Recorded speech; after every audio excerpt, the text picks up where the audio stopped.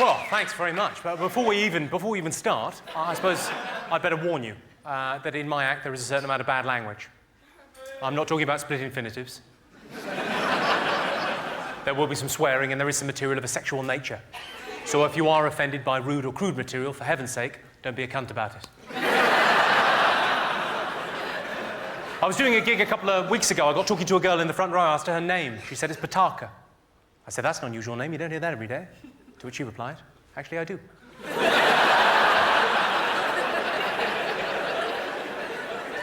I don't know, does anyone in here use Vodafone products by any chance? Anyone? Mainly people over there.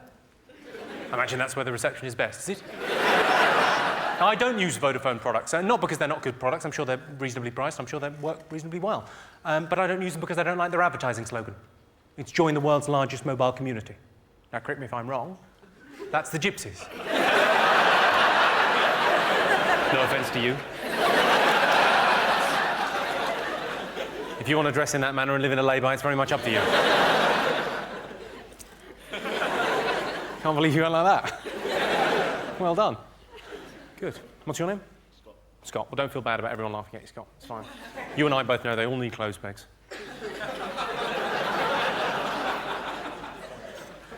Oh, yeah, there'll always be work for people like Scott to avoid. My father used to say, whatever doesn't kill you makes you stronger. Till the accident. Feminists say, and you may agree with this, you may not, feminists say, a woman's work is never done. Maybe they got themselves organised a bit better. It's a bit of an icy stare you give me there, madam. What you've got to understand is that's postmodern misogyny. That joke is in fact steeped in irony.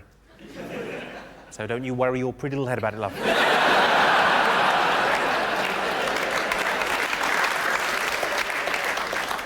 I had one of those serious relationship conversations the other week with my girlfriend where she sat me down and talked at me for about 6 hours. I hadn't realised until then that when a man says he is spoken for, that is quite literally what he means. She said to me, Jimmy, we're at a crossroads in our relationship. Down one road is hard work and commitment, but ultimately, happiness. And down the other road, well, the other road is a dead end. And I said, that's not a crossroads, that's a T-junction. Well, I'm glad you laughed. She went fucking mental. I should, I suppose, point out at this early stage in the show that despite my dress and general demeanour, I'm not gay. Unless you're from Newcastle. And by gay, you mean owns a coat.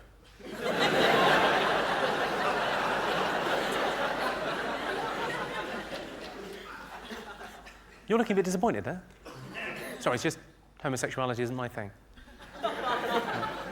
No hard feelings.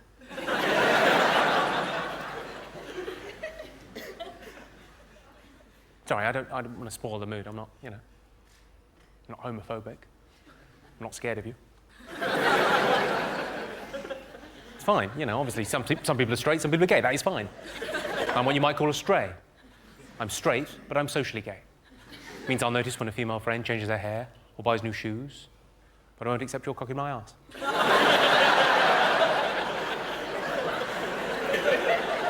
It's less of a joke, it's just something I wanted to make absolutely clear. I get the feeling from that look on your face that I may have misjudged this situation. You either look hard or gay. Hopefully not both. You look as if you want to take me outside. I'm not entirely sure why. Suppose either way I'm buggered. As I'm sure you all will have ascertained, I'm quite middle class, and I'm from the home counties. So I don't have an accent. This is just how things sound when they're pronounced properly. Not that there's anything wrong with being working class these days. Being working class is very much like masturbation. It's nothing to be ashamed of. Of course, it's nothing to be proud of either. And both give you calluses on your hands. Sting, the popular singer, Sting's often bragging about his 8-hour-a-night sex sessions with his wife, Trudy. Imagine how long he'd be able to keep it up if she was a looker.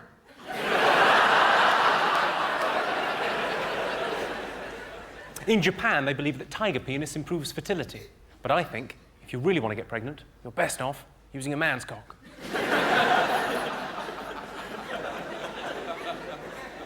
My best mate's girlfriend is 6 months pregnant. They said, "Do you want to feel the baby?" On reflection, I think they meant on the outside.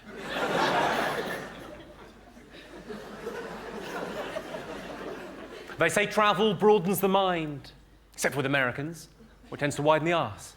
A lot of people quote the fact that only 10% of Americans have passports. The thing is, they say it like it's a bad thing. Don't get the wrong idea, I've got nothing against Americans. Just one came up to me after a show a couple of weeks ago and said he thought I was patronising. I said, well, I think you'll find that's pronounced patronising. It means when you talk down to someone. Don't worry, I'm not being condescending. I'm far too busy thinking about important things you wouldn't understand. I'm not sure if you're aware of this. Did you know you're 10 times more likely to get mugged in London than you are in New York City? It's because you don't live in New York City.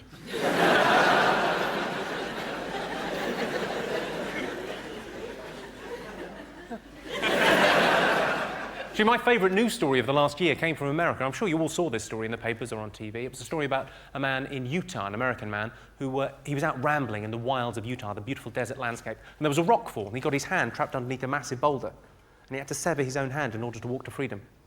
Incredible story about human courage and spirit. Did you all see that story? Well, I can't believe anyone saw it and didn't ask themselves the question, because I think it does beg the question, would I be able to do that? I've given it quite a lot of thought, and I think, yes, I would be able to do that. What do I care about an American's hand? If it's life or death, I'll cut his fucking head off. The other story that sort of tickled me from America, not quite as inspiring, I'll be absolutely honest with you, was the story of an English woman and an American man. This made the papers earlier in the year. They were flying from JFK to London Heathrow, never met each other before, flying in first class. They just knew each other for 8 hours, and they were arrested as they came into land at Heathrow. And the reason they were arrested was because the lady was filleting the man. I mean sucking off. Yes, as they came into land, the lady was filleting the man. I myself prefer a boiled sweet.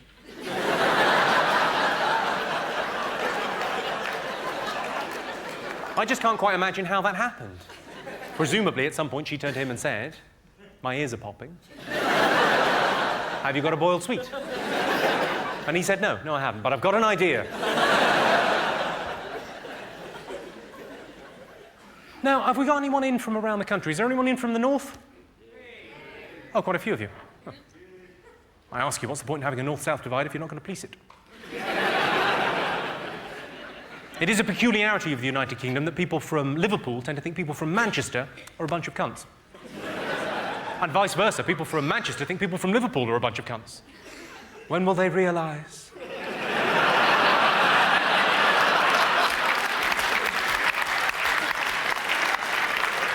So I should apologise, really, because I've used the C word rather a lot so far this evening, and I know a lot of people, especially the ladies, let's be honest, find that a little bit offensive. There is, of course, an alternative to cunt. I don't mean up the arse. Now, are you all familiar with the phrase, "see you next Tuesday"? See, it's the polite English way of saying the C word so as not to cause too much offence. Although, ironically, I can't think of too many situations where you want to call someone a cunt, but you don't offend them. Sort of what I like about it. I'll have a bit of a sit down, I think. Oh, you're all right? Was this the sort of thing you had in mind? No, right, OK, I'm fucked. Who's come the furthest? Did anyone come from, like, a long way overseas? Or Canvey Island? Right, now I know Canvey Island, so I happen to know that you've not come a long way from your home, you've just brought it with you. Did you come with him? No, good. Canvey Island's the furthest anyone came. Well, fuck you. You were all in the area anyway, were you? What's that?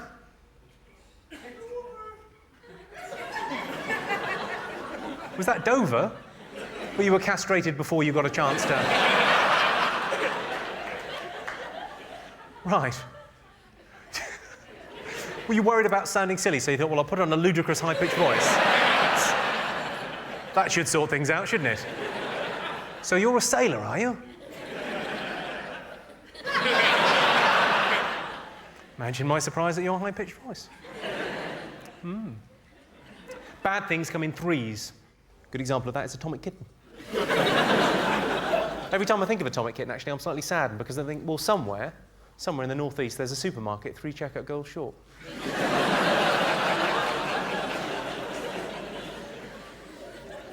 I wrote that joke for a thing called Worst Britons, where I had to write jokes about lots of celebrities. It was a programme that we put on Channel 4.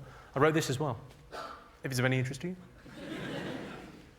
I went to a car boot sale the other week. I found this old, brown, bent, leathery tool. Turned out to be David Dickinson.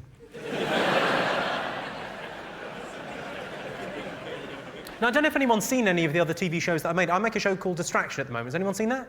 Yeah. Oh, just about everyone. And one person liked it. Well, that's good. If I can entertain just one man, I'll have been shit. The Distractions is quite good. It's Channel 4's replacement to Sex in the City. Just imagine the city is Dundee and the sex is anal. You get the idea.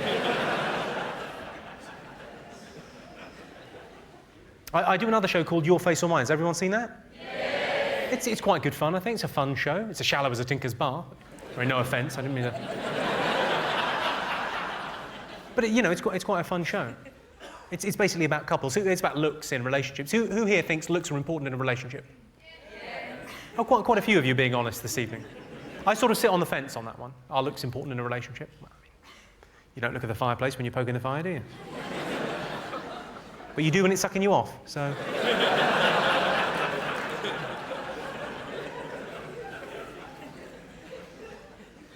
Are you two a couple? Do you mind me asking how on earth that happened? What were you thinking? You don't know? You do a lot better than that. You're punching way above your weight. Not just a little bit, it's a different league. Well done. Is that money or personality or low self-esteem on her part? Lovely little mix of all three. That's basically the show, Your Face or Mine. That's it. That's all we do. We string that out for half an hour, the magic of television. Although it's quite awkward sometimes because there's quite young couples on the show and, you know, they're 19 or 20 and they're talking about their looks and it can be a bit awkward sometimes. We had an incident on the show where a woman came on with a medical complaint. I'm not sure what the correct medical term is, but she had a wonky face. I'm pretty sure that's not the correct medical term, but... She wasn't an unattractive girl either. She was quite good looking, but one half of her face was a lot lower than the other. Just a bit wonky. What had happened is she'd sent in a videotape to be on the show and recorded it rather coquettishly like that. And then she turned up and gone like that, and we'd all gone like that. And obviously the producer said, well, this is, you know, it's quite a serious thing, this is a show about looks, and she's got a wonky face, we've got to at least address it for the audience. I thought, what am I going to say? What's with the wonky face, love? I didn't say that. I said, could you tell me about your face? And luckily she played along. She said, yes, there's a story behind this. When I was 11, I had a skiing accident. I was skiing down the side of a hill, and I skied into the side of a chalet. And I broke my leg and my arm and my jawbone and my cheekbone and my eye socket, and I had to be airlifted to hospital. And I said, at least you got to go in a helicopter. Her face fell. Sadly, it didn't even up. That would have been rather miraculous. I can't be the only person. I mean, in real life, I do constantly put my foot in it. I can't be the only one that does these kind of things, but I mean, I've learned the hard way that you're not meant to refer to your partner as your current girlfriend. It suggests you're looking for an upgrade. And that doesn't seem to keep them on their toes the way you would think it might. Oh no, they don't like it. I've also got a policy now, after several unfortunate incidents, whereby I would rather see a pregnant woman standing on a bus than a fat girl sitting down crying.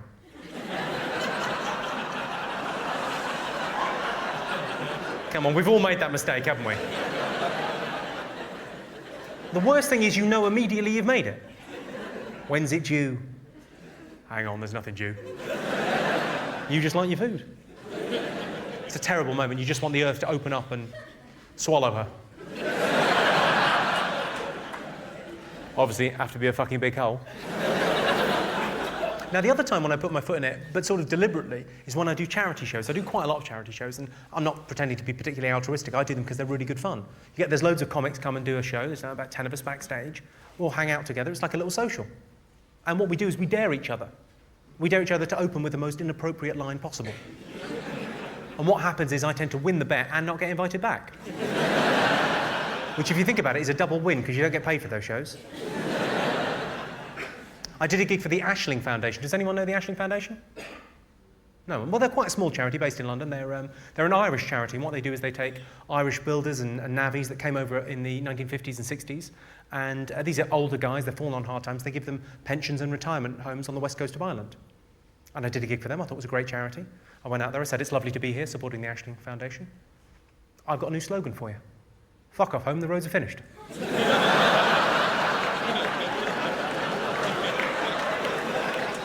Apparently they're famous for their sense of humour. Oh no, they're fucking not.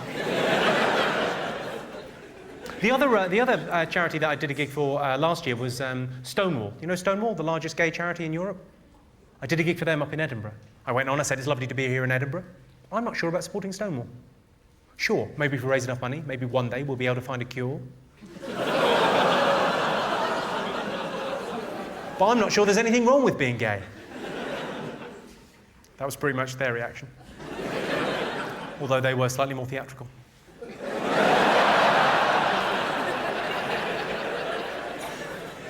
I don't want to sound callous or unkind or cruel, but the Children of Courage Awards.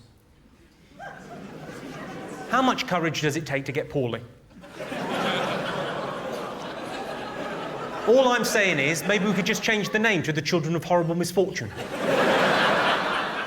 That way we could include ugly children as well. If anyone's sitting there thinking, I really didn't like that joke, I don't like the subject matter, I didn't think it was very funny. Imagine how it went down at the Great Ormond Street Gala.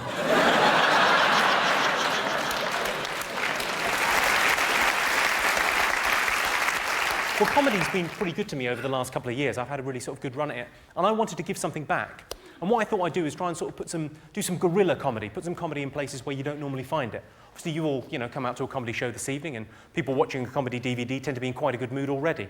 But what about the people that aren't having a good day? What about the people, I don't know, reading the small ads? I mean, you can't be having a good time if you're reading the small ads. You're either buying something second-hand, or you're filling in a personal. And let's face it, if you're summing up your personality in 30 words or less, it basically means you don't have a good one. So what I thought I'd do is put some, I've got a credit card, I've got quite good phone manner. I'll play some small ads, maybe cheer some people up along the way. Would you like to see them? Yeah. Of course you fucking would. This is the first one that I placed. I put it in the personals. It's incurable romantic, seeks filthy whore.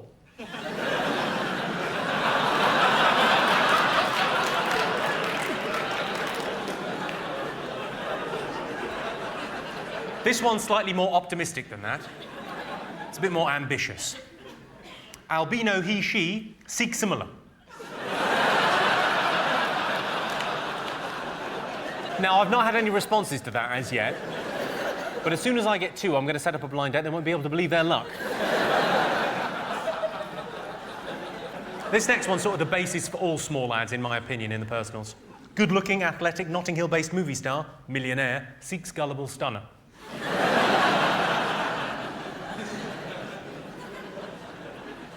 Now, the business opportunity section of papers, I travel up and down the country doing lots of stand-up gigs, and I always sort of read the local paper. It's normally, quite good fun. The business opportunity section, useless for me. Unless you want to buy a cafe in Solihull, no good. So I thought I'd try and brighten up with an ad. I placed this. Small minority wanted to spoil it for the rest of us. There's always one, is it you?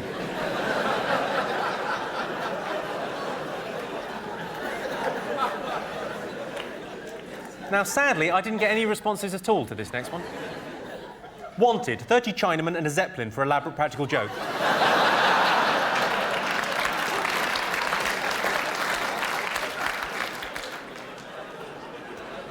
Now, the announcement section in a local paper should be an interesting thing, but it's not. It's births, marriages and deaths. But, of course, if you know the person, involved in either being born or getting married or dying, you sort of know. You don't need to read it in the paper. So it's a bit pointless. Although my nan used to collect anything to do with our family or friends. She used to collect all the little personals from the local paper and put them in a shoebox. She collected them all for like 50 years. And then she died and we put them in the bin.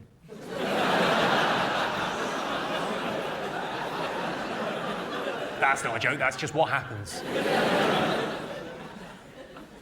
Anyway, I thought I'd try and, cheer up the announcement section of the paper. I went with this ad. Amanda, I'm running a bit late. We'll be there in about an hour. How far apart are the contractions?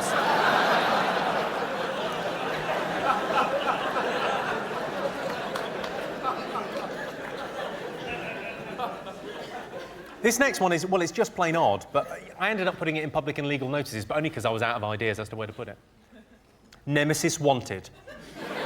I'm 5'10", into kayaking, books and conversation by day, justice, honour and vengeance by night. Seeking archenemy, possibly crime lord or deformed megalomaniac.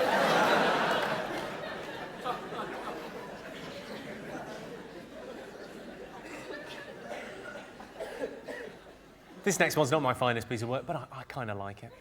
Speech impediment. There's a new support group for the London area called Dave.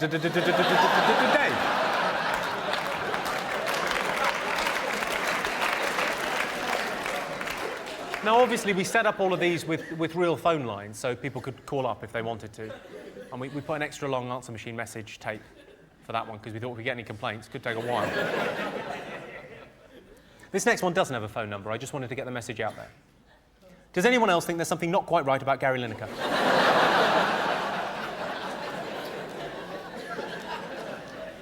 This next one, well, might be handy for some of the front row. I put it in the lost section. Lost. Virginity.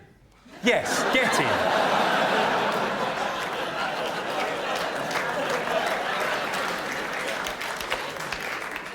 Does anyone here read Private Eye magazine?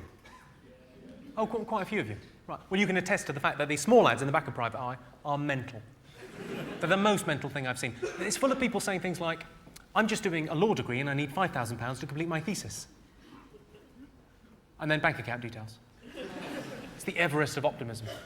I thought I'm getting in on that action. I placed this. Needed, 20k, no questions asked.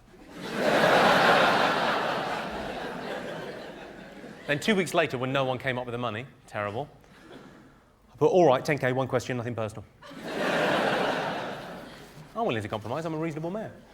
Now, there's a for sale section in all of these magazines around the country. Hitachi washing machine, DX250, under warranty until, kill them all, February 2004, in perfect working order, £180 on nearest offer. The reason I'm so pleased with that is because I phoned it in. And the only thing the operator said to me was, is that 4 kills? Yeah, fine. For sale, holiday photos, choice of ski, sun or city break. Ideal for anecdote or alibi. For sale, bonsai tree, large.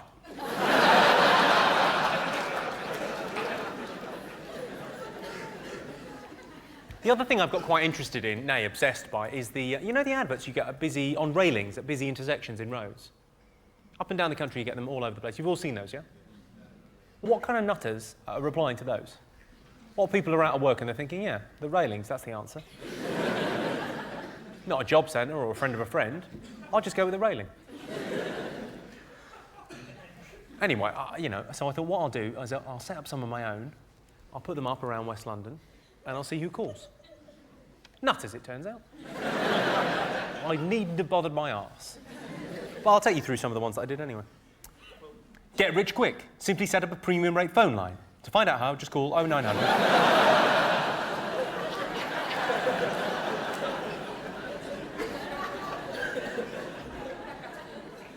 Lose weight fast. Fed up of dieting and exercise? Incredible results guaranteed. Try amoebic dysentery. Is your memory letting you down? And what about your memory? Is it letting you down? Call for an information pack right now, before you forget. Money worries, work from home, earn pounds. You don't even have to get out of bed. To find out more, just call Pimp Jimmy.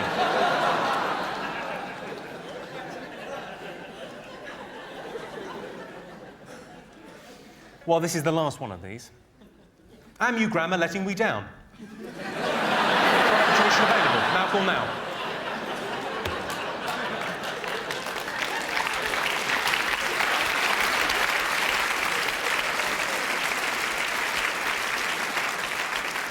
I don't know if this has ever happened to any of you, but I split up with my last girlfriend because she was very hypocritical. She used to say, I love surprises, but then when she found out I was sleeping with her sister... My girlfriend always says, you never tell me how much you love me. I don't want to upset her.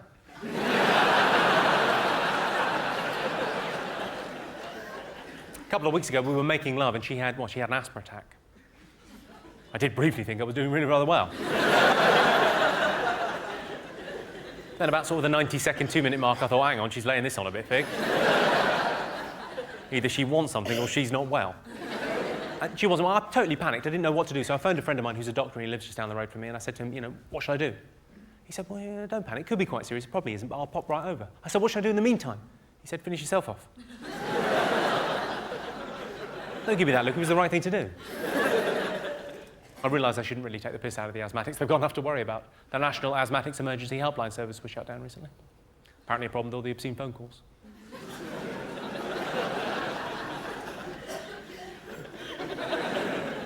No asthmatics in?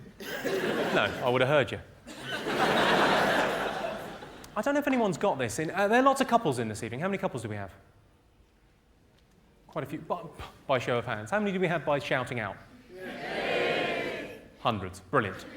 I'm wondering, does anyone have this arrangement in their relationship? It's becoming ever more common now for couples to have an arrangement whereby they're totally faithful to each other, but they've got a clause whereby if one of them was to meet a certain celebrity, they would be allowed to stray. Has anyone got that going on in their relationship? Who have you got? You. Right.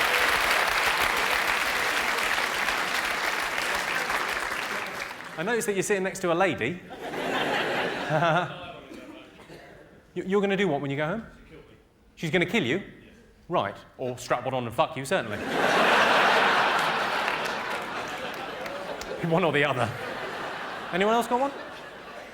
You've got one. Who have you got? Jim Carrey. All right. You might be up for it. And who's your boyfriend got? Anything, I'm not bothered.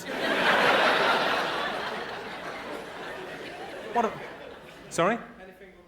Anything good looking. What, bit of a change? Yeah, lovely.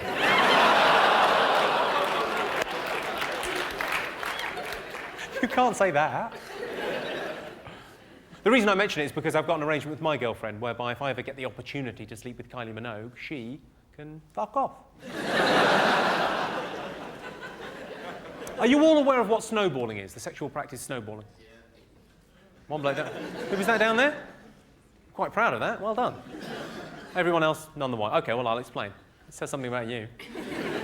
Snowballing is a sexual practice where, having administered oral sex, your partner doesn't spit or swallow so much as return to sender via a kiss. Oh, you're looking shocked and appalled as I explain that to you. Let me assure you, I found out the hard way. And it does raise an interesting moral dilemma. Should you spit or swallow? Well, if you really love yourself.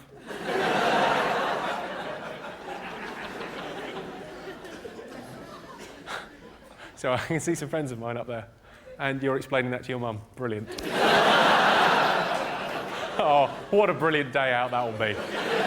What a lovely drive home. So this snowballing thing.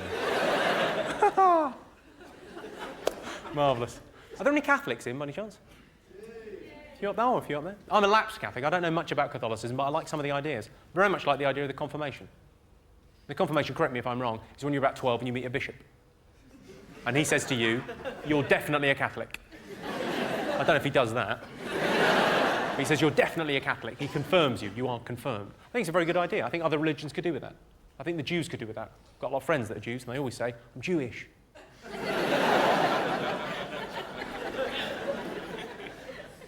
A new book's come out called Better Than Sex with Claire Rayner. A lot of things in that fucking category. I'm struggling to think of anything that wouldn't make them up. I suppose the Rwandan genocide might just edge it. Well, good. I was in a bookstore last week. There was a third off all titles. Bought The Lion, the Witch. I said to the PhD English graduate, sorry, shop assistant. I said, what's this psycho the rapist section? She said, I think you'll find that's pronounced psychotherapist.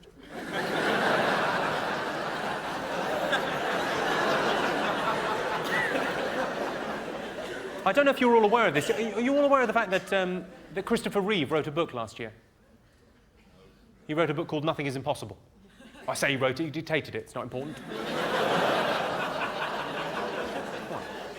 Just on the back flyleaf cover of the book, it says, since the accident, Christopher's never looked back. I mean, fair enough, but there's no need to rub it in, is there? I met an incredible girl on the internet. Smart, sexy, uninhibited. Of course, it turned out to be a 12-year-old paraplegic boy. I'll be honest, the sex was disappointing. Oh, I think we've reached a barrier there, haven't we? And we will laugh at that and nothing more. Well, fair enough. A couple of weeks ago, I failed to perform sexually.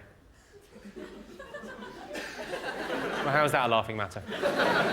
A couple of weeks ago, I failed to perform sexually. I'm not going to go into details. Suffice it to say, I arrived early. My girlfriend said, don't worry, that happens to a lot of guys. I said, right, there's two things the matter with that. Firstly, who are these a lot of guys? And secondly, if it's happening to more than one of us, don't you think it could be your fault?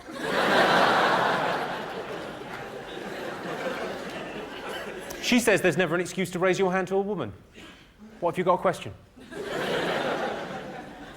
She says that because she's a woman, she's good at doing two things at the same time. If that's the case, why is the threesome out of the question? I was in the high street the other day. There was a girl there with a clipboard. She said, could you spare a few minutes for cancer research? I said, all right, but we're not going to get much done. We can pop into Boots and see if they've got anything. You know that disclaimer they put at the end of films? You know the one that says the characters and the events in this film are purely fictitious, any relation to real characters and events is purely coincidental? Yeah? Do they really need that on Lord of the Rings? Is anyone watching that thinking, this is a brilliant documentary? I might think about going to New Zealand on my holidays. But wait, no, I don't want it ruined by Saruman, he's Orc Army. Your hair? What, I'm just saying. I like the Spice Girls as much as the next man, but...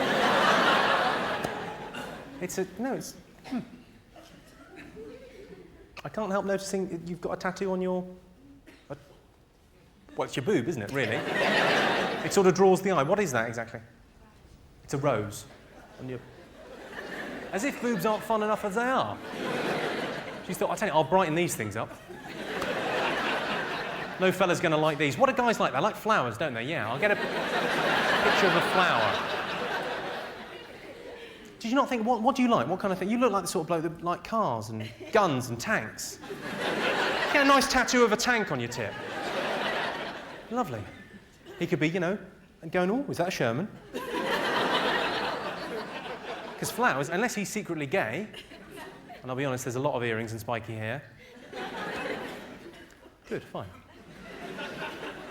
I remember before J-Lo, before the term ghetto booty, when we used to just call it a fat arse. Of course, J-Lo's had her bum insured for $10 million. Don't know if that covers contents.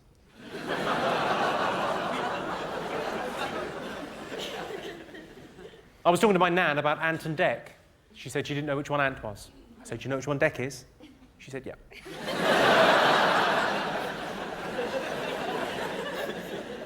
My girlfriend asked me recently one of the big questions in life. She said to me, do you want to have children?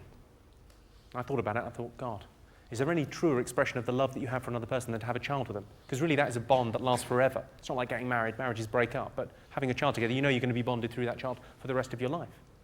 And then I thought about the money. I thought, how expensive is it bringing up a child? It's apparently the most expensive thing you can do. It costs £100,000 to bring up a child up to the age of 18. It's an incredible amount of money. It's not like buying a house where you can sell it on. It doesn't appreciate, that's just gone. And then I thought about the education of the child. Would I send it to state school or private school? I'm doing all right. I might think about private school, but I'd probably end up sending it to state school. And then, you know, maybe I'd compromise on that, become a bit of a hypocrite, end up reading the Daily Mail, going to parent-teacher meetings, becoming my dad. It'd be awful. And then I thought more about, well, why am I thinking about having a child? Why don't I think about adopting a child? Isn't it just about the family unit and love, rather than just having a little mini-me running around the place? And then I thought about how much it would mean to have my family name live on. And, you know, what that would mean to my nearest and dearest. And then I thought again about the relationship with my girlfriend, how that would change, how I'd probably end up calling her mum or something, you know, would really sort of change that. And then, it would change my life and probably ruin it. Anyway, I sort of weighed up all the pros and all the cons, and in the end I said no. course, by then I'd come. Luckily, all over her tits.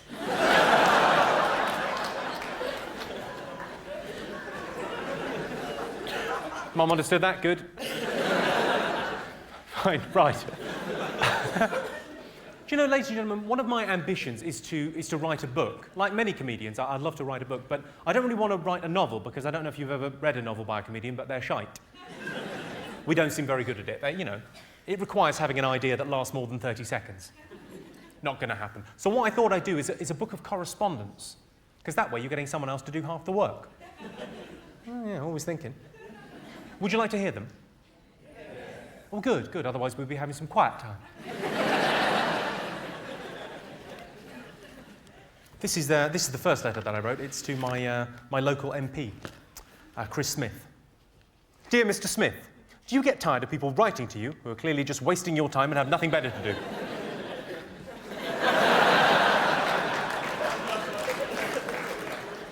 This is to Charlie Statham, who's the head doctor of NHS Direct in West London. Dear sir, I heard about a doctor that took out someone's appendix with a coat hanger on a plane. Now, I'm not a qualified doctor, but I do take an interest and I've got all the proper kit. Could you talk me through the procedure? Please write back soon, she's in terrible pain.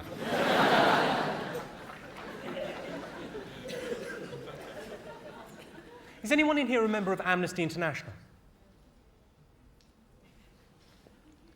I think someone's timidly put up a hand at the back, but are you worried about being persecuted? Well, I wrote a letter to the head of Amnesty International in the UK. I hope you like it.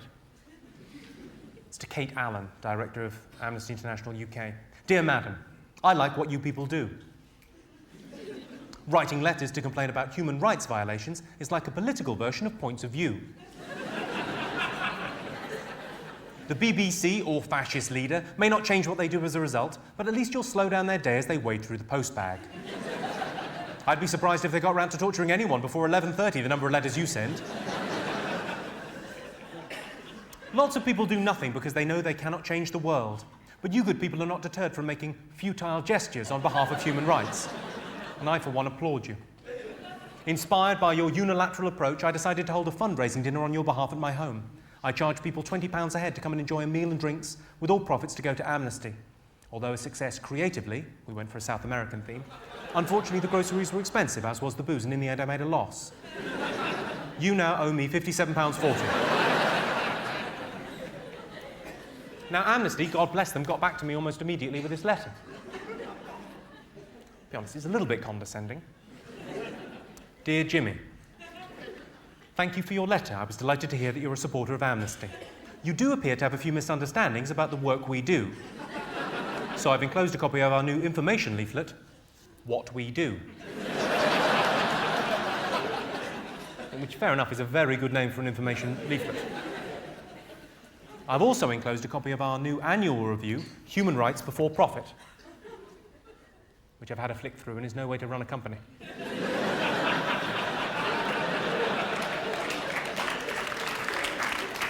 Regarding your recent fundraising dinner, I'm sorry to hear that all the energy and creativity which you put into your event did not result in you being able to make your planned fundraising donation.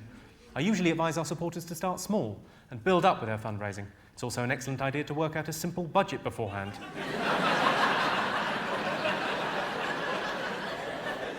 And to have a think about just how many people you can attract as guests to your event. This helps immeasurably with planning your expenditure and setting your ticket price, and hopefully will ensure a different outcome at your next fundraiser. In terms of your request that Amnesty reimburse you for the loss, I'm afraid I will have to say no. Well, I was very disappointed in £57.40 out of pocket. But I had a money-making idea. Who buys fair trade products here? Quite a few of you buy fair trade? You know, the tea, the coffee, the sugar, that kind of thing. I had a bit of, I think I spotted a gap in the market, so I wrote them a letter. The reason I'm writing is I think I've spotted a gap in the market. Told you. No one is more exploited than the farmer of the coca leaf. Whilst drug barons get rich exploiting both third world farmers and first world recreational users, we stand by and do nothing. I propose a fair trade cocaine joint venture. I have a contact in distribution, and you guys have the perfect cover to sell through customs. Who knows, if it all takes off, we could end up millionaires. Brackets, and help the poor.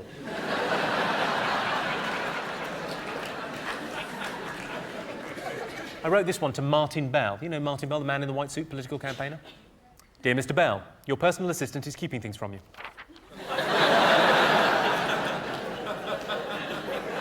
Now, I've not had a reply to that, which would seem to suggest I'm right.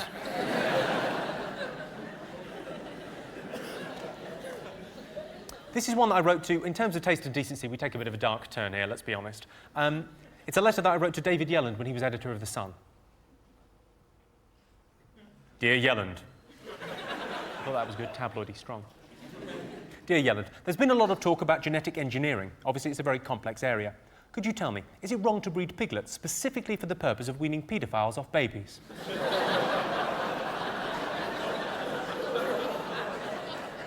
Only I'm thinking of starting a company with the slogan, they'll squeal, but not to the cops.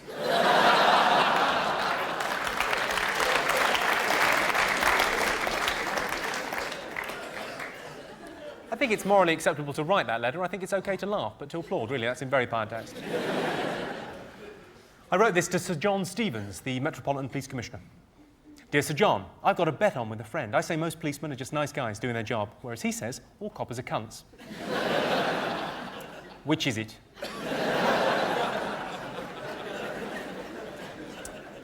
Right, what should we do here? Well, very much your decision. I wrote a letter to Stephen Hawking. Would you like to hear it? Yes. Fine.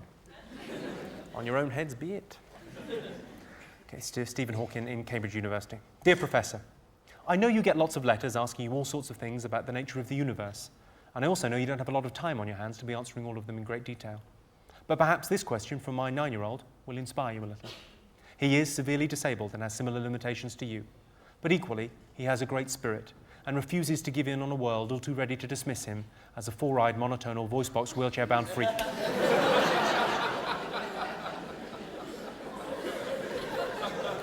Anyway, what he'd really like to know is, would you like to come over and play?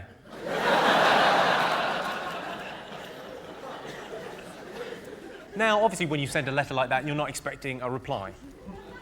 You're certainly not expecting a phone call. But that's what I got. My younger brother Patrick answered the phone and passed it to me. He said it's Stephen Hawking's assistant. I was slightly taken aback. She was inquiring as to the name of my son. Now, the only disability my son has is, tragically, he's fictitious. But as I said, my younger brother Patrick had answered the phone, so I said Patrick. I gave a name, and then she asked about his disabilities, and I, watch a fair amount of daytime TV. I was able to cobble something together. And the reason I did that was not to sort of continue the joke. I just thought, well, she'll be embarrassed on the phone if I say it's just a silly joke. So I thought, well, I don't want to embarrass her. I'll just say it. That'll probably be the end to it. But it wasn't the end to it at all. About 2 weeks later, I received this letter, a lovely letter, and she sent me a biography of Stephen Hawking with a photo. It's not signed.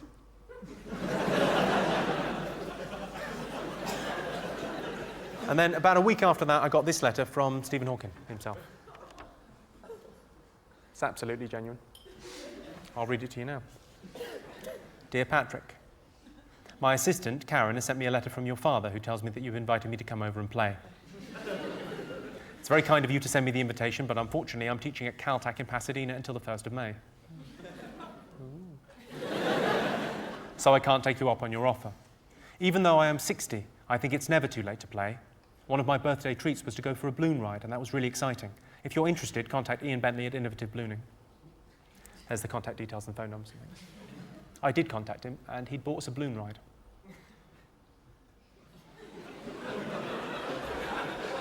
I did briefly consider crippling my younger brother to take him up on the offer.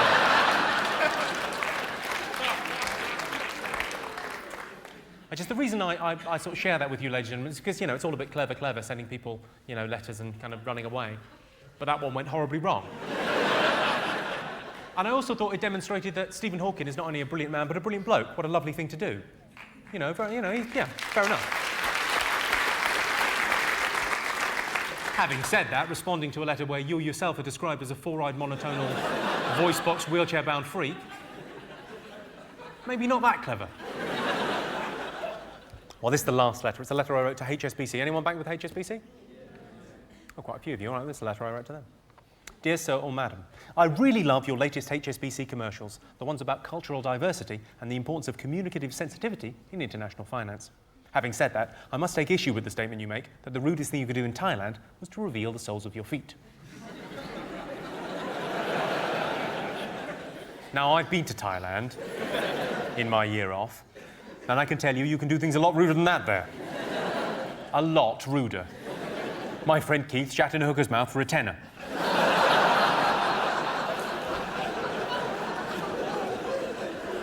I just wanted to let you know, in case you were thinking about doing another ad. About Holland or something.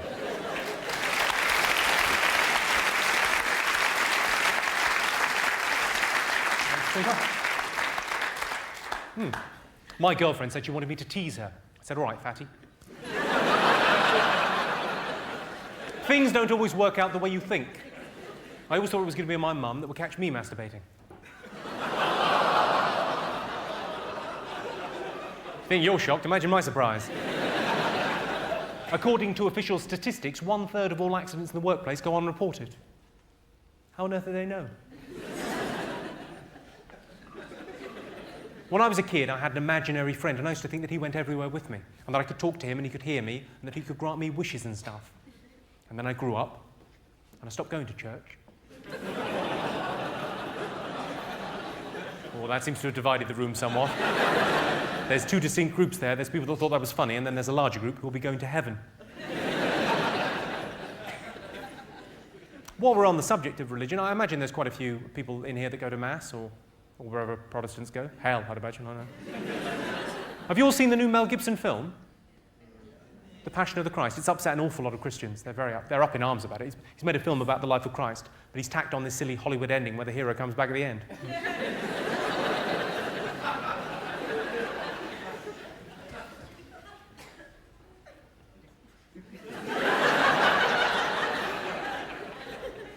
Does she love the little baby Jesus, or...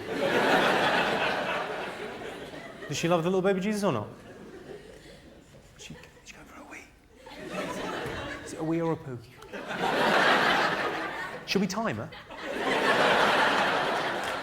It's always a bit embarrassing, isn't it? When people say they hear voices in their heads, as opposed to where exactly? Hearing voices in your legs. That's properly mental. I saw an advert for adult literacy classes in the newspaper.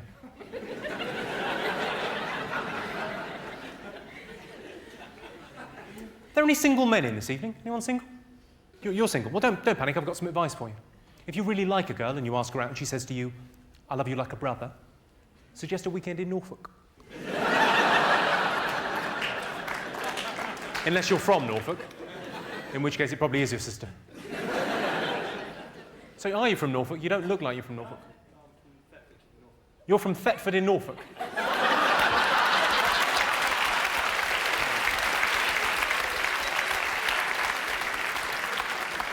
And is that your sister, girlfriend, both? So, and you're here with your sister? Not really, though. Saturday night out, I'll take my sister. She's a looker. Have you ever with the... I'm only asking. Do you think your sister's attractive, can I ask? Do you think she's attractive or not? She's okay. Did you give her one?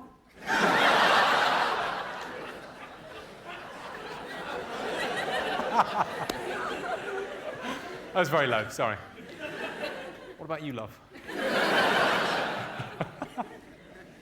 I can't believe that. He's from Norfolk, and he's brought his sister. It could scarcely be better. I'm amazed you didn't bring your mum. Did you split up?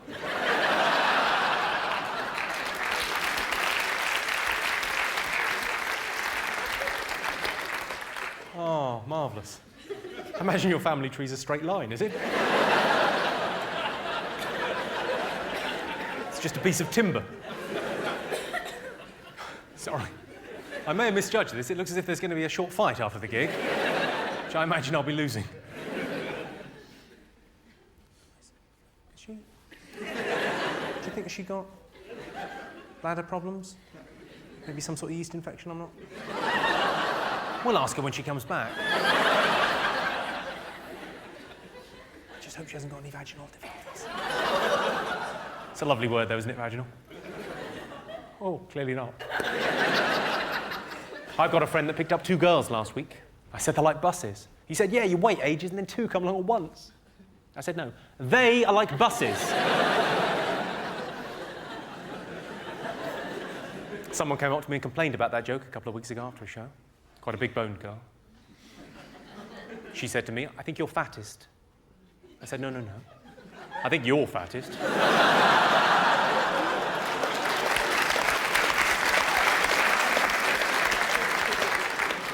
Someone calls Admiral Insurance every 6 seconds for a quote. What a nutter. Environmentalists tell us that every day an area the size of Wales is destroyed. Why is it never Wales? So are there Welsh people in this evening? You're from Wales? Well, don't worry. Do you know what the most common crime is in Wales? No. Hang on, I've got to ask someone about her foo-foo. It's a long time for a pee, you all right? You're fine? You sure? Is that better? Bless you. Sorry, I was just talking to your friend about being from Wales. Do you know what the most common crime is in Wales? Have a guess. What guess? Sheep shagging? Well, that's rather insulting, isn't it? And to add insult to injury, you're wrong. It's not sheep shagging. It's actually ram raiding. The second most common crime is having sex with a minor. If anyone's offended, just look for the other meaning. You'll be fine. I bought my girlfriend a book called Cheap and Easy Vegetarian Cooking, which is ideal for her because not only is she a vegetarian, she's reading a book at the moment called Women That Love Too Much, which I think could have the title shortened to Sluts. The reason old men use Viagra is not because they're impotent. It's because old women are so very ugly.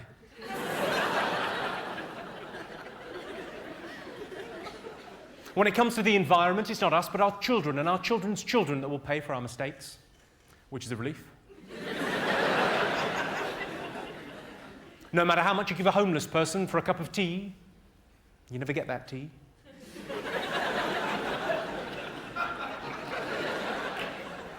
Throwing acid is wrong, in some people's eyes. I went up to the airport information desk. I said, how many airports are there in the world? She said, I don't know. I went up to the check-in desk. The girl said to me, window, seat or aisle? I said, window, seat or you're what? Are you threatening me? She said, no, no, no, no, calm down, calm down. Window, seat or aisle? I said, I'll have a seat.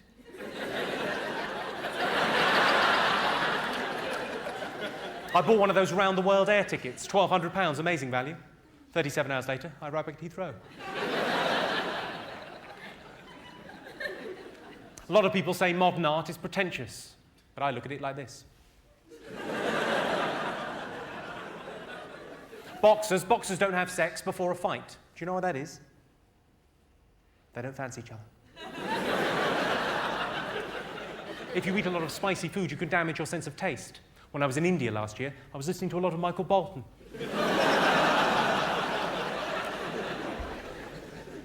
Every year in this country, thousands of dogs are needlessly and pointlessly destroyed. Every night, hundreds of homeless people go hungry. All I'm saying is, it wouldn't happen in Korea. I would like to take this opportunity to recommend Korean food to each and every one of you. Their cuisine is delicious, their delicacies. They're the dog's bollocks. On holiday, I went walking in the lakes. It's called swimming. And while I was there, I met a very beautiful girl and I fell in love, but she was going out with a friend of mine, so I had to hide the way I felt. That's not easy wearing Speedos. Men tend to fall asleep directly after sex. All I'm saying is, maybe for women, put a bit more into it. Sorry, that's not meant to be misogynistic in any way. I was reading in Tits and Arse magazine. Very interesting and informative article. It was about the difficulties of asking your partner for anal sex. It was entitled, What if she takes it the wrong way? Sorry, I can see you're shifting uncomfortably there. I didn't mean to offend you. I'm sure whatever you decide about anal sex, I'm sure he'll be right behind you. It's easier to get forgiveness than permission. Just thought I'd slip that in. Well, what I like to do, I've done a couple of interviews on television. I've done sort of Des O'Connor, I've done Parkinson, and I was all right on them. I was fine, but I wasn't brilliant on them, and I'd like to get better. So what I like to do is to kind of practice with a member of the audience doing an interview. Now, would anyone like to interview me? Yes. Right, her. What's your name? What?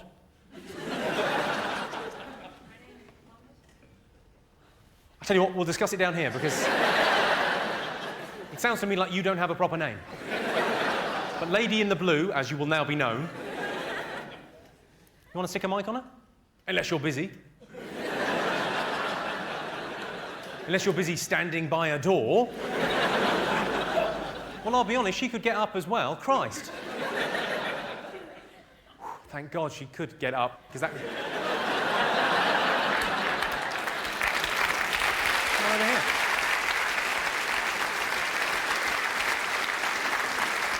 Come over, sit down. Hello. I thought I was sitting in my own chair. You thought you were sitting in your own chair? Unlucky. I thought it was a joke. You thought it was a joke? Well, it sort of is. Great. Have you not seen a pattern emerging? There's a little list of questions. What's your name? Oh, I don't make up my own questions. You can make up your own, yeah. Feel free. My name is Blonid. Blonid? Yeah. It's Irish. It's Irish for what? Typo? I'm not going to tell you what it's Irish for. What is it Irish for? Flower. That's it, yeah. Flower? Yeah. What kind of flower? Little flower. Not self-raising? No. No. Little flower? Little flower, yeah. Blonid. It's not difficult, yeah. Is it spelled...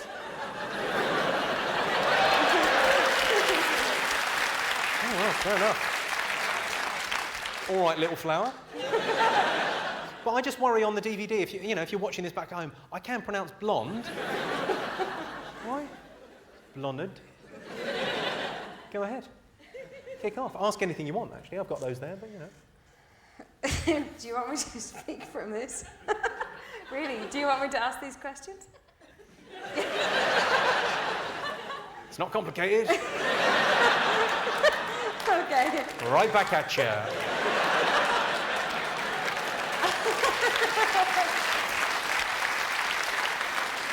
It would appear, Bloned, I've got the skills to pay the bills. Great to have you here. Great to be here. We'll try and hold it together. You're not Graham Norton. No, I'm not Graham Norton. What do you think about fame? Well, I'm glad you've asked me that. A lot of people, they get their first little taste of fame and they let it go to their heads. They end up in the Priory Clinic talking about themselves in the third person. Okay. Let me assure you, Jimmy Carr's not going to let that happen. So who would you most like to sleep with? Anyone, living or dead? Anyone living?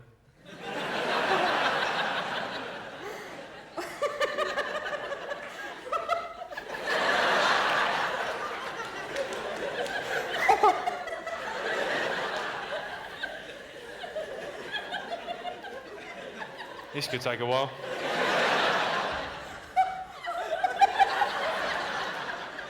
Which is your greatest regret? Well, they say that you should regret the things you have done, not the things you haven't. But my greatest regret is something that I didn't do. It's a girl called Barbara. Which words? Sorry, do I look like a wife beater now because she's crying? I'm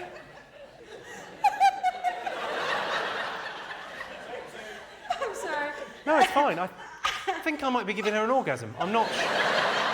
I've never seen it before. I've got no frame of reference. No, don't worry, you're not.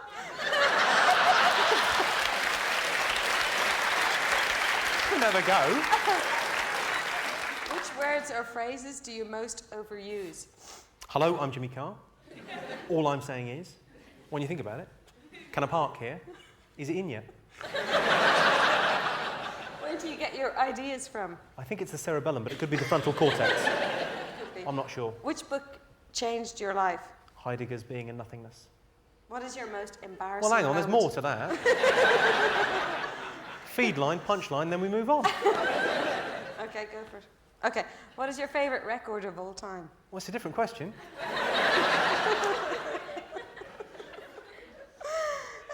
Go back to the book, damn it. Okay. What book changed your life? Heidegger's Being and Nothingness. Before I got that book, we had a wonky table in the kitchen.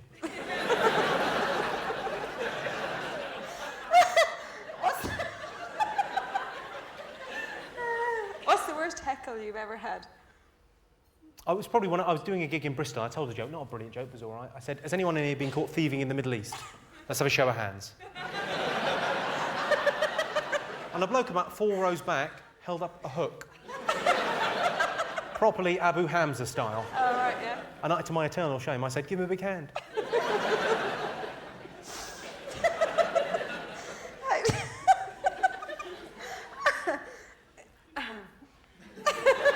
They're going to edit all this out.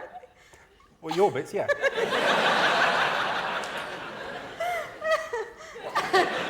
How do you relax? I put Smarties tubes on cats' legs and make them walk like a robot.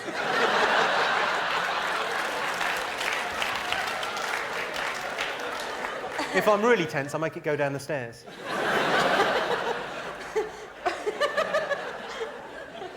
They get a bit confused. Yeah. A cat looking confused is brilliant. Okay. Little face. What makes you angry? When I can't get the lid off the Valium. Okay. Which historical figure do you most admire? Joan of Arc, lovely tits. What's the one thing you'd like to do before you die? Kylie. So predictable.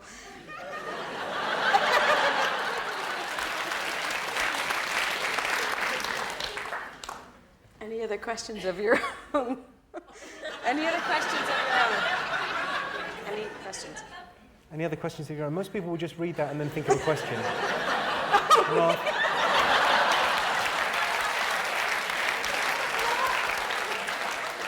So you're Irish, are you?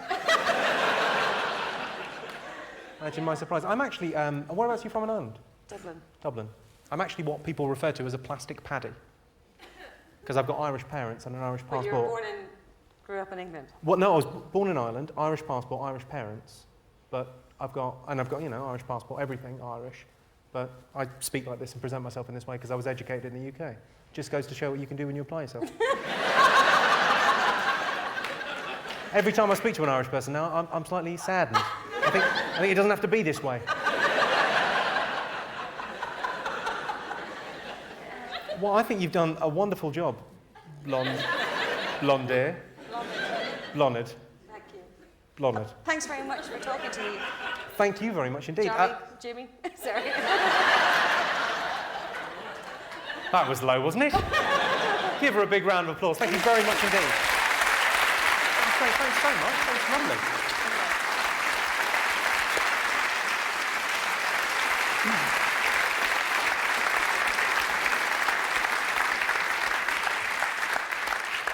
If you had to choose between saving your own life and saving the life of a loved one, most people agree, make a brilliant game show. Mother always said, if you haven't got anything nice to say, fuck off. I read an interview with Margaret Thatcher a couple of years ago, and in it she was talking about her funeral. She said, I don't want my funeral to be a morbid affair. I want it to be a celebration. I thought, well, you won't be disappointed, love. My sister had a baby. I went to see her. She said, do you want to wind him? I said, I'd give him a dead leg, shall I?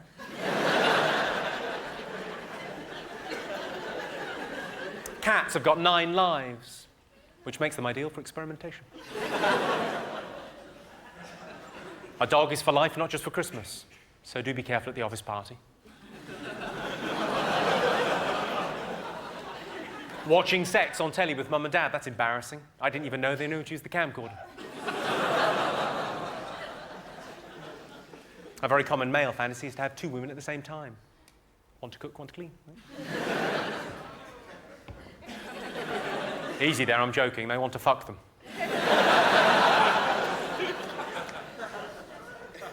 I live quite near a special needs school. There's a sign outside. It says, slow children. I thought, well, that can't do much for their self-esteem. But look on the positive side, of course, they can't read it. Now, I'm afraid that's almost all I've got time for this evening, ladies and gentlemen. There's just one thing left that I'd like to do, which is go through some Jimmy Carr merchandise, if we could just lock the doors. I've gone for some comedy T-shirts, which I'd like to show you. They're just up here. Actually, you know, the comedy T-shirt, it's an underutilised medium, in my opinion. Hang on. What? It's a perfectly normal thing to do. Sell a bit away, you know, the Rolling Stones do it, why not me? This is the first one that I did. It's I'm Stupid, what do you think? says I'm a student, so you can wear it, and the person next to you, You know, I'm a student. It's got jimmycarr.com on the sleeve. I'm a stupid. On the back it says, the National Association of Special Needs Carers.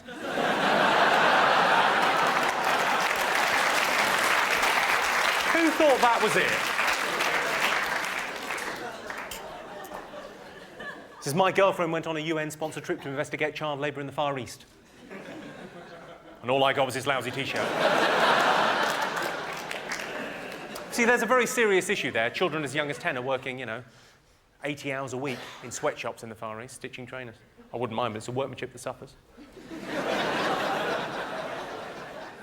This one's rather predictable, but it's kind of fun as well. It's the Christian Alliance Against Bad Language. Can fuck off.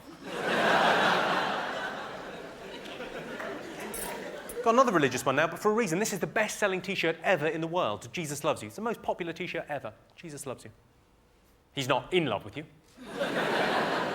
I was going to go for he's not fussy about looks. I thought no. Incidentally, if we're all God's children, what's so special about Jesus?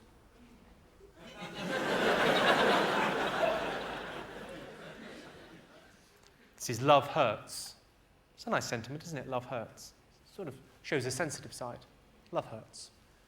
Try a lubricated finger.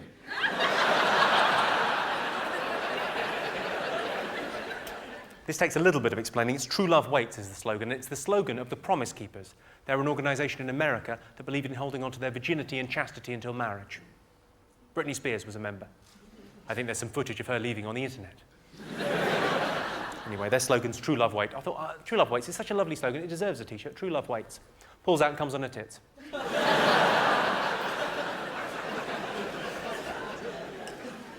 Well, I imagine you're getting the hang of this by now, so, try and guess this one. It's see no evil, hear no evil, speak no evil. What do you think? No idea? See no evil, hear no evil, speak no evil. Rohypnol.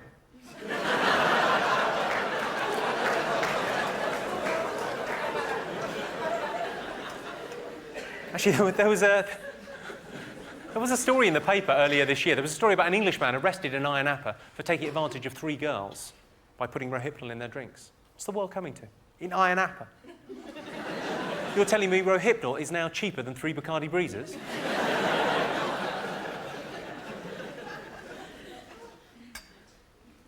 Now this one, this is a picture that the man on my right, your left, is on fire. Can you all see that? He's on fire. Special Olympics torture arrives. I did briefly consider the phrase flame retarded. I thought, no. Let's not get out of hand. Well, this is the last one I'm going to leave you with this, ladies and gentlemen. It's been a pleasure talking to you this evening. Obviously, this is it's a lovely T-shirt. World's Best Dad. I don't know, are there any dads in? Yeah, this may be a nice thing for you to wear around the house. World's Best Dad. Nice, you wear that with pride. World's Best Dad. I fucked your mum. Well, I've been Jimmy Carr. You've been absolutely lovely. Thank you very much indeed. Cheers. Thank you.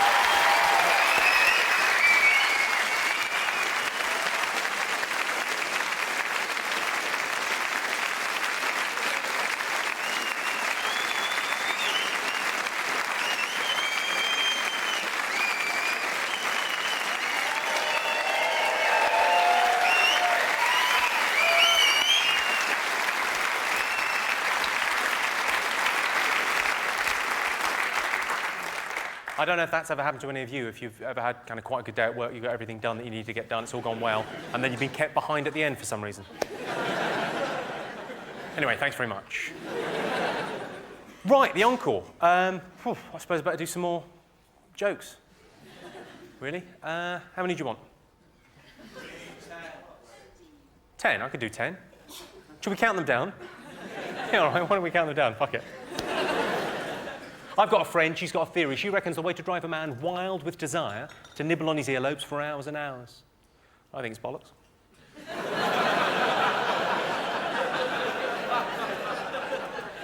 One. Hang on, all together or not at all? One.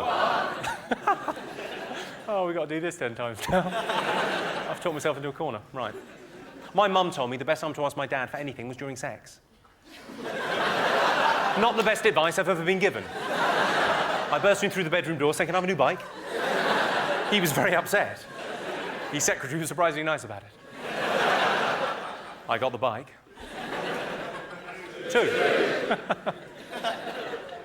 I went to the races last week with a friend. He said, "Don't back the heavily handicapped horses." I said, "I'm not a fucking idiot. I know that for them it's all about taking part." In their own way, they're all winners.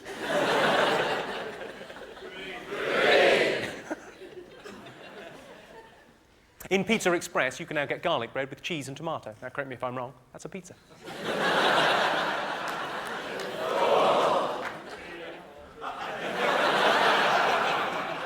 Well, 4 and fuck off. Not you.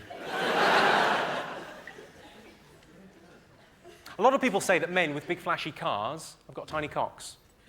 Am I the only one that reckons that women with spasticity and people carriers? Well, clearly not. There was a worrying moment there where I thought I was going to have to say bucket fanny. Thankfully, that's been avoided.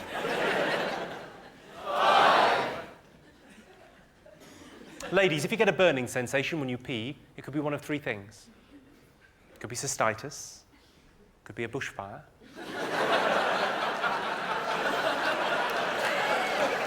or it could be someone's talking about your vagina.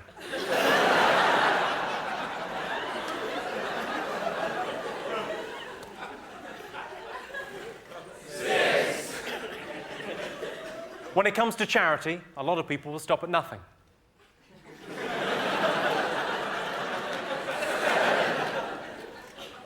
I saw a charity appeal in The Guardian a couple of weeks ago and it read, "Little Zuki has to walk 15 miles every day just to fetch water." And I couldn't help thinking, she should move.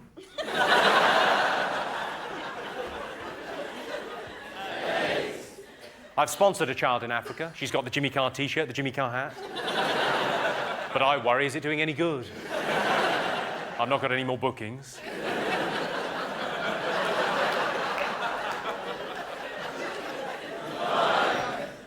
I was out last week collecting for a sponsored walk. In the end, I managed to raise so much money, I was able to afford a taxi.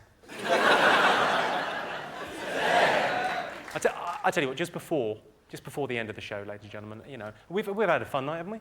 Yeah. That was quite a good laugh, I thought. I enjoyed myself. Fuck yeah. No, it's been really nice. Thank you very much indeed for coming out. I don't want to bring you down at the end of the show, but I'd like to just tell you this. It's quite a frightening fact. I'd just like to end on this. I'm not sure if you're aware of this, but if you took all the money that we in the West spend on food in just 1 week, you could feed the third world for 1 year. Now, I don't know about you good people, but I can't help feeling we're being overcharged for our groceries. I've been Jimmy Carr. Thank you very much indeed. Cheers. Thank you very much.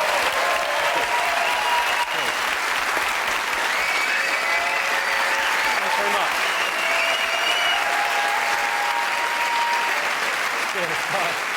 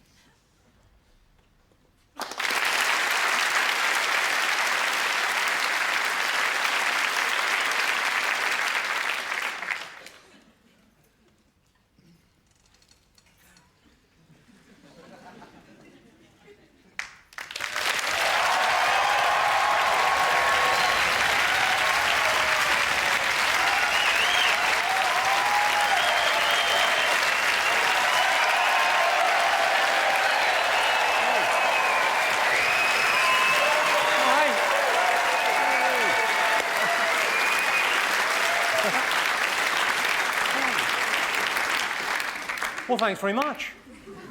I always feel slightly guilty at the beginning of a show because you've all clapped and whooped. I've done nothing so far. I just walked from over there. It was easy. Anyone could have done it. You could have done it. Maybe not you, but most people could have done it. I always feel quite guilty because you've given so much, I've done so little. What if I'm shit? Don't panic, I'm not. Close to comedy genius. The Guardian. It's a newspaper for teachers, I don't expect you to understand. I am Jimmy Carr off the telly.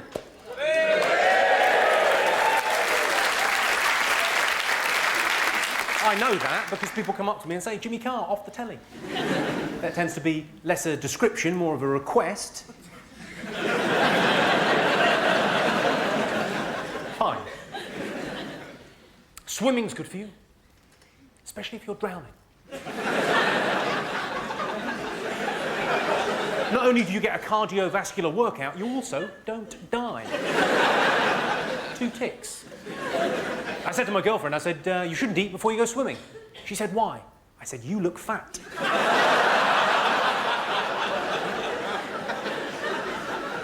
I've got a friend whose nickname is Shagger. You might think, that's pretty cool. She doesn't like it.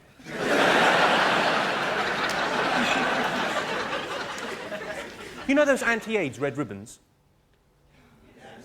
You don't see so many of them around these days, do you? That is, I think, because these so-called anti-AIDS ribbons actually offer no protection. You think you're upset? I found out from a bloke in the gents. Do you realise that last joke makes me sound a little bit gay? I'm not. I realise I'm wearing the kind of shirt that's often lifted. But I'm not. My own mum thought I was gay. When I was 19, my mum was convinced I was gay. It's very difficult to convince your mum you're not gay. Until we got a camcorder, I was fucked.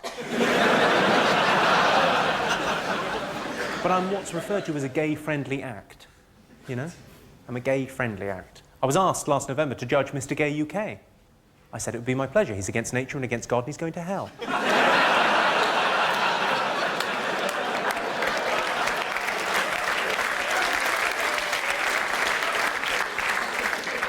I think it's okay to tell that joke because it's almost impossible to offend a homosexual man. You know, because let's face it, they're doing that for fun. If your idea of a good time is a cock in your arse, what do you care?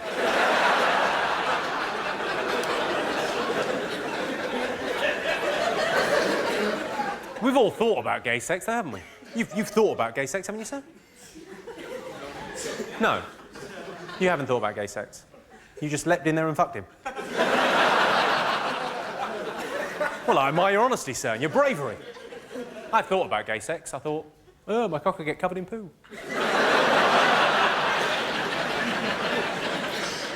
You're sniggering. What's your name, blonde lady? Who...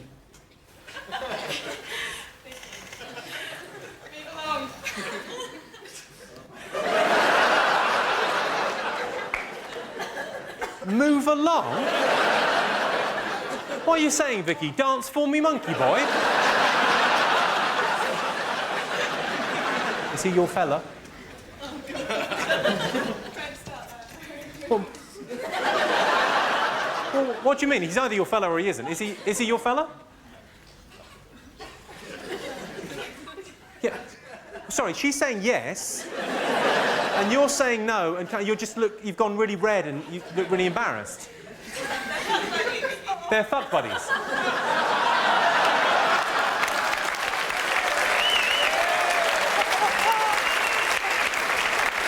Oh! I see. What? How very modern. How very 2005. So you're not going out with each other, but you are fuck buddies. That is fantastic. Can we just all take a moment to, you know, congratulate that man there?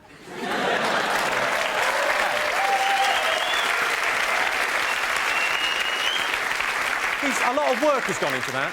A lot of work has gone into that. He's had to buy a Cosmopolitan for a couple of years. Sorry? My parents are going to watch this. And they'll know that you're a dirty little hussy.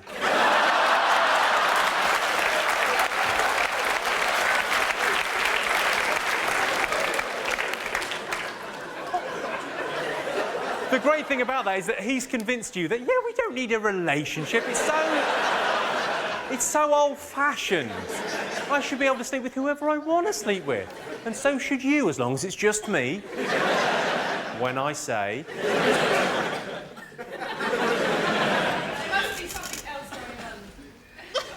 Yeah, there'll be a lot of jokes. It's not every day I get to talk to a slag. Come on. Now, I don't know where the mark is until I overstep it. That's my... You just did. That is juvenile. Sorry, for those of you that didn't see that, it'll be on the DVD. Available at all good car boots. Vicky's response to that, yeah, she's been called a slag at a show. That's not good in anyone's book, and I apologise for that unreservedly. But did you really need to do that?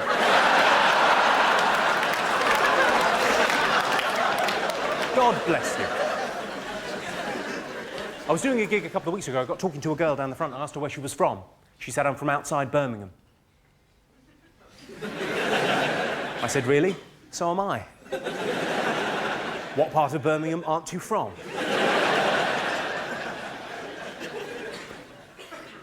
At what point, and really I'm asking the men, at what point do you get paranoid about receiving enlarge your penis emails? It's not just me getting them, is it? It's just I'm currently getting about 10 a day. 8 of them are from my girlfriend. The 2 from my mum that really hurt. It's a rather pitying look you're giving me there, madam. I don't need your pity, frankly. I'm not particularly well hung, but I don't mind admitting that. I'm not embarrassed or ashamed, because I know that any woman that thinks being well hung is important is just shallow. Maybe that's not quite the right term to use.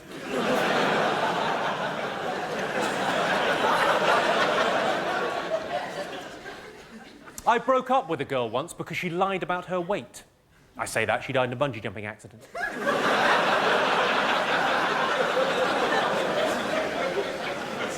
You see, because she was heavier than...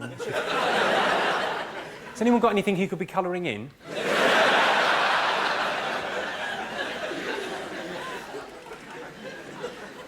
You look like some kind of surfer dude. What's your name? John. John? Where are you from, John? The United States. Well done. John, do you know the difference between a British soldier and an Iraqi soldier?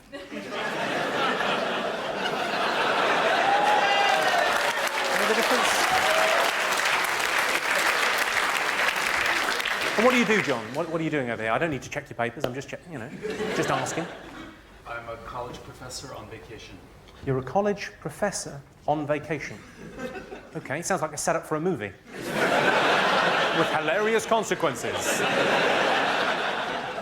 And then he asked me for a fag. Oh. Fanny? I thought he meant bum. Oh. Yes. So what do you teach? I teach philosophy and religious studies. Philosophy and religious studies. Well done.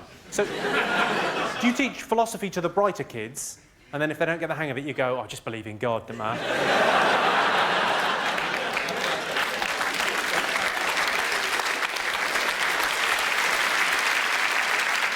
Well, I'll tell you why I've asked you all to come this evening, ladies and gentlemen. I'd like to talk to you about men that like obese women. I'm not talking about men that like women with a fuller figure. That seems entirely normal, natural and right. More cushion for the pushing, as I believe people say.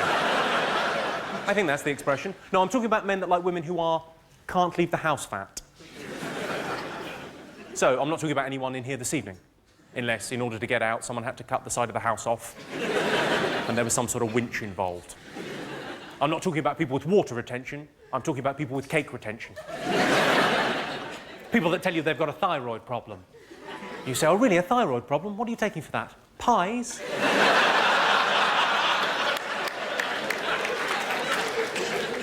You know, the kind of girl that looks as if she makes a cracking breakfast, but wouldn't want to share it with you. I saw a thing on TV the other day, actually. It was on one of these kind of makeover shows that were on during the day. They did a makeover on a girl. She was 34 stone. It's like rearranging the deck chairs on the Titanic. I say a makeover, they gave her a fringe. Is that really going to turn the corner for a girl like that? That's what I'm asking. I don't think it will. I can't imagine the scenario where a guy, you know, he's drinking in a bar, he looks across, he sees a girl, she's 34 stone, be tough to miss her, let's face it. He thinks to himself, she's a little bit big for me. Goes back to his drink. Meanwhile, the makeover team are in. Snip, snip, snip. He looks back, he thinks, actually, I would. It's the excuses that get me. The excuses are amazing. The camera adds £10. Stop eating fucking cameras.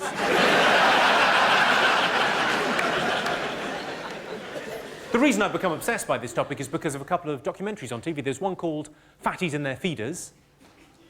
Did anyone see it? Yeah. It's an amazing sociological study of obesity in our country and the health problems inherent in that. And also, it was fucking hilarious. It was basically these tiny little stick-thin men bringing massive KFC buckets of food to these enormous women that couldn't even move.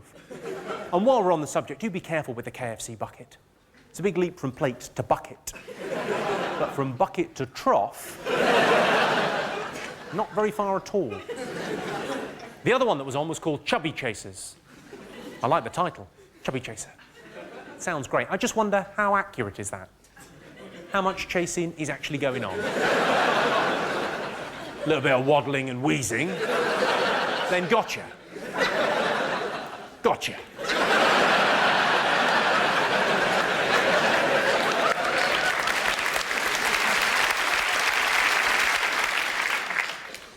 The male gypsy moth can smell the female gypsy moth up to 7 miles away. And that fact also works if you remove the word moth.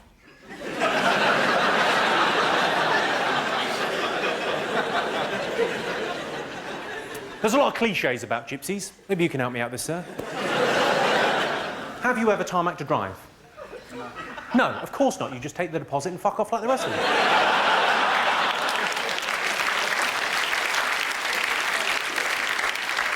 You've been what, sorry? Block-paved a few.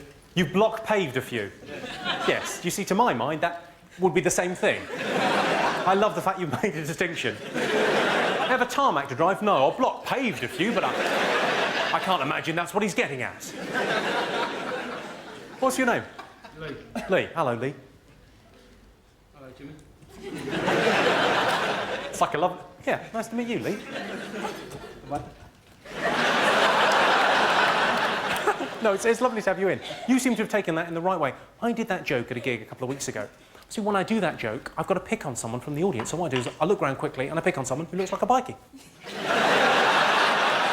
Not a problem. Anyway, I did this joke in Southend. Yeah, I picked on a big guy down the front who was laughing along with everything. He took it slightly the wrong way, really, like, properly insulted. Came up to me after the show and threatened me. But he was pretending to be a lot posher than he was, because he was saying, well, I'm not a gypsy, so he's pretending to be really posh. And he tried to threaten me without swearing. That's a tough thing to do. He used the phrase, knuckle sandwich. And then he said, rather epically, do you like hospital food?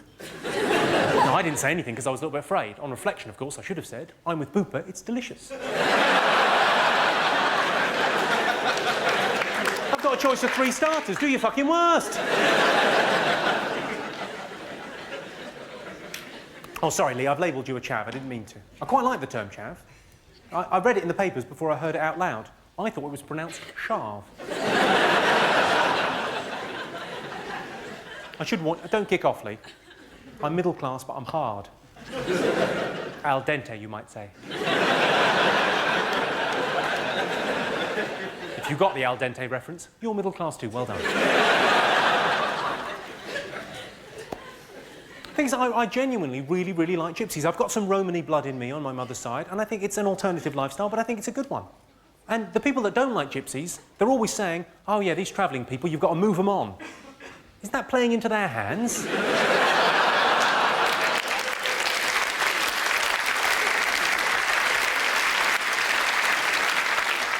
Right, well, we've done fat girls and gypsies. Religion. I used to be quite religious, and I'm fascinated by lots of religious groups. There's some brilliant ones. There's the people that wear the armbands, WWJD. Stands for What Would Jesus Do? And Christians wear them to remind them to be more like Christ in everyday life. They sort of see that and oh, what would Jesus do in this situation? Yeah. For the most part, they're very effective. They make people so annoying, you want to nail them to a cross. My absolute favourite Christian organisation of all time. It's called Christians Against Teenage Pregnancies. That's the Everest of hypocrisy, isn't it? If Jesus taught us nothing else, he taught us that the unwanted babies of teenage mums can turn out all right. You look as if you didn't quite understand that. Do you know who the protagonist is? It's Jesus. Born at Christmas or Easter. You must have heard of him. King of the Jews. Best Jew ever. He could walk on water. Well, he probably couldn't walk on water. His mum probably just exaggerated. He was probably very good on ice skates. He died for your sins. Cunt. I said to my girlfriend, I said, on Saturday, how would you like to go shopping with the girls, get yourself some new shoes, get your hair done in a different style, and then go out for a couple of bottles of Chardonnay? She said, that sounds brilliant. I said, good, because we're breaking up.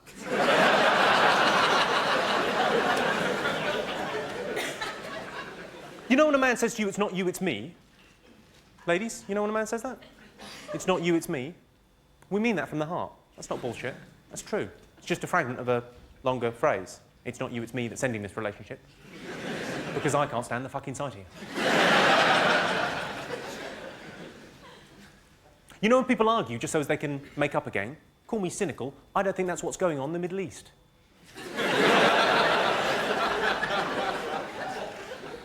John Merrick, the Elephant Man, he was cruelly taunted all the way through his life. John Merrick was cruelly taunted all the way through his life. People said to him, you're the ugliest man in the world. But he didn't mind. Very thick-skinned.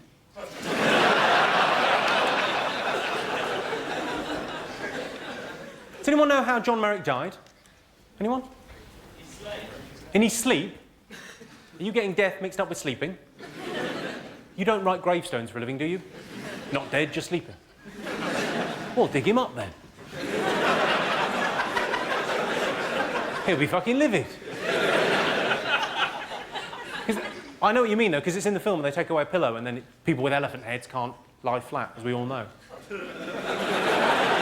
Yeah, if you like, why not? It's only a film. That's only a film, not actually how it happened. Any other suggestions as to how he died? Wanking. He died wanking. I don't know if you can die wanking. Hang on, I'll ask.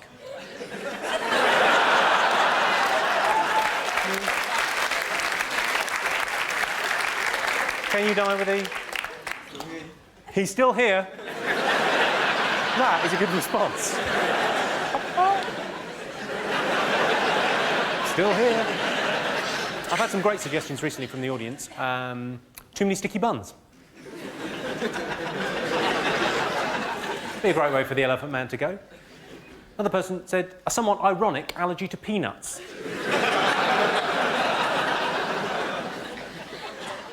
Someone suggested poachers. It's a long shot. Killed for his ivory. Yeah, it's a shame he's gone, but a lovely chess set. No, what actually happened was a bearded lady shot a dwarf out of a cannon and it landed on his elephant head. Freak accident. Come on.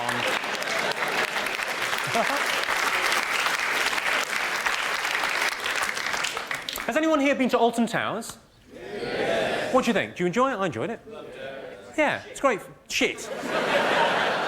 Go on, who was that? Was you? Did you have a shit time? It was awful. My God.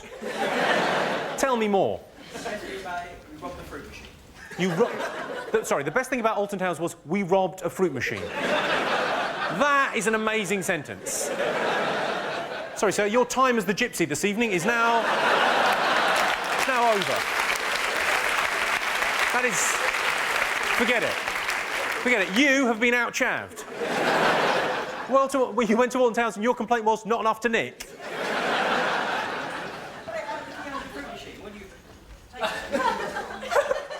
I love the way you're using now an expression of, yeah, you see a fruit machine, you rob a fruit machine. Come on, we're friends, we all come on. You know, I'm a guy, you're a guy, we steal things from fruit machines. No! What's your name, sir? Daniel. Daniel. Well, nice to meet you, Daniel. What do you do? I work at a jeweller's in Bunch.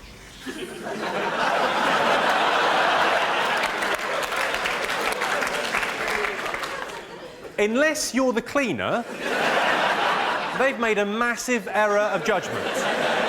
So how long have you been casing this joint? About a year. And when's the big job? This is great. Do I get paid extra if this ends up on Crime Watch? Well, I liked Alton Towers. I thought it was good. I thought, you know, Alton Towers is good. Who thought it was good? Yeah, it's all right. It's like a poor man's Disney.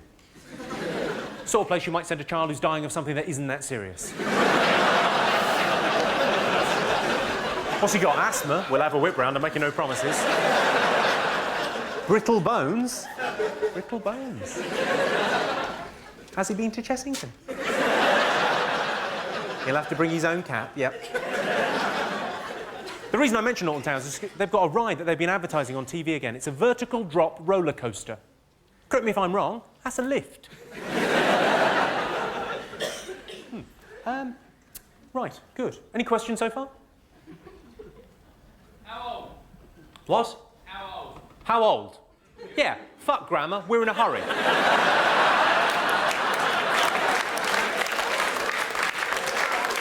How lazy is that? How old? Not how old are you, or would you mind telling us how old you are? How old? 28.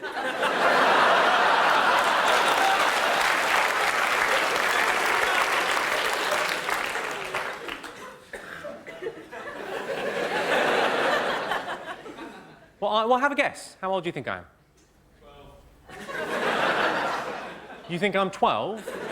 Well, you shouldn't even be having those kind of thoughts about me then. Do you know they've done that in Mexico? Do you know what the age of consent is in Mexico? It's 12. That's one way to deal with a paedophilia problem, isn't it? I imagine they've still got a problem. She looked 12 to me.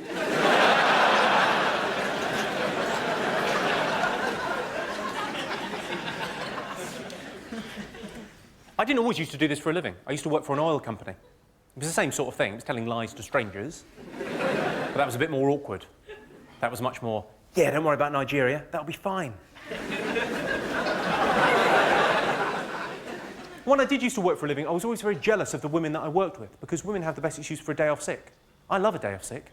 Marvellous. Duvet, very nice and comfy. And women have the best excuse. The best excuse, as we all know, is women's problems. And the reason women's problems is the best excuse is because women's problems is the end of a conversation. Why didn't you come in yesterday? Women's problems.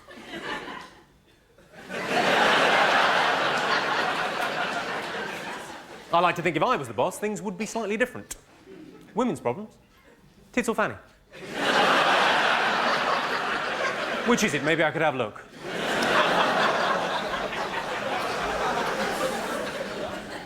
Well, I suppose I should really tell you a little bit about myself. Before I do, can I just ask, you two there, you look quite young. How old are you? 18. You're 18? Yeah. Are you? Yeah. Really? Yeah. Are you adding 6 years to your age? Because you think I might be a fucking idiot? You're 18, Yeah. but you've got a growth hormone problem of some description. Not even, you're genuinely 18. Yeah. God, I've forgotten how young an 18-year-old boy looks like. Is that a bad thing to say? It's quite bad, isn't it? And your boyfriend, how old is he? What? It's my brother. It's your brother? Well, don't shag him then.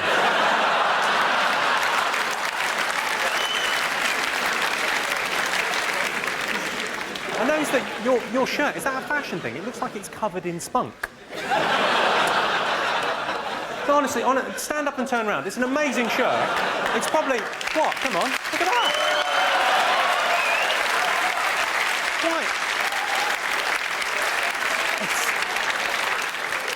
It's quite a cool design when you look at it closely, but if you just glance at it, it looks like a plasterer's radio. That is a term used in the dogging fraternity, I believe. As in, I was out for the evening with Stan Collymore, I drove away with a car looking like a plasterer's radio.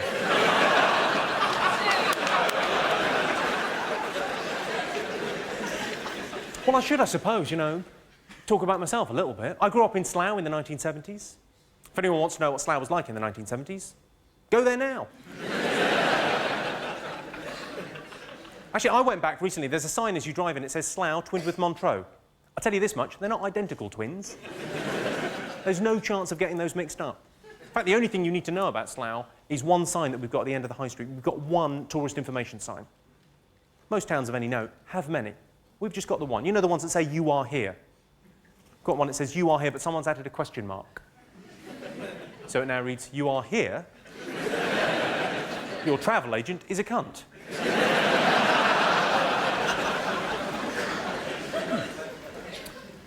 I was educated in Cambridge University. Well, ooh, that's not an uncommon response. People think because you went to Cambridge, you're a little bit smug, a little bit up yourself. Not the case. The only reason I went to Cambridge is because I got 4 A's at A-level. Of course, the only reason I got 4 A's at A-level is because when I was at school, I didn't have that many friends, and, you know, I didn't have a girlfriend, certainly, and so no one would have sex with me. I used to go home every night like a good little boy and do my homework. Yeah. So next time you meet someone who's a bit overeducated and pompous, don't think to yourself, God, they're intimidating. Think, no good with a poontang. I got my big break in show business doing the Royal Variety performance a couple of years ago. It's quite a good gig, but then I had to meet Prince Charles afterwards, and that was a bit awkward. Because, you know, what do you say? I didn't know what to say to him. He didn't know what to say to me, you know. But he managed to cobble something together. That's his job, isn't it? Other than waiting for his mum to die.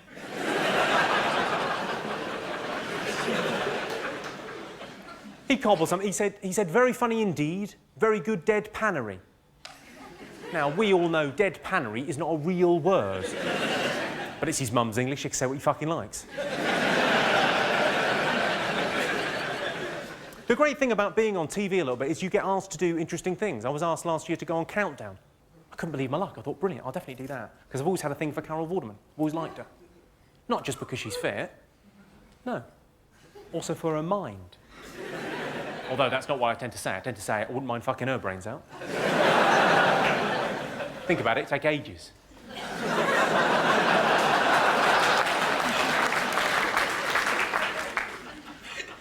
I shall tell you a story about something else that happened because you know, I'm a little bit on telly now, and people phone up and they ask you to do interesting things. I was asked about 3 years ago to write a journalistic piece for the first time. I was really excited. A Sunday paper phoned up. They said, "Would you like to write a piece for us?"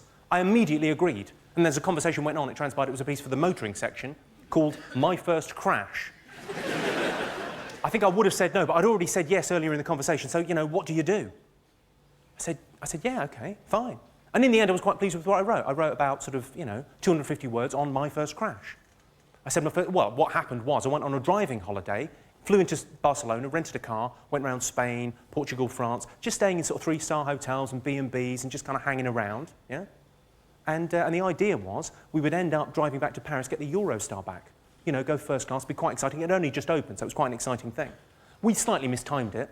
So we're kind of late getting back into Paris. This is the days before, you know, sat-nav. So we've got maps out. We're trying to work out how Paris is, you know, it's a complicated city to get round. You know, it's late at night. We got cut up by loads of guys on scooters. Just in an underpass, we just clipped a Merc.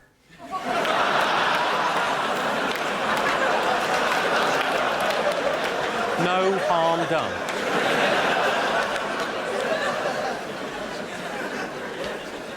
Have you all seen that incredibly powerful commercial where every time a famous person clicks their fingers, a child dies? I was watching it, I couldn't help thinking, stop clicking your fingers.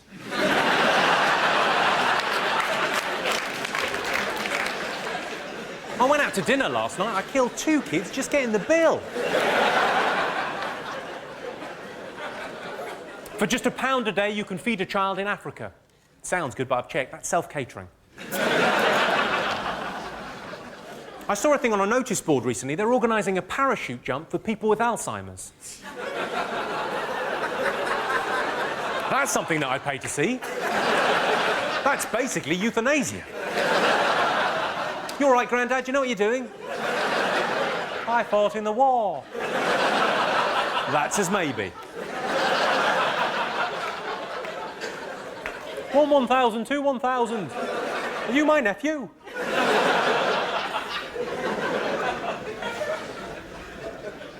I've done quite a few charity gigs over the past year. I did one in this very room. It's for a charity which I now know is called Laughter for Leukemia. Now, I'd had a long day and I turned up late and, you know, I made a mistake. I said it's lovely to be here laughing at leukemia. Skinheads down the front didn't like it.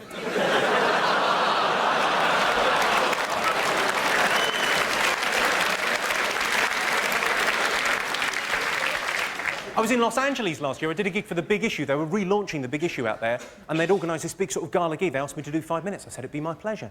And what they'd done, which I thought was quite interesting, they'd invited a lot of the homeless people along to the gig. So a whole section of the audience were homeless people, vendors of The Big Issue in Los Angeles. And I thought, what a brilliant thing, because you think hungry and homeless, but you don't think, you know, they could do with a night out. Night out's not the right phrase, but you get my drift. I walked out, I said, it's lovely to see so many bums on seats.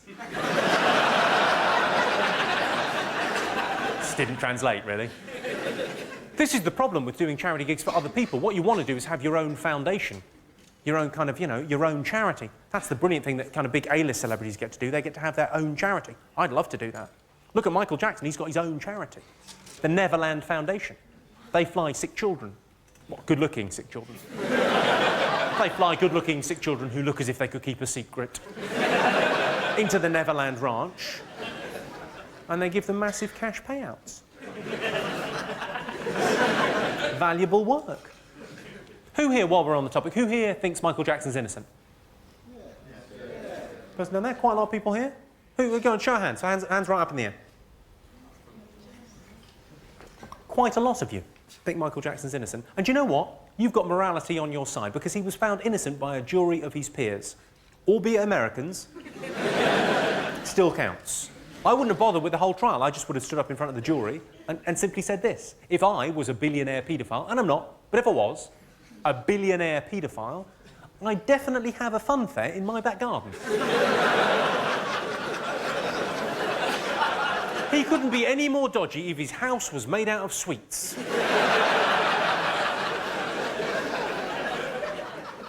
Who here's got kids? Who here's got kids? You've got kids? You've got kids? Would you let them play at Michael Jackson's house? No? No. You would? You look like quite an old fella. How old are your kids? In their 20s, yeah.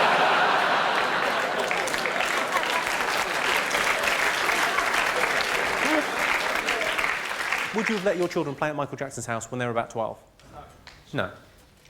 For $10 million? You'd have to think about it. What I'd like to do is start a Jimmy Carr Foundation. Yeah? It's a good idea, isn't it? I'm only I'm a D-list celebrity, but, I could build and grow. I've got a couple of ideas for charities. I'd like to workshop them this evening. Good. I'm glad you're so keen on the idea. The first one, well, there's a terrible problem, a global problem, with amputeeism in sub-Saharan Africa because of all the landmines. Now, there's a lot of charities dealing with the landmine problem, picking up the pieces there. It's a bad choice of words, I know, but there's a lot of charities dealing with the landmines and clearing the landmines, but very few dealing with the residual problem of a lot of people with only one leg because the other one's been blown off. Yeah? That's a serious global problem. That almost looks too big to tackle, yeah? But we in the West, we've got our problems too. Who here in this room can tell me they don't have a problem with odd socks? What I'm saying is you take those two problems, you put them together, what have you got? You've got a solution.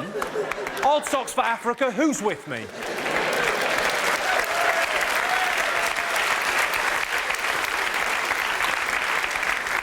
If there's one thing worse than having your leg blown off, it's the remaining foot being cold. The next idea I've had for a charity is not quite as PC as all that. Domestic violence. There's a topic for you. It happens, people don't like talking about it, but it happens in all our communities. Yeah? Something needs to be done. There's a lot of charities dealing with the aftermath. Very few doing anything preventative. I'd like to start a Jimmy Carr halfway house.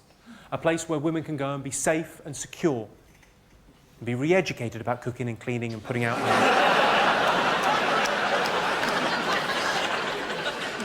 Doesn't need to happen. There's nothing sad in seeing a woman with two black eyes. She's been told twice, she just doesn't understand. You're looking slightly disapproving there, madam. You all right? I like the fact that you two look incredibly rock and roll in a sea of middle class. What a wonderful thing. What do you do? Are you in a band or something? Me? Yeah. No, I work in a shop called Cyberdog. Called Cyber what? Cyberdog. Cyberdog? Where do you think I got this? Hey? It's rubber on the inside. I might have a funky underpinning.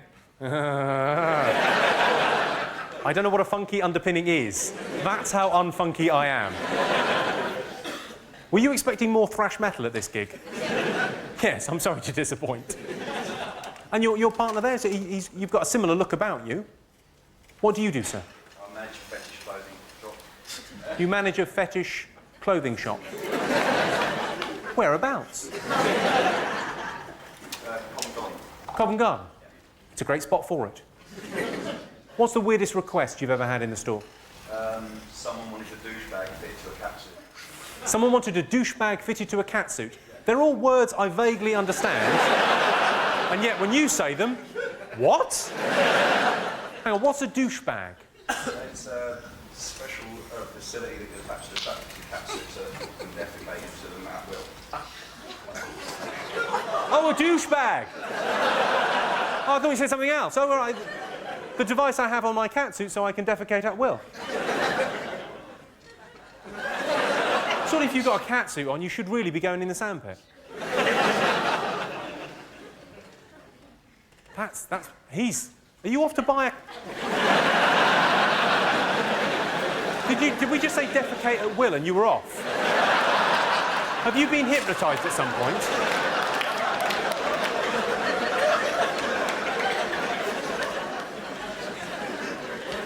Should say it's lovely to see so many ladies out this evening, especially a show starting at 7 o'clock. The tea won't make itself.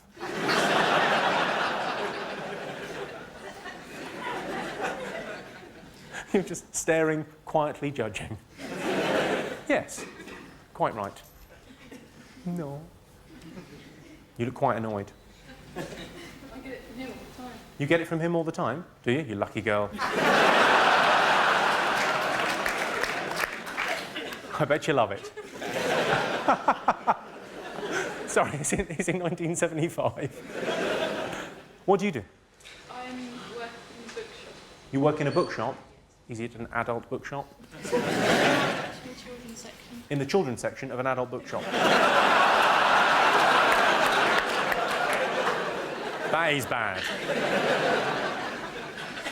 Did you know women reach their sexual peak after 35 years? Men reach theirs after about 4 minutes. Which is why we get more done.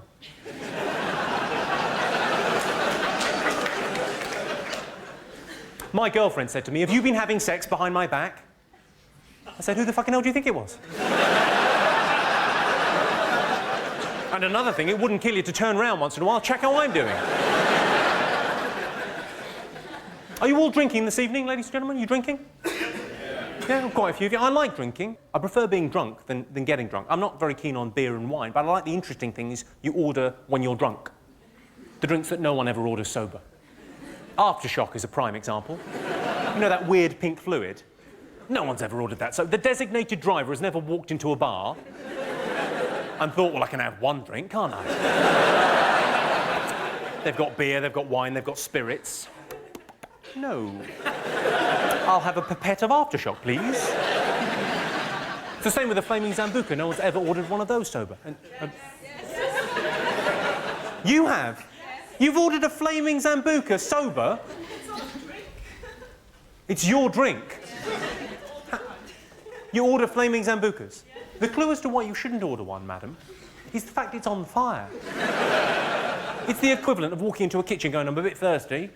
There's a glass and a tap, and then spotting out the corner of your eye, a gas hob. The only reason I could possibly think of to order a Flaming Zambuca when sober is if you meet a girl and she's something just a little bit special. Yeah? Maybe you've been out on 2 or 3 dates, you've established she's beautiful, she's intelligent, she's funny. You think you might be in love with her, you think she might be the one, but she's got a bit of a problem with facial hair on the top lip.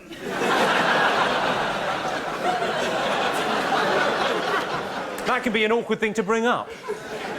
Much better, I think, Take her out for a drink. 2 flaming Zambucas, please. No, they're both for you.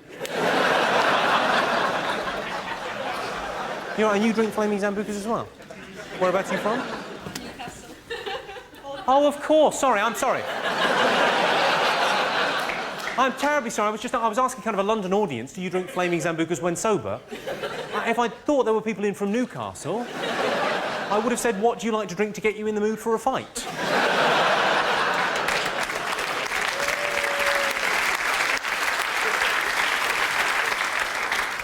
So what, are you down here on the Rob, or what are you up to?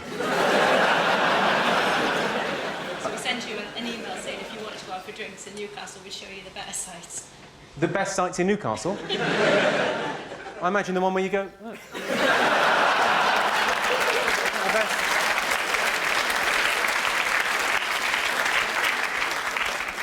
I know this isn't particularly PC, but I still can't forgive the Germans for the way they treated my granddad during the war. Passed over for promotion time and time again. On Remembrance Sunday, do spare a thought for the German ex-servicemen. At least our old soldiers are remembering winning. Now shit's their day out. I was in Germany recently doing a comedy gig. I was flown out there to do one of these corporate gigs. I thought, comedy, Germany, it's missionary work.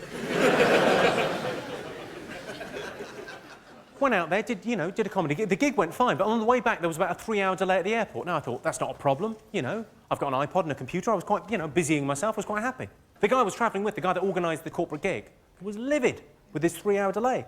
And he said, with no hint of irony, he said, yeah, say what you want about Hitler. At least when he was around, the trains ran on time. I thought, yeah, but think about where they were going.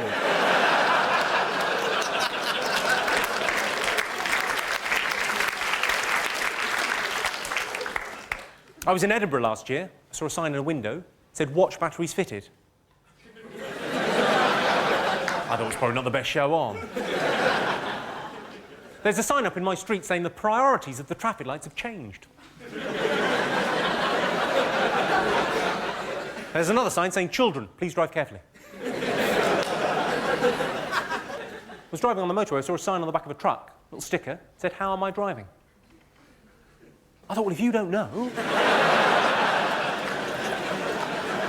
I've got a sticker on the back of my car. It says, keep your distance. I just need a little space right now. It's not you, it's me. You've got a question? No, I've got one of those, right? You've got one of those? In the curry house near where I live. Yeah. Try one of our curries, you'll never get dressed up.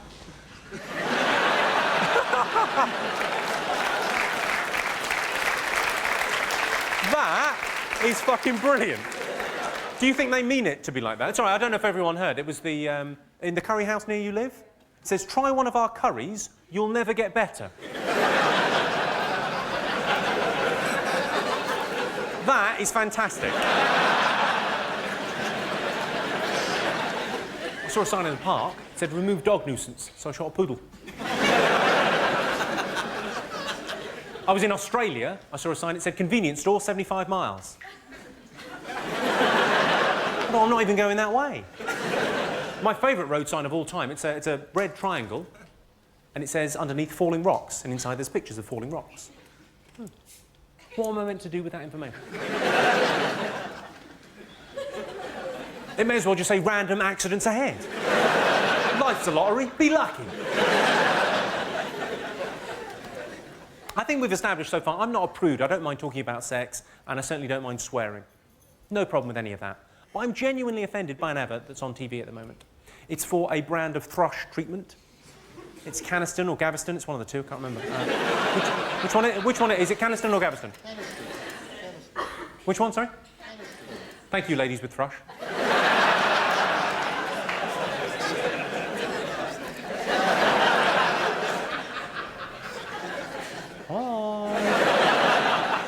The reason I'm offended by it is I just don't see the point. Who's watching that and thinking, this is a well-made commercial? I like the actors, I like the script, I like the sort of tagline at the end of the ad. I'm going to buy some of that. I don't have thrush, but I'm going to buy some. Or who's sitting there going, that looks interesting, I might buy some of that. I'm baking bread down here.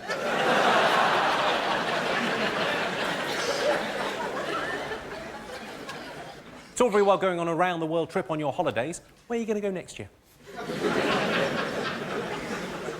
I had a survey done on my house. 8 out of 10 people really rather liked it. If you're not part of the solution, you're a solid or a gas. I was in a club last week. I saw a sign outside the cloakroom. It said £1 per item. So I bought a coat. I was in a restaurant. I asked the waiter where the gents was. He said, just go down the stairs.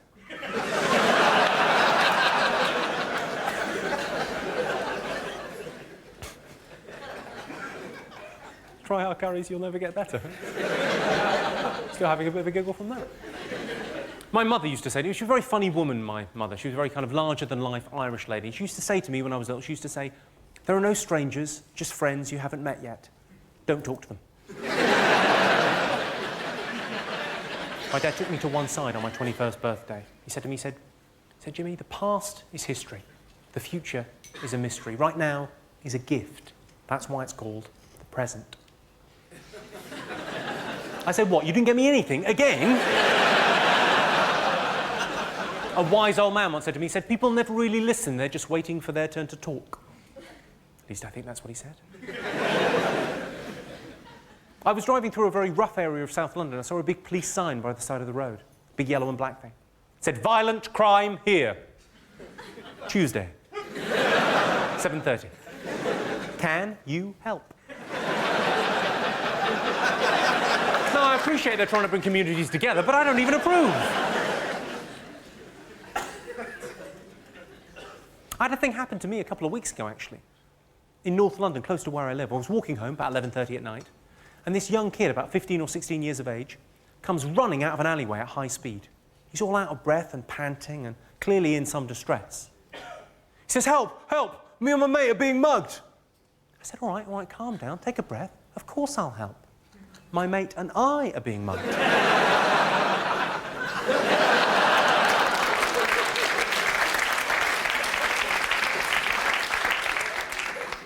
In the pursuit of scientific answers, animals have been tortured for the past 100 years.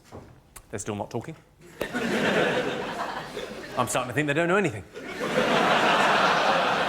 I saw a brilliant bit of medical research that's been done recently. They've come up with a new product. It's like Viagra. It's like a Viagra inhaler that will give a man an erection within 30 seconds. Correct me if I'm wrong. A Viagra inhaler that will give a man an erection within 30 seconds. That's a blowjob. Another company spent hundreds of thousands of pounds researching the Atkins diet and came to the conclusion that it can cause depression. Now, I could have told you that without any need for research. That's just deductive reasoning. Everyone knows fat people are jolly.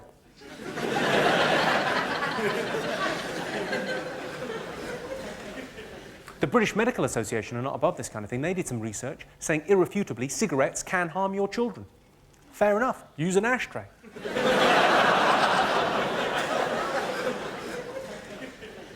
I worry about my nan. If she's alone in the house and she falls, does she make a noise?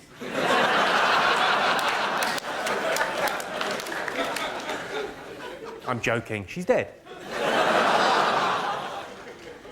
I do try and see the positive when something bad happens. You know, if somebody close to you dies, it's always a good idea. Move seats.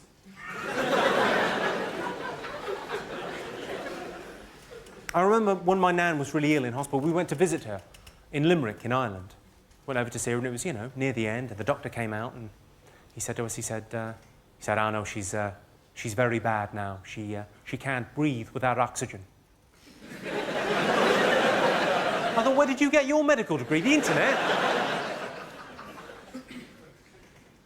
All I'm saying is every cloud has got a silver lining. You can always see the fun in something, even if it's, you know, something tragic and terrible.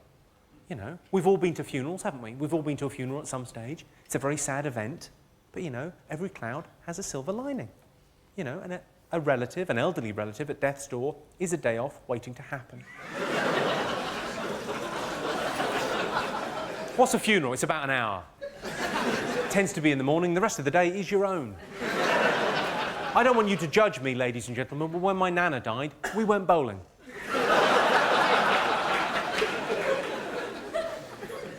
Not immediately on hearing the news, but that afternoon after the funeral, we went bowling. You know, life goes on. Not hers, obviously. She was in a box, on fire. I was on fire, 3 strikes.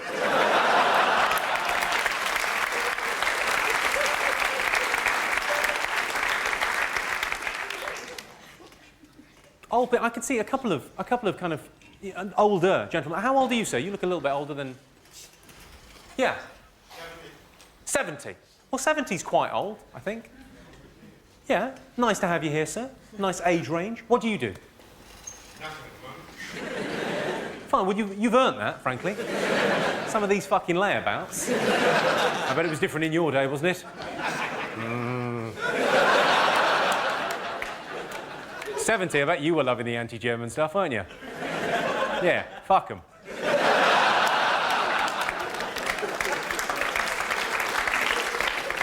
Do you know what? PC or no PC, we won it fair and square. The thing I was going to say was, I've been told this once. Have you ever said to anyone, yeah, the problem with your generation, you think you invented sex? You ever said that to anyone? No. Yeah, my granddad said it to me. He said, the problem with you lot, you think you invented sex.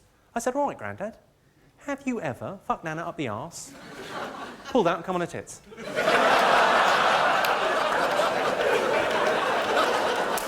Turns out he had, that's what killed her.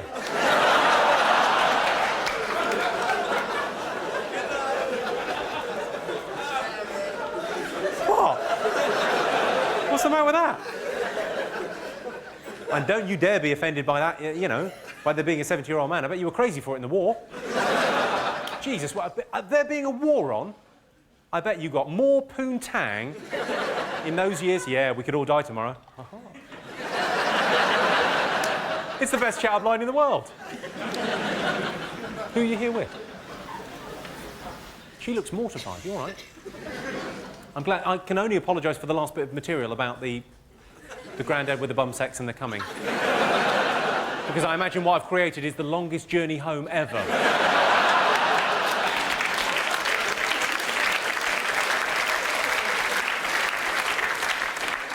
Yeah, Dad, I enjoyed the show. Let's never talk again.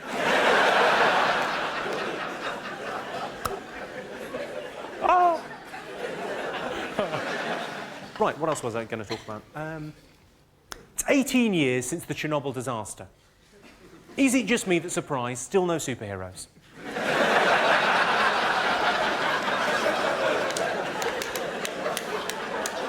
Nothing. Not so much as a giant lizard. Is anyone married in? Who's married? Yeah? Well, what's the longest someone's been married? 2 days.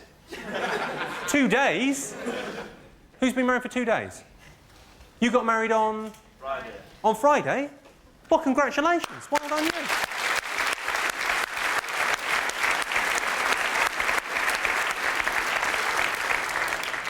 And can I ask, is she pregnant or is this a proper one?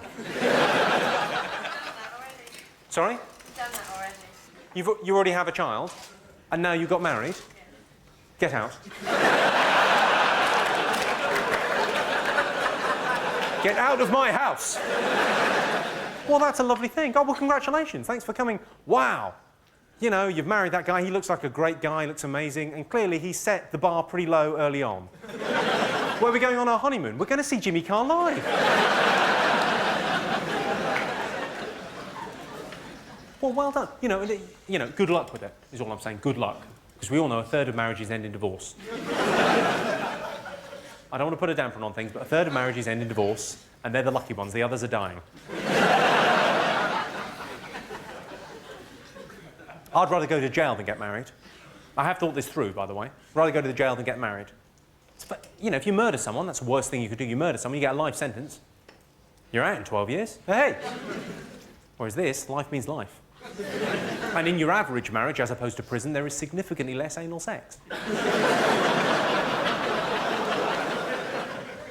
See if you think this is romantic. Really, I'm asking the ladies. Do you think this is romantic? I've got a friend, she's getting married at the end of the summer, and her fiancé has designed the wedding ring. He's quite a talented artist. Picked out the diamond when he was down in South Africa. Quite a talented artist, done sketches, taken them to a jeweller in Hatton Garden who's putting the whole project together for him. That's romantic, isn't it, ladies? Yeah. I think it almost makes up for the fact that she's clearly marrying a homosexual. She's going to have an amazing ring, not much of a wedding night.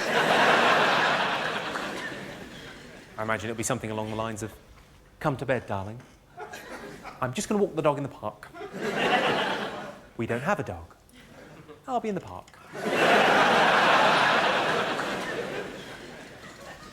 While we're on the side, is anyone in favour of gay marriage? Who's in favour of gay marriage? Yeah. You're by shouting out, who's in favour of gay marriage? Yeah. I'll tell you why you're wrong. Gay marriage will inevitably lead to gay divorce, and that will be bitchy.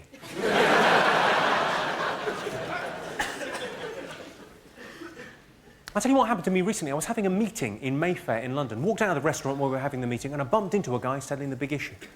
About 22, 23 years of age, and I got talking to him. I bought the Big Issue off him. I buy it, I don't read it. I don't mind the Big Issue, but, you know, magazine for the homeless, there's not one advert for a flat. They're not trying, are they? Anyway, got talking to this guy, I asked him what was going on in his life. He said, "I'm looking for somewhere to live." I said, "Right. We're in Mayfair. Did you not play Monopoly when you were a child? You want to get yourself down the Old Kent Road, mate? It's not just an expression, beggars can't be choosers." I've got a cautionary tale for the men in the room. This concerns, you know, the kind of ability that men have got to say something immediately. They don't think about it, just walk straight out. "Oh, I didn't know I'd said it." They kind of think it and then talk at exactly the same time. This happened to two friends of mine, Dave and Susan. They've been going out for years and years and years, 10 years, since college. Susan went home for the weekend to see her parents. They had Sunday lunch together, they got a little bit tipsy over lunch. Nothing the matter with that, you would think. Lovely. All the way up to Hull to see them. Got drunk over Sunday lunch. Somehow the topic of wife swapping came up. And her parents, for a joke, said, "Oh, we were terrible for that back in the 70s. Oh, keys in a bowl at a party. Oh, terrible. Oh, always doing it. We don't know who your real dad is." They said that to their daughter. Now, she was fine at the time because she was drunk at a lunch. But then on the train ride home, she starts to feel a bit grimy and horrible and, oh. And eventually she works herself up into a real state. She thinks, well, maybe it was a joke on me. Maybe they were joking, but I was the butt of the joke. Maybe they did do that in the 70s. Maybe he's not my real dad. Oh, God. She got into Dave, and of course what Dave should have done is taken her in his strong, loving arms. "Hey, it's just a silly joke. I'll pop the kettle on, I'll make you a cup of tea, I'll run you a bath. Shh. That is what he should have done. But that's not what he did. That's not what he said. What he said, without skipping a beat, "I've killed an African child." But what he said, without skipping a beat, straight away, "Who got your mum?"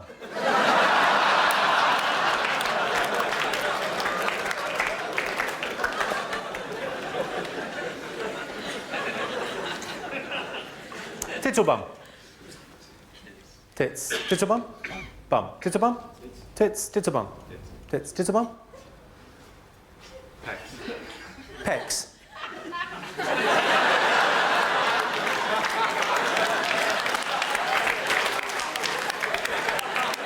Oh, yeah. You're not here for the jokes. Tits or bum? Tits, clearly. Tits or bum? Bum.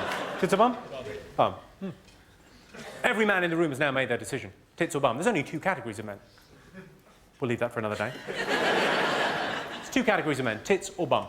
That's it. Every man in the room will have made their decision by now. You might be sitting next to someone you've been married to for 18 years. You might be thinking, well, actually, our relationship is a little bit deeper than just tits or bum. We're best friends, there's a spiritual connection, it's been going, you know.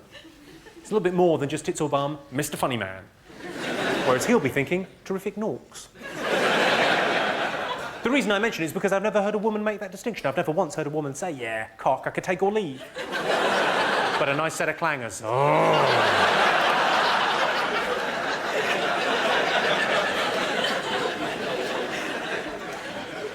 When I was at school, if you got your right ear pierced, it meant you were homosexual.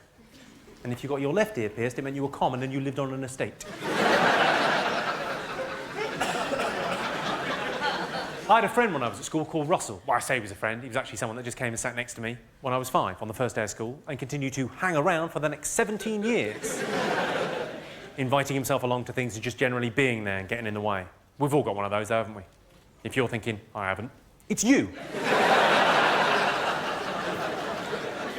And I'm not proud of this, but it happened. We were at a party, we got very drunk, we were about 16 or 17, and he got really drunk, Russell. He was kind of laid out drunk, passed out on the floor. And myself and my other friend, Anthony, we shaved his eyebrows off. He was really surprised. But you couldn't tell.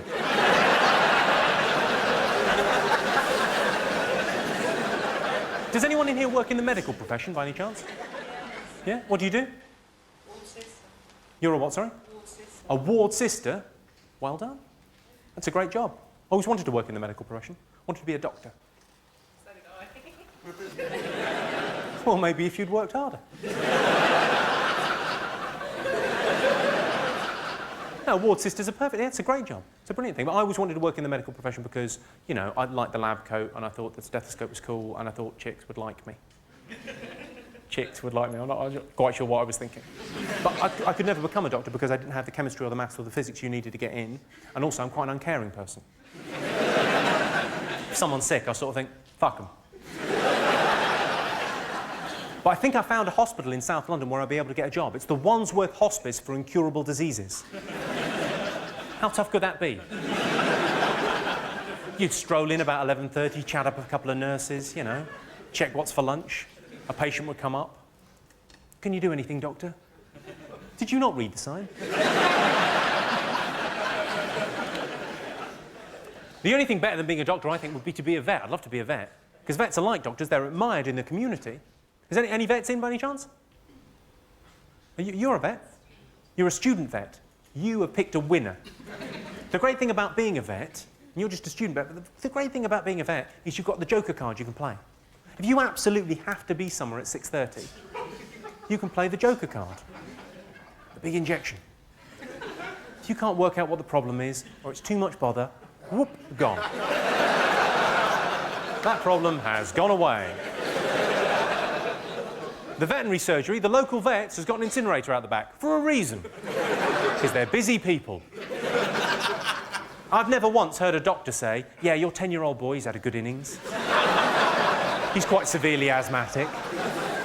You know, we could keep him alive with pills and injections and whatnot, but it's quite expensive and a little bit messy. It'd be much easier if I just put him off to sleep with this.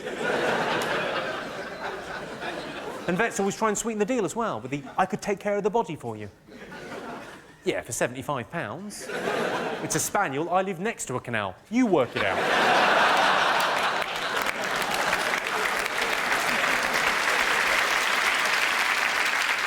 Got a strange thing with doctors and nurses, because I really do admire people in the medical community, because I don't have, you know, a god in my life or whatever. So doctors and nurses are like secular gods. They bring us into the world, they let us, you know, take care of us when we're alive and let us die with dignity. It's an extraordinary thing. But I've never asked a doctor or a nurse about that. The only thing I've ever asked a doctor or a nurse about when I've met one, either socially or at a gig, is what's the weirdest thing you've ever pulled out of an arse? I'm a gynecology nurse, so we don't generally pull out that orifice. Really? You pulled anything interesting out of the other? Batteries, balls, hairballs, lots of hair flips. Sorry, hang on. Slow down. Batteries, corks, bottle tops, pebbles, tops of hairspray cans. That wasn't all one lady, was it? If it was, do you have a number? She sounds like she'd be up for anything. Wow, that's pretty grisly. I had a story recently from a nurse about, she said the weirdest thing she ever pulled out of an arse was a vibrator. That's pretty plain vanilla, it's where they're meant to go. She said the funny thing about it was when they x-rayed him, it was still vibrating. That's awful, isn't it? For many reasons. I imagine the poor guy doing the x-ray was hitting the machine going, this thing's on the fritz again, he's standing there. What an agonising wait in A&E, though. Excuse me, sir, could you turn off your mobile phone? It's not a mobile phone. Well, what is it? I've got a prosthetic cock vibrating my arse. As you were.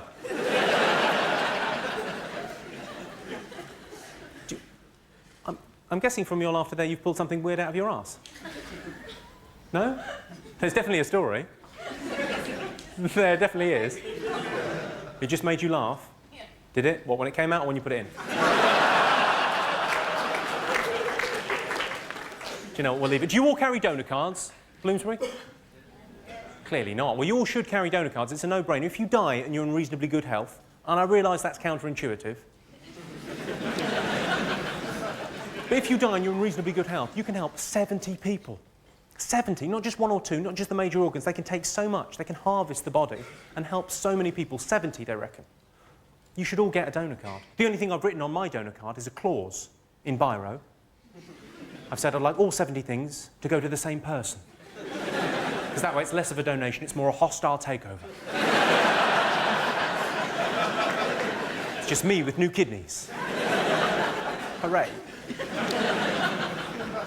I went out to dinner with my girlfriend, and out of nowhere she said, "Would you still love me if I was a cripple?" I thought, hang on. That's a silly question. I'd leave if you put on half a stone. Obviously I didn't say that. I said, yeah, I'd prefer it.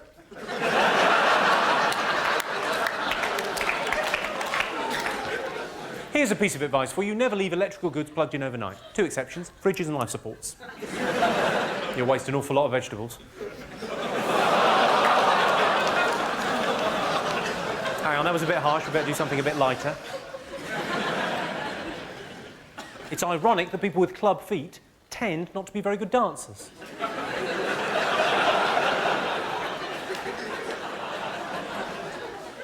Has anyone here read Stephen Hawking's Brief History of Time?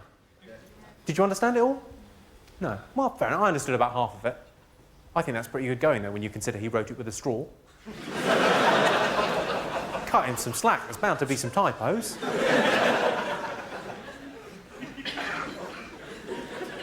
Now, I've got no problem doing jokes about disability. It's fine. It's just wordplay. There's no prejudice in it. There's no malice. I would tell the same jokes if there was someone in with any of the conditions. But I heard a brilliant story about a comic who did something truly, truly terrible. He was doing a gig, turned up to the theatre, quite a well-known, quite a famous comic, turned up to the theatre. I shan't tell you his name, but it was quite a famous sort of TV comedian. Turns up to the theatre, refuses to go on. They said, why won't you go on? He's looked on from the wings, he spotted that the front row is full of people in wheelchairs. He said, I'm not going on. They said, why? Why won't you go on? He said, well, a lot of my act is banter with the front row. I tease and, you know, pick on the front row. I don't feel comfortable with it. I'm not going on. They said, what? I can't believe it. He drove off. He just left. I thought, Jim. Jim, they're making it easy for you.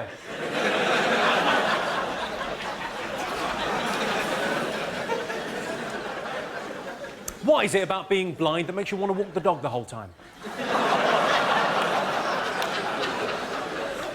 Say what you want about the deaf.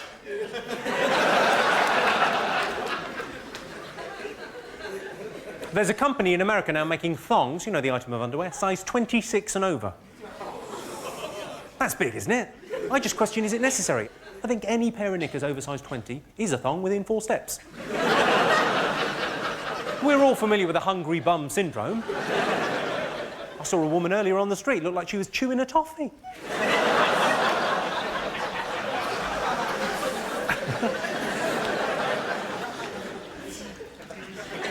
I've discovered, gentlemen, the worst thing you can say when your girlfriend says to you, does my bum look big in this, is not yes. The worst thing you can say is, let me step back, get it all in.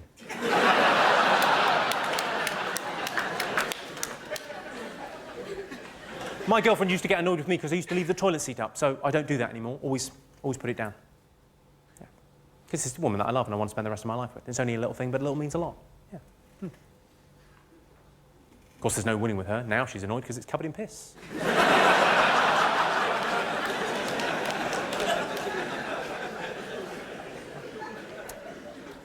They say don't masturbate, you'll go blind. Yeah, only if you get it in your eyes. Aim away. Who do you think about when you masturbate? Her? So do I, she's lovely. That was a good answer. You think about your partner when you masturbate. I think I'll put my hand on my heart, speak on behalf of every man in here and say, when we masturbate, we think about you ladies. We think about our partners, our wives and our girlfriends. Yeah? We think... We do. I do. I always think of my girlfriend. I think, Ocean's walk in. She doesn't even know I've got these magazines. I'd like to end by talking about threesomes, because it tends to divide the sexes. Most men would be quite up for a threesome with 2 girls. Most women don't really fancy that action. If you're asked to bring a friend, you tend to get a little bit offended. And I think it's because men are such bad communicators. You know, when we ask for that, women sort of hear, oh, what? I'm not enough woman for you. You need 2 women to satisfy you because you're such a big man. That's not what we're saying, ladies. What we're saying is, wouldn't it be brilliant if after sex there was someone there for you to talk to? So, Jimmy Carr, thank you very much indeed. Cheers. Good night. Thank you. Thanks very much.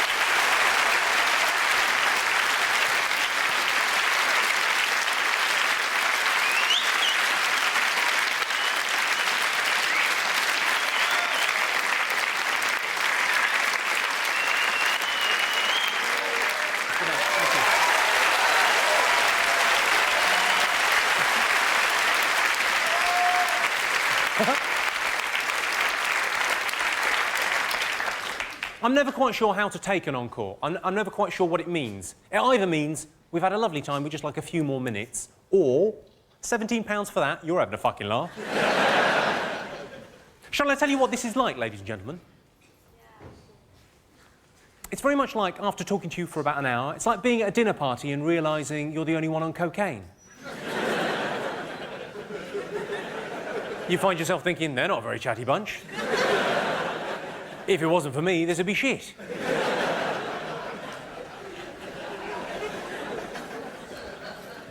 I was going to tell you a story about a gig I did recently. I did a gig for Mojo magazine.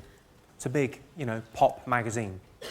And did a gig, it all went well. I was doing their award show for them. They invited me on. They said, yeah, will you do our awards? I said, my pleasure, lovely. Lots of rock stars and rock chicks would be cool. There was the awards there. I was just doing sort of 10-minute stand-up to begin with. I told a slightly anti-American joke. I said, of course, in Britain, we've got to eat as much as you like restaurants, whereas in America, you've got to eat as much as you can. You've added that important ingredient, competition. So not only could you be enjoying a delicious meal, you could be beating a personal best. Thus, the necessity for 3 pockets on the back of your jeans, you fat fucks. And a voice from the back of the room shouted, fuck off!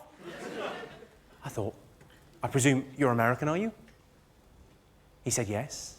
I said, think of it as friendly fire.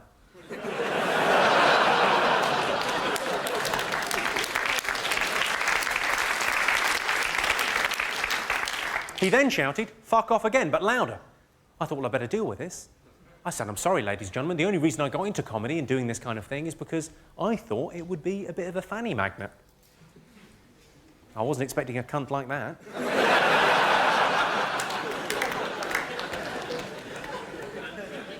At which point, the editor of Mojo magazine, who was sitting just down here, got up and looked like he was going to come round and pull me off. Not like that. That was funny, well done. No, you go ahead.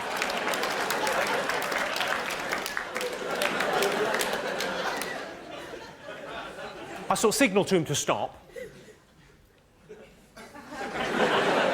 I signalled to him to stop. I said, I'm sorry, sir, it was a cheap shot. It's a bullseye, doesn't matter.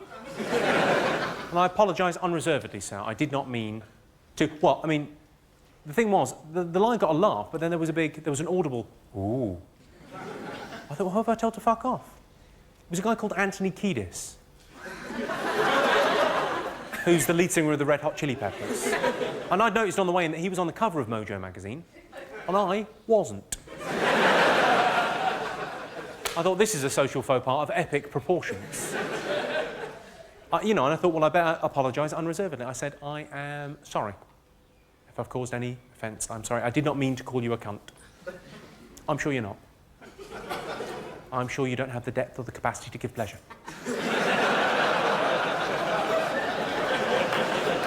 I'd say comfortably 4 minutes later, I was presenting him with a Lifetime Achievement Award.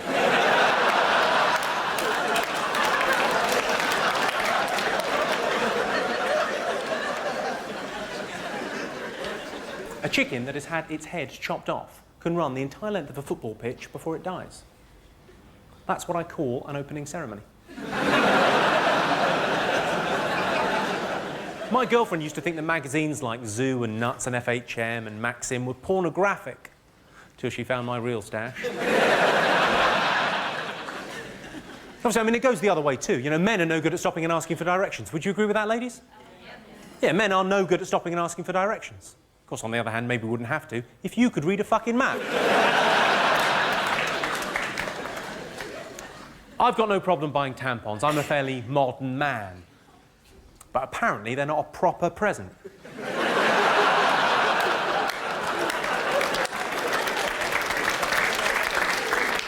Happy birthday, Mum! Listen, thank you very much for coming out. You've been a great audience. Thank you. Cheers. Good night. Thanks very much.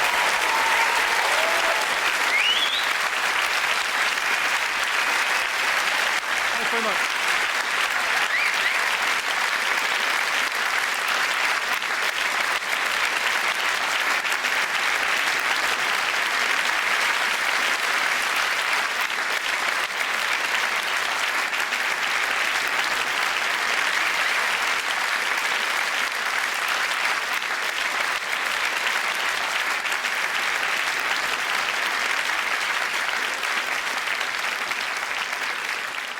Fuck?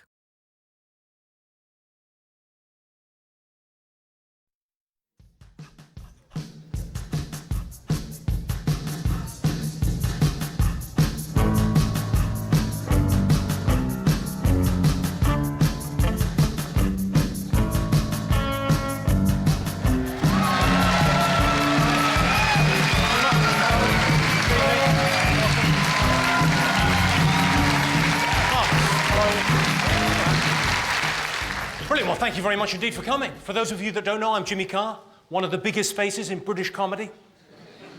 Literally. I've got one of the biggest faces. Look at that, it's like the moon. Probably affecting your menstrual cycle, just being this close. When I told my mum I wanted to grow up and be a comedian, she said, you can't do both.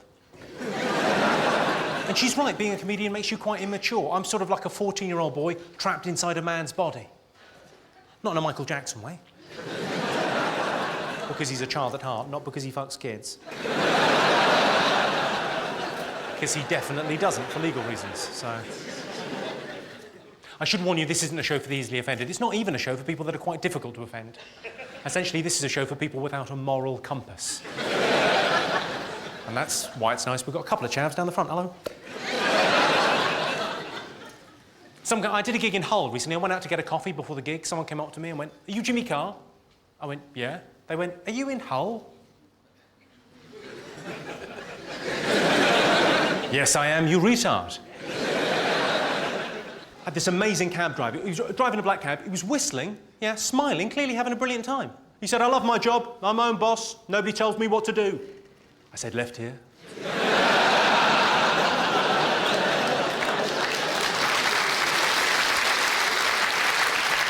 Are you all right in the back?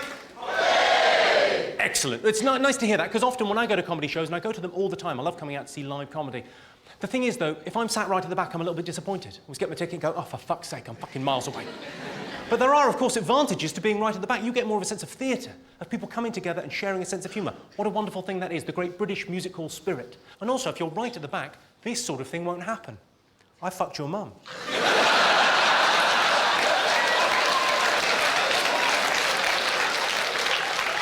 That's not going to happen to any of you.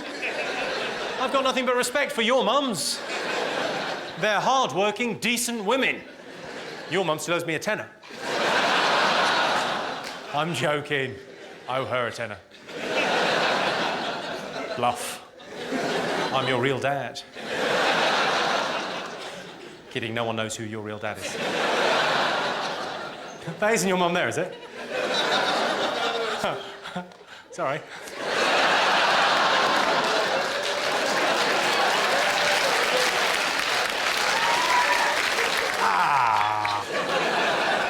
This is a bit awkward. Hello, sir. She's brilliant in bed, isn't she? What, sorry? I don't remember her. What, that's the thing that annoys you? Not the fact I fucked your mum, the fact... You don't even remember fucking my mum. Well, thankfully, you all seem to be laughing. You all seem to have taken that quite well. What's your name, sir? Julio. Julio? Yeah. How did you know you were having a gay?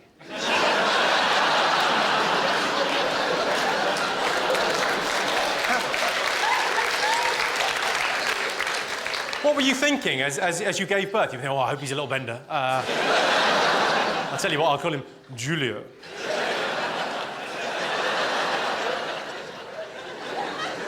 Is that your girlfriend, or beard, as I like to call her? Well done. It's almost like you're protesting too much. Sorry, you're clearly getting a bit of a hard time.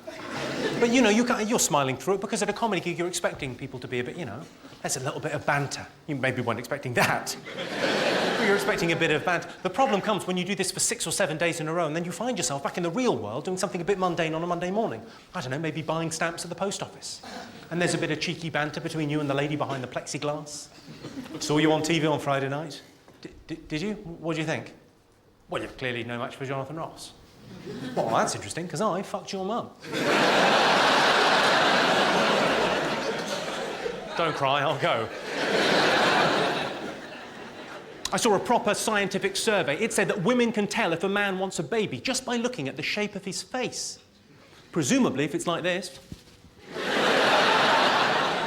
that means he doesn't want a baby. And if it's like this, it means the conception will involve a turkey baster. Well, that was my gay face. Was that not clear enough? Fine, have it your way. Sorry, I'd like to apologise for that mime. I neglected the balls.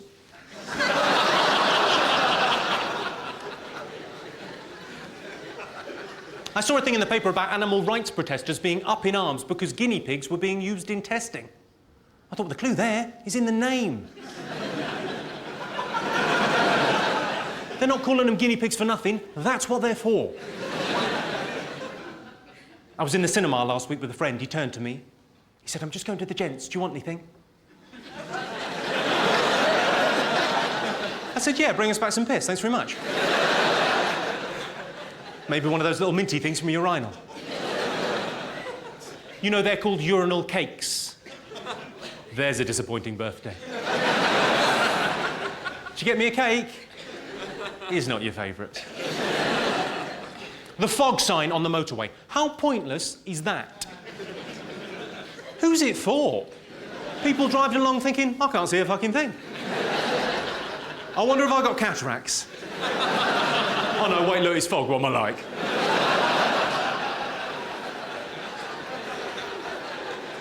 Do you all do the same thing as me? When you drive normally, you drive like that, yeah? That's the normal driving position. A little bit of fog, you drive like that. And get a little bit closer. And get a better view, just in case the fog is in the car.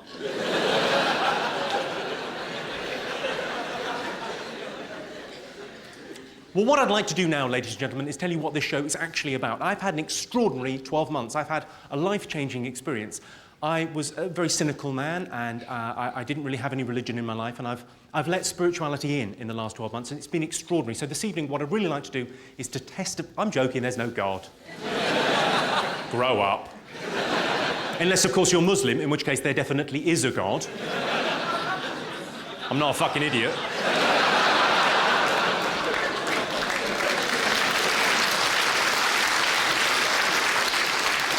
Seriously, I don't mind upsetting the Church of England. What are they going to do? Hold a fate?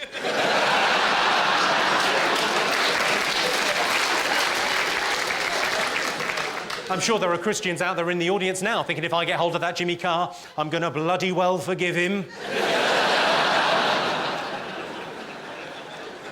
Creationists, the right-wing Christians, creationists believe every word Genesis says.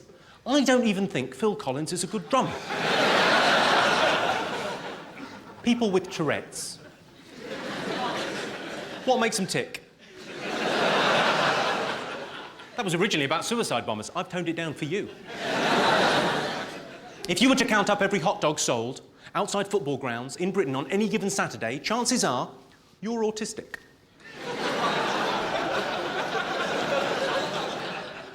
Right, well, I feel we've warmed up. Let's try some properly offensive jokes, see how we get along. 99% of women kiss with their eyes closed, which is why it's so difficult to identify a rapist.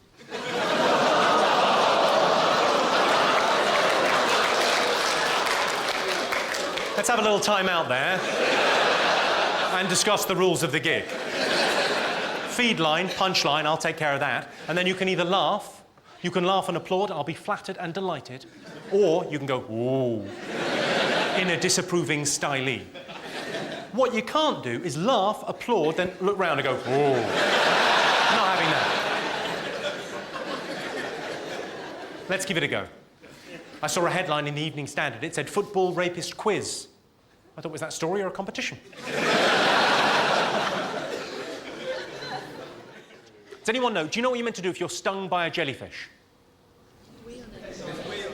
Yeah, piss on it, wheel on it. It's exactly the right answer. I didn't know that. I got told. Everyone told me. I went on holiday. Everyone told me if you get stung by a jellyfish, you're meant to pee on it. Yeah? I'll tell you this much. It doesn't work as well on shark bites. The boys' family were livid.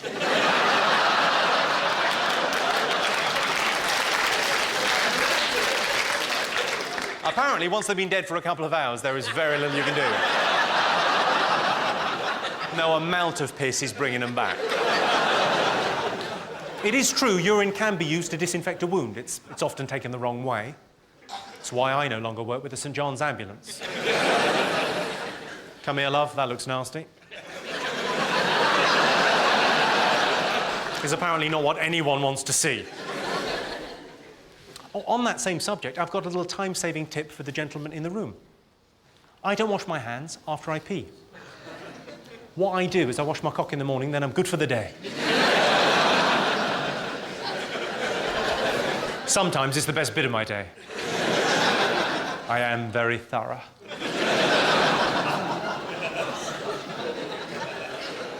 Do you know what you're meant to do if you're attacked by a bear? Does anyone know? Shit on yourself.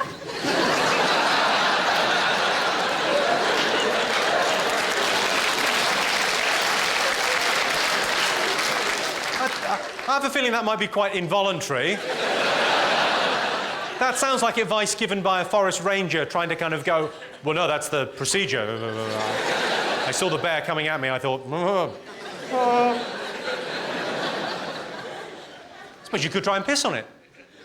Although I think if you whipped it out in front of a bear, it would think, oh, an hors d'oeuvre. Any other suggestions as to what to do if you're attacked by a bear? Make yourself big. Make yourself big? Yes, make yourself big. Go and grab something to eat. Work out a little. Maybe buy one of those puffer jackets. Get back to the bear as soon as you possibly can.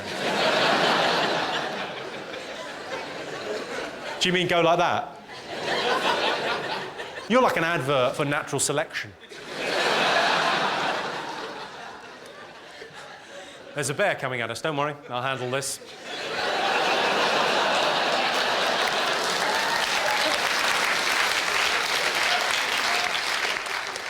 I imagine the bear would think, oh look, Monster Munch.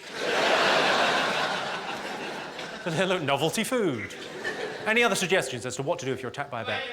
Play dead is exactly the right answer. Do you know why you're meant to play dead? It's to get used to how you're going to be in a minute. Just so there's less mess. A snake bite isn't going to kill you, unless, of course, you're allergic to cider.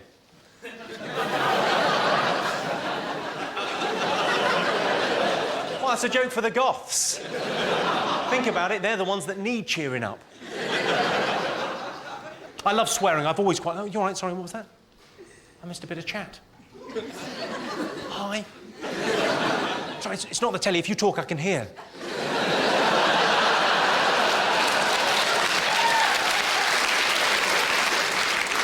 Now you're looking pissed off. You're thinking, I didn't press the red button, it's gone all interactive.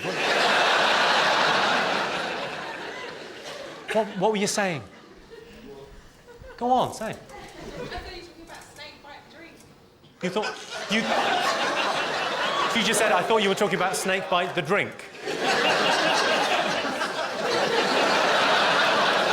Yeah. What happened was... OK, in a joke is like two stories, yeah?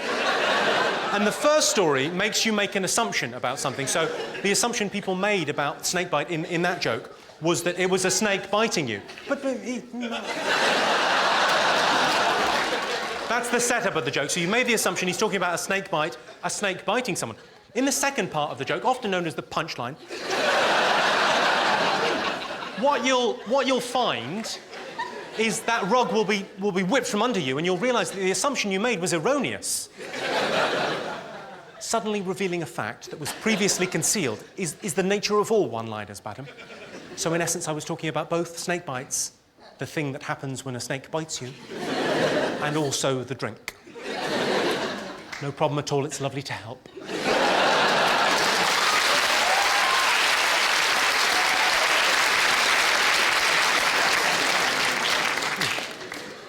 It's nice to have you here this evening, because I think one of the charity gigs I did helped pay for the minibus that brought you here. So,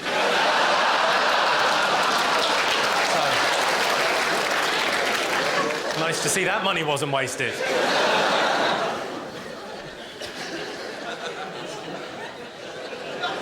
Oh, bless her little heart. What are you making of the rest of the show? Or are you just enjoying the spangly things?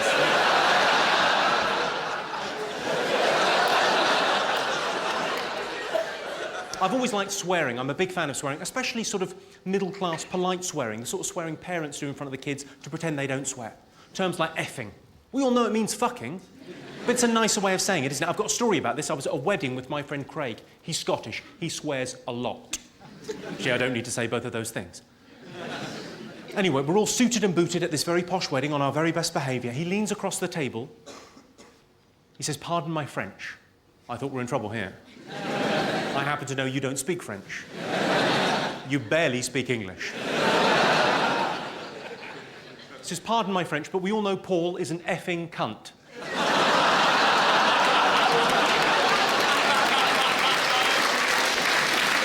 As if that's the bit of the sentence that needed cleaning up there.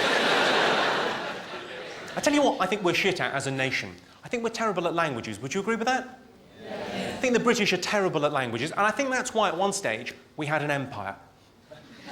I think our arrogance got us an empire, because we got sailing ships and we went off around the world trying to buy stuff to bring back to show off. That's what you do on your holidays. We arrived on the shores of a foreign land, we got out the boat and we said, "I'd like to buy some spices, please." I'm getting nothing here, Jeremy. Say it a bit louder. Right you are. "I'd like to buy some spices, please." Still nothing. "Well, I'll fetch the muskets, we'll build a railway, in 200 years they can have a call centre."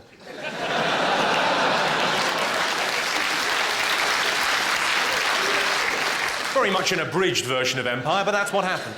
I've got another story about how bad we are at languages. I was doing a bit of material last year about the rioting all over Paris. French people rioting, it's funny. "Oh, quick, Pierre, they have a water cannon. If we're not careful, we'll be washed." And I wanted to check I hadn't offended anyone, so I said, "Are there any French people in?" Someone shouted, "Si, senor." I thought, that's a new kind of stupid. Because it's Spanish.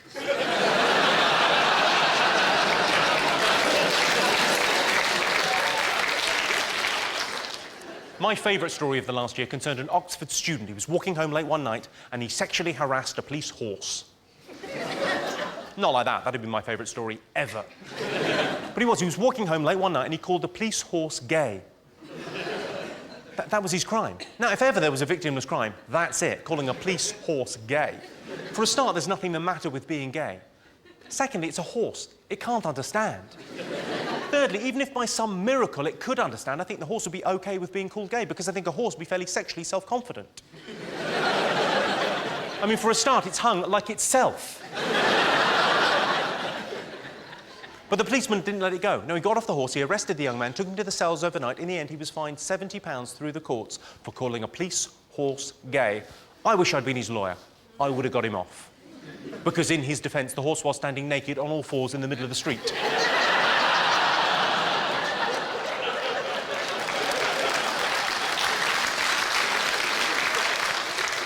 With a uniformed man on his back. That is quite gay.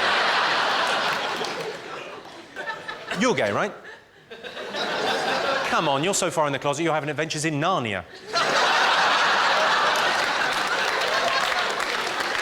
Don't get the wrong idea, I thoroughly approve. It's a lifestyle choice. It's the wrong choice. No, but if God didn't approve of homosexuality, you would have sent some sort of plague to wipe them out. Oh, easy. If if anyone's offended, can I refer you to my earlier comments where I said I don't believe in God, and then respectfully request you fuck off. It's only a joke. Jokes are fine. Proper homophobia isn't fine. I don't like it when the tabloids are homophobic, because they're such an important part of our culture, the tabloids. When they get it wrong, it sends a very bad message. Do you remember last year when they outed a footballer? Which is a terrible thing to do anyway. They outed this footballer, and in the course of the article where they outed this guy as a homosexual, they described consensual oral sex between two adults, yeah? Two fellas sucking each other off. They described that as a prank. How demeaning to homosexuals is that? To have that act of lovemaking described as a prank. And it also doesn't work from the other point of view, because I like to think of myself as something of a prankster. But I don't think I've ever said, gotcha!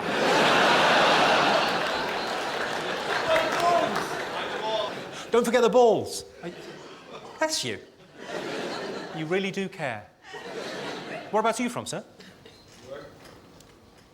You're from New York. What are you doing over here? Do you mind me asking? You do something? You moved here for work? Yeah. What sort of work do you do? I mean, I'm not suggesting I need to see your papers, but... What are you bringing to the party? Finance, IT. Finance and IT? I can't really think what that is. Is that cash points?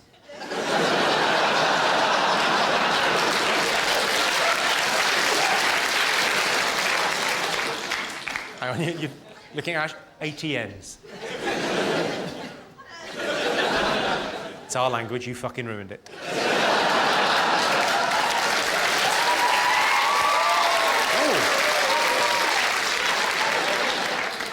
Yeah, next time you have a fight with someone, stop getting us involved.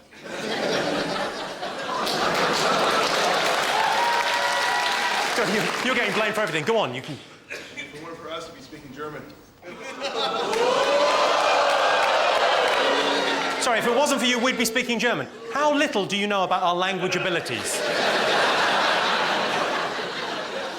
There's no way we'd have picked it up in 60 years.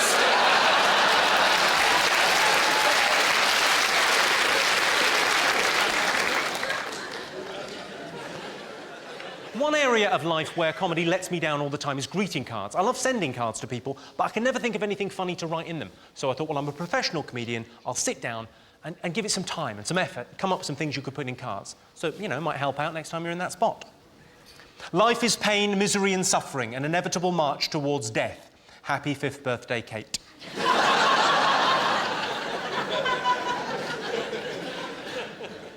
By the time you read the end of this sentence, you'll have forgotten the first half, but what the hell, have a great 87th, Grandma. Office cards are difficult, leaving cards especially. You know when you have to all sign it, everyone in the office? What do you write, especially if you don't know the person? Obviously it doesn't matter because you're never going to see the fucker again, so... Here's what I'd recommend. We never really had a chance to get to know one another, but I've always noticed you in the office and I just have a feeling we'd get on together. How about a drink sometime, maybe dinner, who knows where it might lead. Good luck with the baby.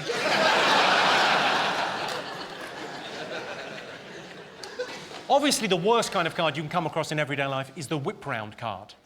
It's a fucking nightmare. A big envelope comes around, a bit of change in the bottom.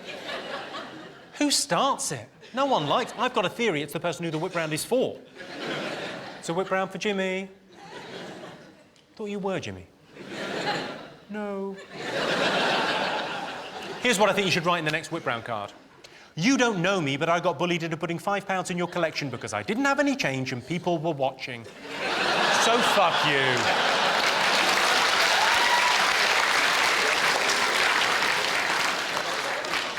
For what it's worth, this is my favourite thing that I've ever written in a card. No one wants to die alone, tied up in a shed, having been tortured for days. So be my Valentine.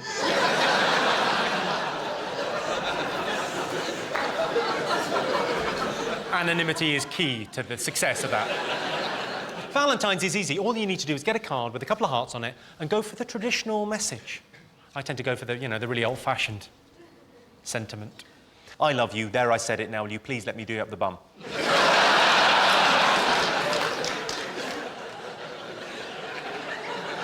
That started a conversation. Great. Valentine's is weird, isn't it? Because it's the one day of the year where you get anonymous mail from a stranger saying, I'd like to fuck you, and you go, aww. Any other day, that's stalking. And I found that out the hard way. Get well soon. Get well soon cards are difficult because it says it all on the front, doesn't it? Get well soon. That's all you want to say. So, you know, what do you write inside? Here's what I'd suggest. Or your wife will start looking elsewhere. Motivation. What about when get well soon is not appropriate, yeah? I've got a friend who's quite seriously ill. Getting well soon would be miraculous. Getting well at all, we're told, is a long shot. But there was nothing for me in the card shop. I had to make my own card in the end.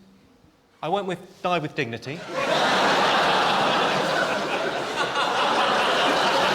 He's a funny guy. I think he'll see the funny side.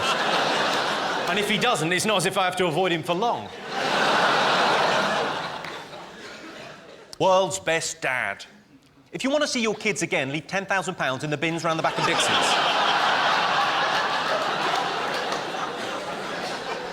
Congratulations on your results.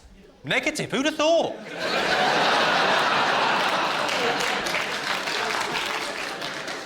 Good luck in your exam. I'm sure it's benign. I know you think that's offensive, but it's not when you compare it to this. I know nothing's happened yet. It's a card. On the front there is a girl throwing her hair back, clearly having a brilliant time. She's 16. It just says, "You're 16." And then inside I've written, "But it's still our little secret. Lots of love, Dad."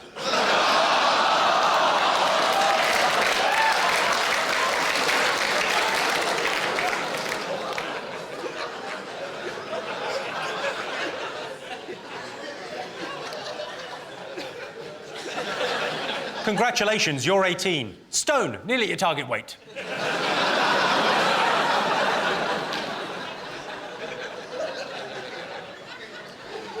I'm having to do a lot of baby cards recently because a lot of my friends are having babies, and you've got to do the card for when the baby arrives, but also the one when they find out they're pregnant. So, first one, you're having a baby. Thank fuck for that. I thought you'd been getting fat. You're having a baby. And that's final. Yours, the Catholic Church. Oh, they're sticklers for that kind of thing. It's a girl. Better luck next time. Lots of love, the Chinese.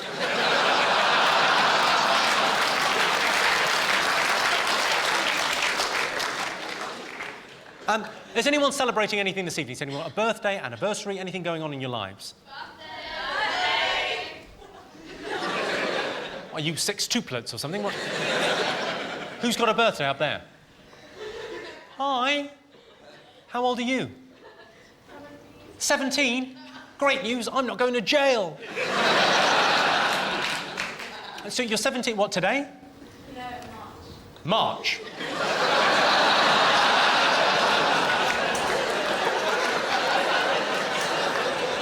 No, sorry, you've misunderstood. You come and sit with her.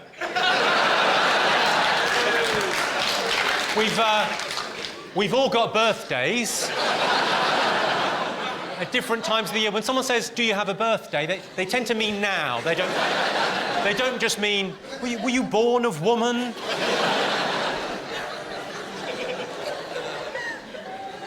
March, you can fuck off.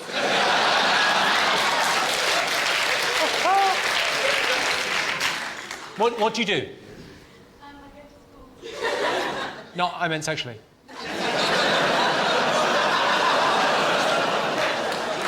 She's 17, that's fine. It's not fine, it's deeply creepy. By the way, that woman gave me a thumbs up, though. Thanks for that. Yeah, you pop up there and groom her. I'll be up in a minute, you bloody weirdo. Has anyone else got a birthday? More legitimate. You've got a birthday. How old are you? 26. You're 26 tomorrow. OK, well, that's a problem. What's your name? David. David, all right, I'll write your card, David. What do you do? You're a doctor. OK. Happy birthday, David. My wrist. What's happened? How annoyed are you at that? Everyone you've ever met. I've got a terrible rash on my cock. I'm joking, it's not terrible, you'll be fine. I'll wear a condom, there won't be a problem. I'm joking. I'm not going to wear a condom.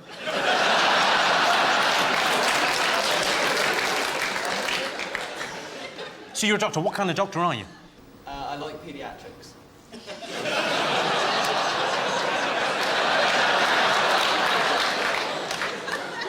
Well, I can't say that I approve, but I admire your honesty.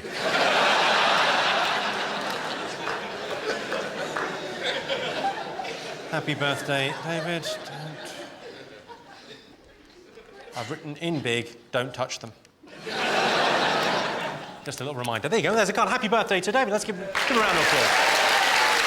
Happy birthday.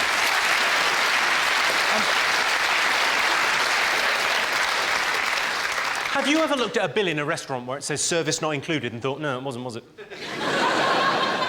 I was staying in a hotel last week. I came down for breakfast. I said, I'll have a continental breakfast, as is my wont. The waiter said to me, what room are you in? I said, it's the dining room.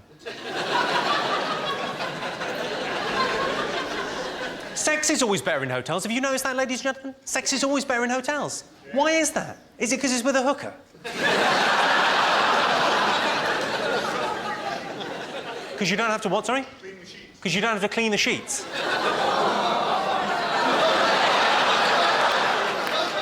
How are you fucking her? That there's a whole... Maybe later, Jimmy. Maybe later. Oh, I see. A little bit of the bum sex going on. I always think you know you're doing something bad sexually. Bad in a good way. When you think we better put a towel down before that happens. You think you always know we're doing something a bit experimental. Yeah, we better just cover that first, because... I've never done this before. It could end badly. I don't even know if you're going to make it through, but good luck, love.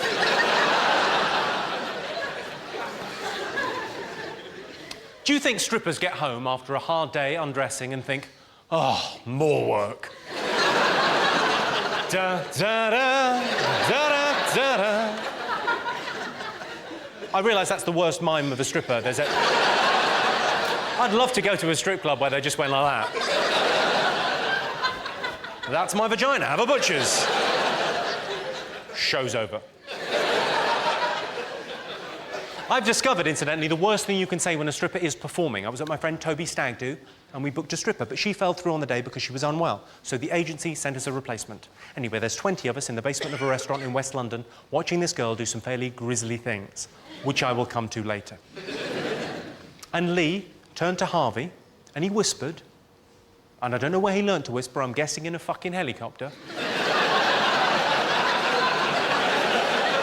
Because we all heard.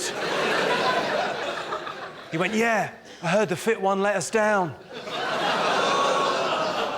It echoed round the room.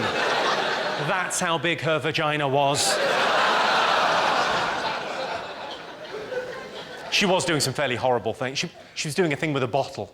I was disgusted. Red wine with fish.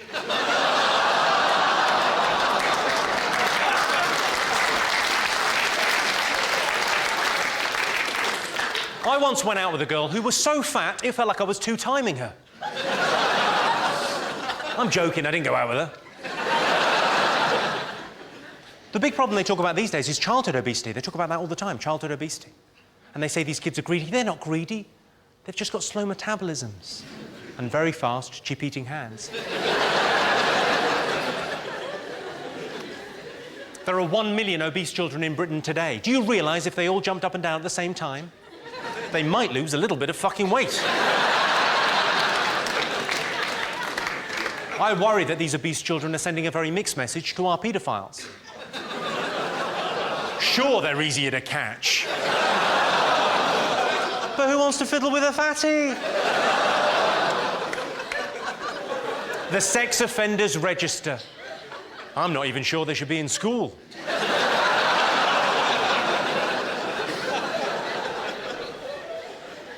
Screaming in bed, ladies, that's all very well, screaming in bed. Fine, express yourself. But why does it always have to be the same thing? Ah, you're on my hair! Well, maybe if you got a Brazilian, this wouldn't happen.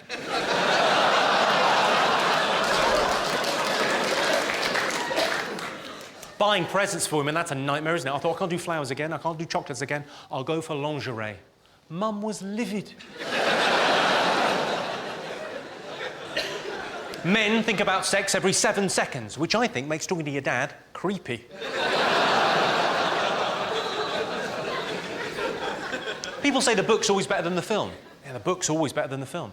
I don't agree with that. I can think of loads of films that are much better than the book. Cum-guzzling sluts. I must have seen that film 100 times. It's much better than the book. The book's all stuck together and it smells funny.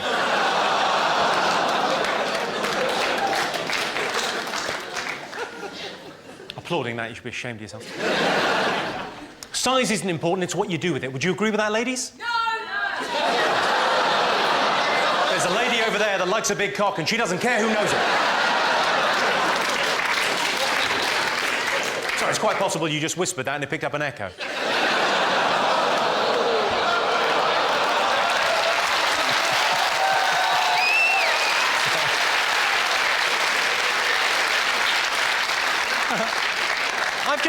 I've just always thought that's such a retarded expression.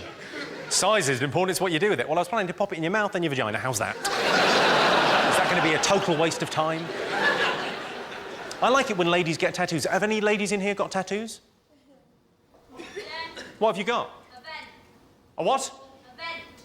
You've got a vent. I think that may be the crudest term I've ever heard for a vagina.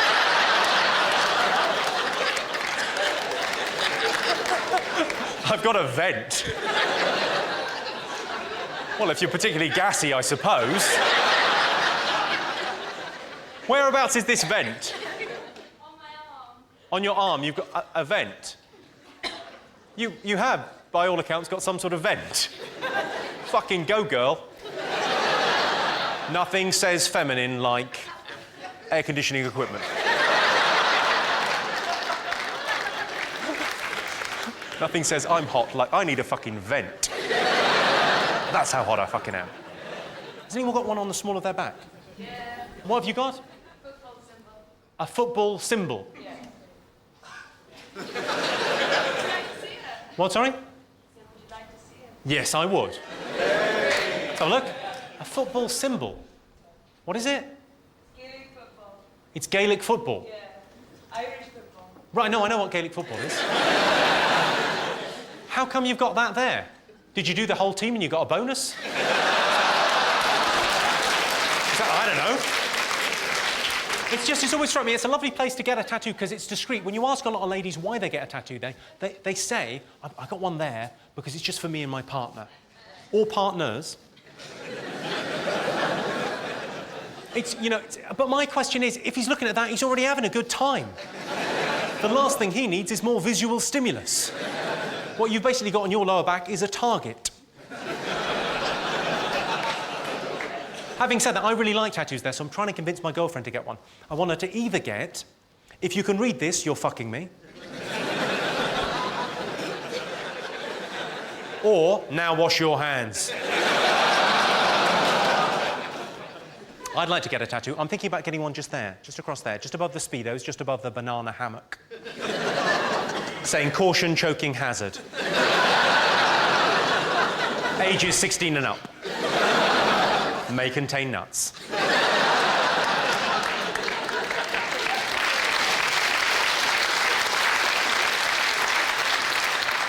1 in 3 people fantasize about group sex. 3 in 1 people is group sex. I'm not in favour of all kinds of group sex. I'm not in favour of the 2 guys, 1 girl threesome. For the very simple reason, I never want to see another man's happy face. Because women, when they orgasm, look beautiful and serene, full of life. I've seen it in magazines and films. But men, when they orgasm, look as if they're drinking vinegar through their eyes.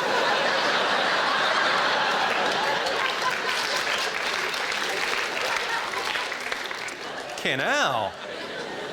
Has anyone been involved in that kind of caper? Has anyone had the 2 guys, 1 girl threesome? What? Have you been involved in that kind of caper, sir? You're not willing to say. What was it, 3 fellas, was it?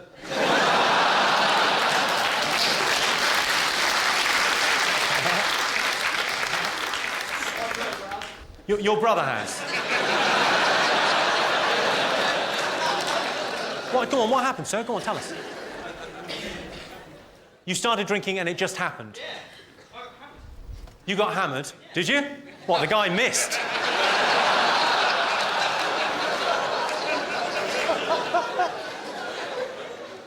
I'm looking at you, sir, and I'm guessing you've never been with a woman, but you made up a story.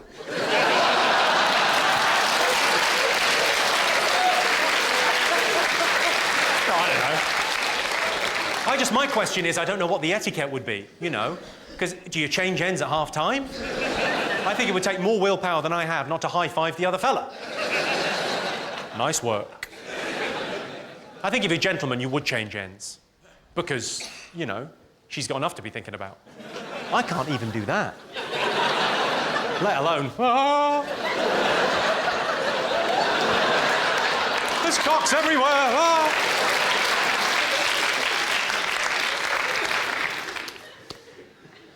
I saw a thing in the paper a couple of months ago. It said, if you're filling in an application form these days, trying to apply for a job or maybe applying for university, something like that, anything where you have to fill in a form, they don't care about your qualifications as much. What they want is someone with a bit of a sense of humour. I thought, well, I could help with that. I think of some funny things you could put in forms. Might help someone out. Is anyone applying for a job or anything like that? Oh, what are you applying for? Teacher. To be a teacher? Ooh. I read a thing recently that said that the best teachers, the ones that graduate very top of teacher training, go and teach at special needs schools. I couldn't help thinking, isn't that a bit of a waste? What are they going to get? A better standard of potato painting?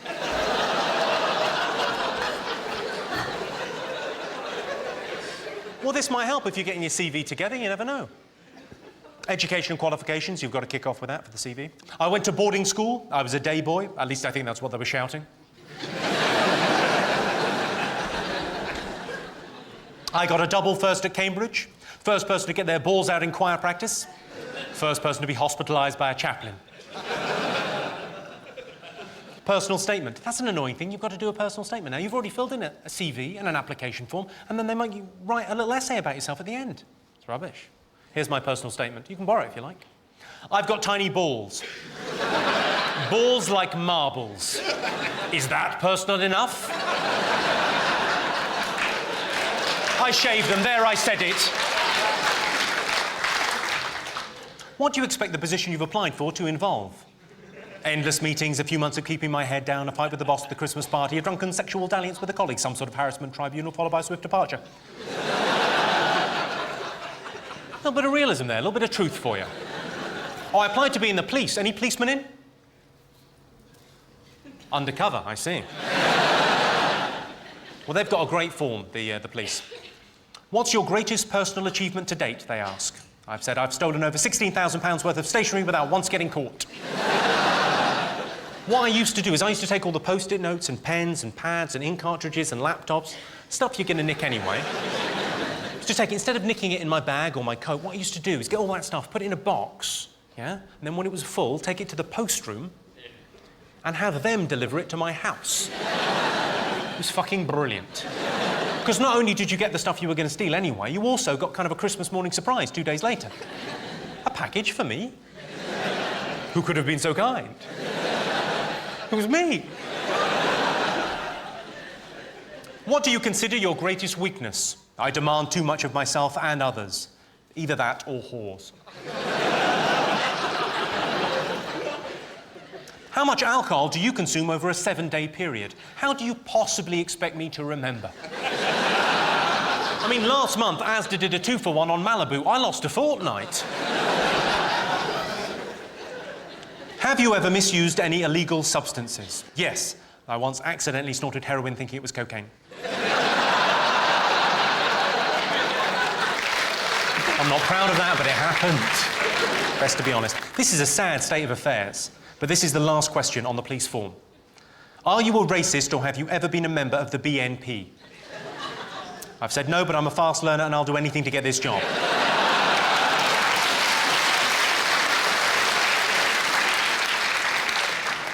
We all saw that documentary. Oh, I applied to work at Starbucks, the posh coffee shop, because I'm in there every day anyway. I thought I might as well. Do you enjoy working as part of a team, they ask. I've said, absolutely. I very much enjoy the workplace team dynamic. It's easier to get away with stuff. Plus, there are those long lunches and the team-building weekends where you get to make a raft and finger each other and that. When was the last time you received great customer service, and why was it so memorable? I was with a wonderful prostitute the other night. Seriously, she had a vagina like a mouse's ear. I imagine that would mean she could hear you coming. Sorry.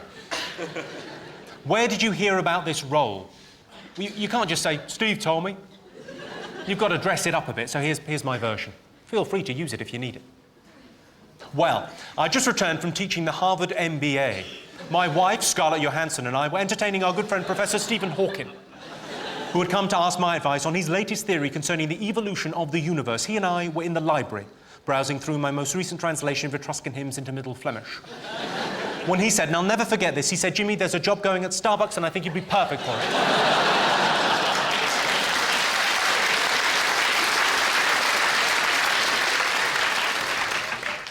Only he said it in his hilarious Dalek voice.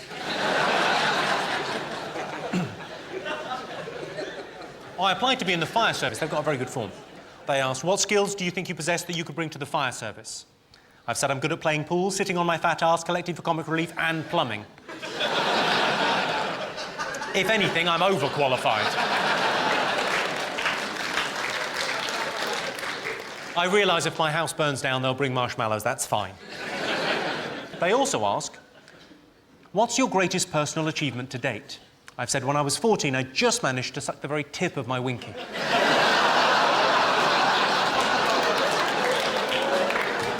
What, we've all tried. It's no one's proudest moment. Unless, of course, you succeeded, in which case, well done. Well, we have all tried, ladies. You're looking at me like you don't believe me now. Let's do a little sociological experiment. Gentlemen, if you have never tried to fellate yourself, suck yourself off.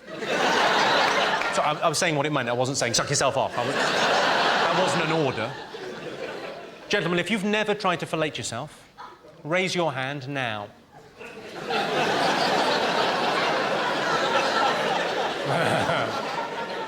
That's my favourite bit of the show. It's the couples that have clearly been together for a while that I like best. It's the woman initially going... No, he said, put your hand up, he never listens. And then the slow look of realisation. You're optimistic, you can't even touch your fucking toes.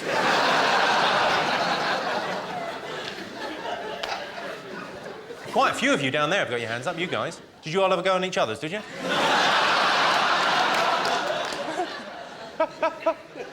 I like the way, sorry, you guys, I presume you're someone's dad, and then all the kids there. Is that the, yeah, OK, so you've got dad, and then kid, kid, kid, kid, kid, kid, kid. And it went basically, dad put his hand up, and then son went, yeah, and then the next one went, yeah, and then the next one went, yeah, I've definitely never done that. Down the line. It was like a domino effect, but with horrible lies that make the baby Jesus cry. Even the little baby Jesus tried to suck his own cock. Come on, let's... Can you say that? Yeah, sure you can, why not? Prince can suck his own cock. And by that I mean Prince can suck his own cock. I've had it with him.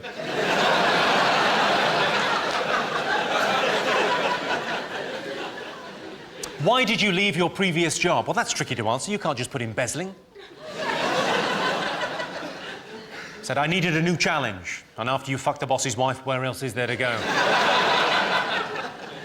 What will you bring to the job? I'll be bringing my sister's kids with me on Tuesday afternoons. When she's doing aquarobics. Give an example of when you've used initiative. I've got a couple of different examples for you in case you don't like the first one.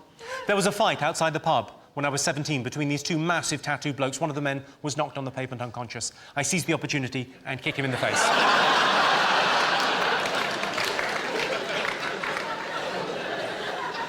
In case you didn't like that, I've got another version for you.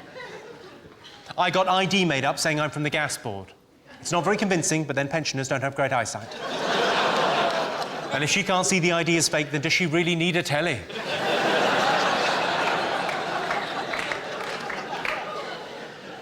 Describe yourself in 3 words. Smart, dynamic, intelligent, attentive.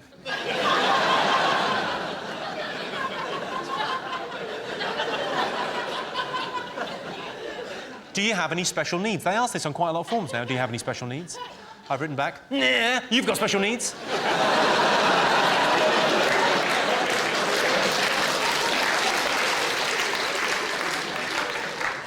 Note the correct spelling of nah.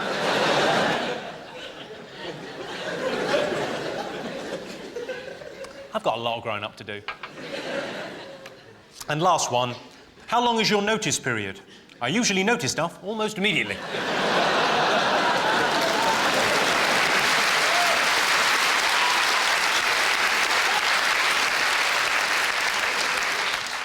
Women think men will piss in the sink if the toilet's busy. Do you think that?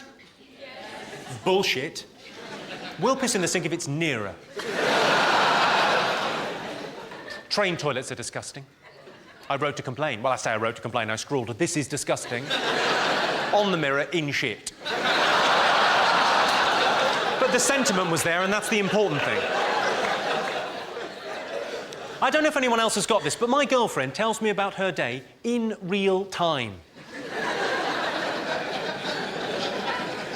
Sex can get monotonous within a relationship. Same person, every month. I remember the first girl I ever held. You never forget your first hostage. I tell you what's embarrassing, getting your cock stuck in the flies of another man's trousers.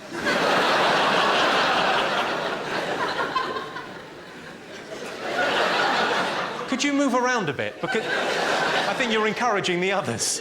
What's your name, madam? I better ask. Gemma. Gemma. Hello, Gemma. Is there any chance you could just pop the Chinese love balls out for a minute? You seem to be teetering on the edge of orgasm at all times. I've seen it in films, I know. What do you do, Gemma? I'm a cheerleading coach. You're a cheerleading coach. The easiest job in the world. I think, if I'm not mistaken, there's a new name for cheerleading coach, though, isn't there? Don't we call it grooming now?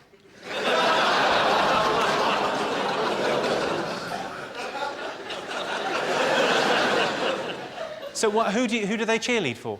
I have a squad called the Fury Jams. You have a squad called the what? The Fury Jams. The Fury Jams.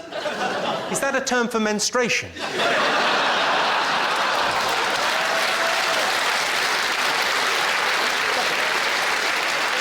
Sorry. There's a cheerleading squad called the Fury Jams. You're right, love. No, I've got the Fury Jams. And you teach people to cheerlead? Yes, like stunting, like throwing people up in the air. These are grown adults? No, I've got children ages 10 to 16. 10 to 16? Yeah. Okay, and you get them to... Well, it's not just pom-poms and showing your bottom. I'm pretty sure it is. I'm no expert. I know there's a lot of showering. There's more showering than you would imagine. But has anyone else got any cheerleading DVDs? I'm something of a connoisseur. I have a collection. And mainly, they like to get sudsy. Let's move this along. But lovely to meet you with your hilarious laugh. It's infectious. I like it. Thanks very much for coming. Thanks. And thanks very much for cheerleading. Thank you for helping our young people go. It's valuable work you do.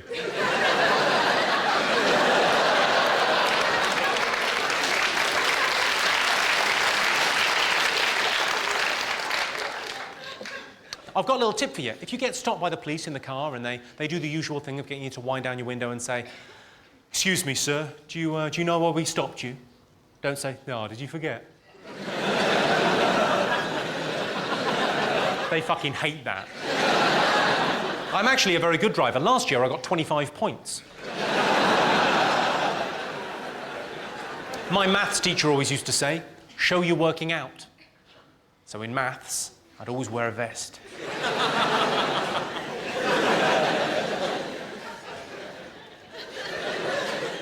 My best friend at school was asthmatic. For a laugh, he used to hide his venting inhaler. What a wheeze. I had a friend that used to self-harm because he was bullied. I used to think, whose side are you on? I tell you who I blame for all the drugs in schools. The supply teachers.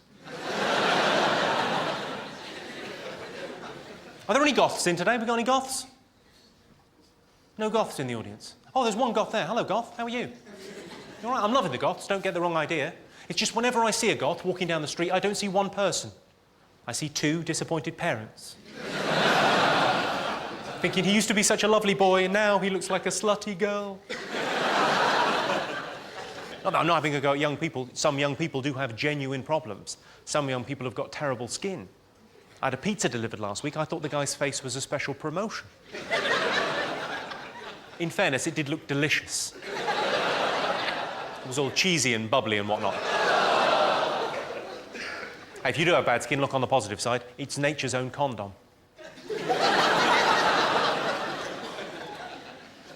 School exams are a lot easier these days. Yeah, a lot easier than when I was at school. Apart from history, that's got harder. More things have happened. When I was at school, when I was 17, my mate Anthony, on his 17th birthday, brought in a 125cc motorbike. He thought he was the dog's bollocks.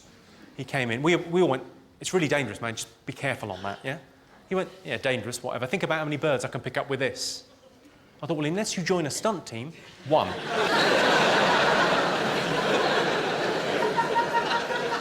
There's a thin line between neighbourhood watch and becoming a vigilante, and it's a line you cross when you buy a cape. Do you know there's now a warning on superhero costumes? If you buy a superhero costume, it says on it, this costume does not give you special powers. Or indeed the right to see your children.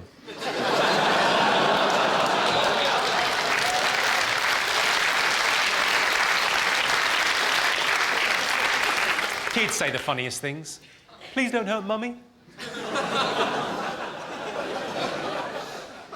She's already dead.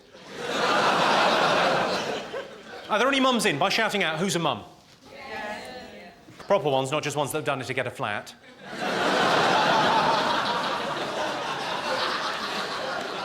I'm kidding, we all love mums.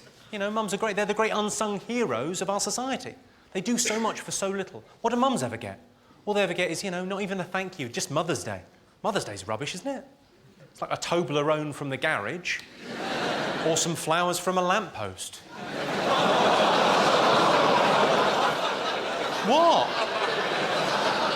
I think it's all right to give your mum flowers you've taken from a lamppost where there's been an accident. Because if you think about it, you wouldn't do that if she'd brought you up a little bit better.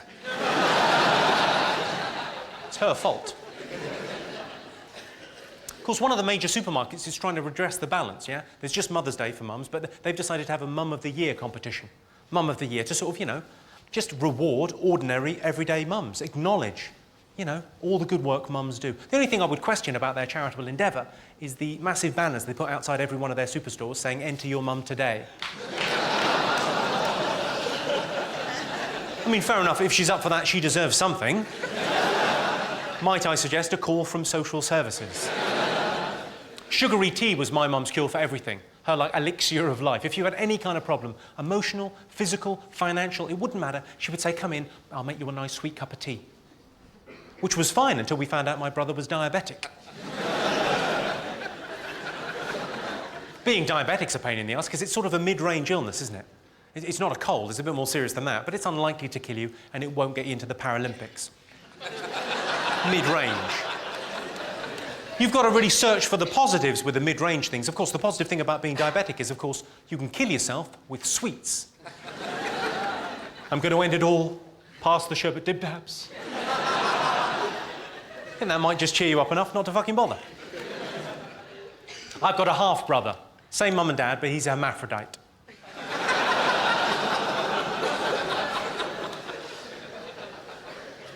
I had a run-in with a transsexual.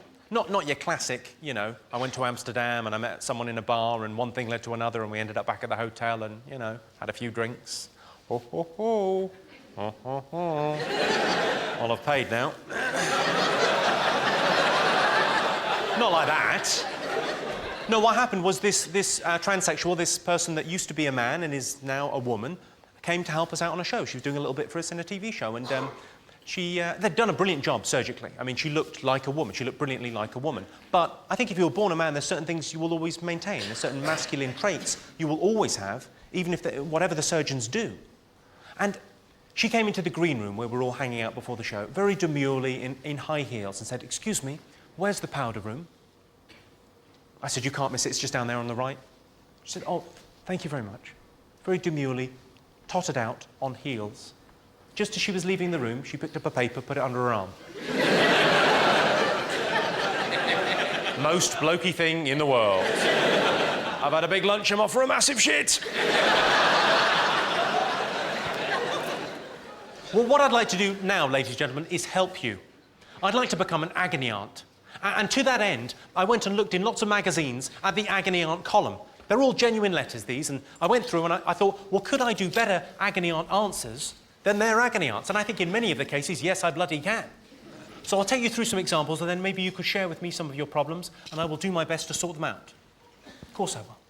All you've got to be an agony aunt is considerate and caring, compassionate. My boyfriend loses his erection as soon as he goes anywhere near a condom. We have loads of foreplay and he gets really hard, but as soon as he tries to put one on, he loses it. What can we do? Karen in Cleethorpes. Now, their response was, have a kiss and a cuddle, try again in 15 minutes. Good luck with that. She's not getting any better looking. I've gone for this as an answer. In situations such as these, it's very easy to put the onus of blame onto the male, and this can cause enormous trauma and place unnecessary strain on a relationship. Therefore, it's worth reminding you it's often the woman's fault.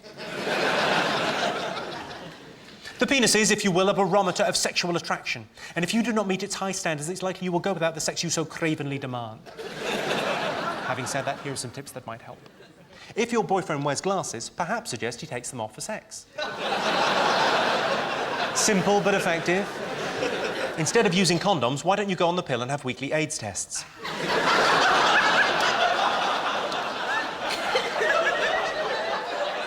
If you do get AIDS, Lemsip can help, or you could just walk it off.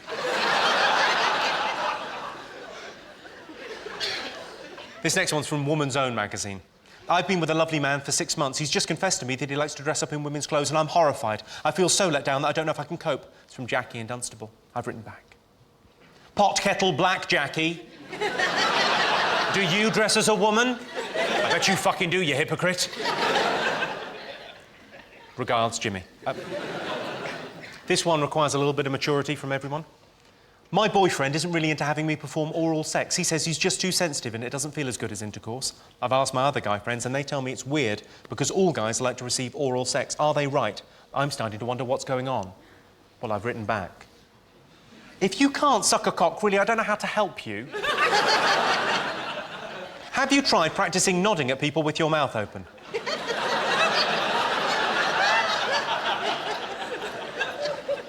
P.S. Don't neglect the balls. This next one is surprisingly succinct when you consider the subject matter.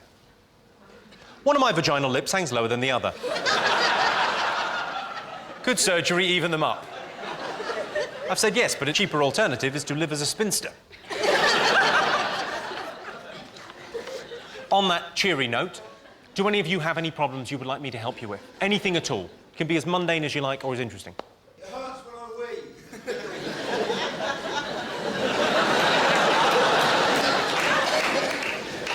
wee. It hurts when you wee. Well, the good news is, sir, you have a sexually transmitted disease. The bad news is you've announced that in a crowded theatre. Any other problem? Oh, you've got a problem. Sorry, yeah. Since I was little, I've been called Ginger and Ginger Pubes. Since you were little, you've been called Ginger and Ginger Pubes. Well, you are Ginger. What do you fucking want? I can see how that's happened. It'd be a terrible miscarriage of justice if you had dark black hair. Have you got any advice to beat the bullies? Have I got any advice to beat the bullies? Find someone weaker than you and sort of try and turn them against him. Yeah. You think I'm Ginger? Look at this cunt. No, I've got no... I mean, beating the bullies, it's a tough thing. I think you should always... What do they say? Always stand up to bullies, yeah, because then it's funnier for everyone else. That's how the expression goes. Did your mum tell you that? Not really, no. No advice, she just lets them do it. No advice, she just lets them do it. Wow, she sounds great. Is she not Ginger as well? She's not your real mum.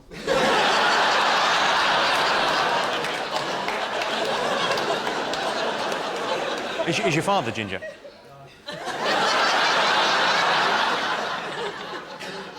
Have they told you you're adopted? This is a hell of a way to find out, isn't it? Yeah, how'd you find out you were adopted? They tell you when you were sort of 6 or 7, when you processed that information? No, I was at one of Jimmy Carr's DVD gigs, and he told me.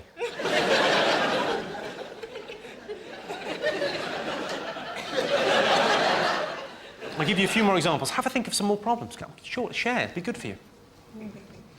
Or funny for me, one or the other. Can never remember which.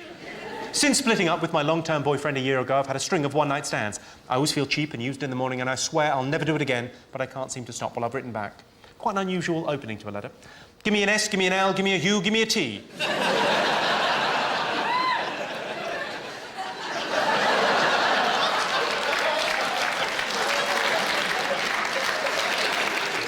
Did our cheerleader just go, whoa? Give me an S, give me an L, give me a U, give me a T, and you went, whoa. Whoa, go, sluts!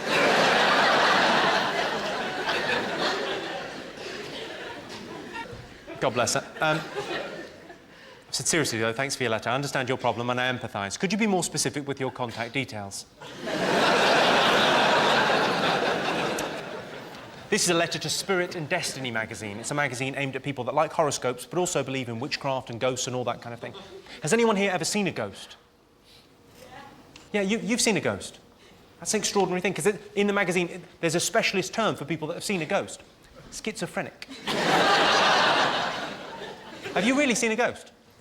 Well, sort of. When we were like 11, me and my friends. When you were 11? Yeah. Was there ectoplasm? And an uncle you'd rather forget? Yeah, that's right, you saw a ghost. That's right. Make the bad man stop. Make the bad man stop. Moving on. Anyway, this magazine, Spirit and Destiny, is fantastic. It's got an agony aunt column written by a white witch. Apparently they're the best ones. A little bit racist, if you ask me, but that's the way these people roll. The letters are fantastic. I have a chronic neck problem, but several doctors and specialists can't find any physical cause. Is it possible that I brought this painful condition forward from a past life? And how can I safely gain access to past lives to find out? I've said, yes, it's highly likely you were hanged in the 1500s for being an idiot.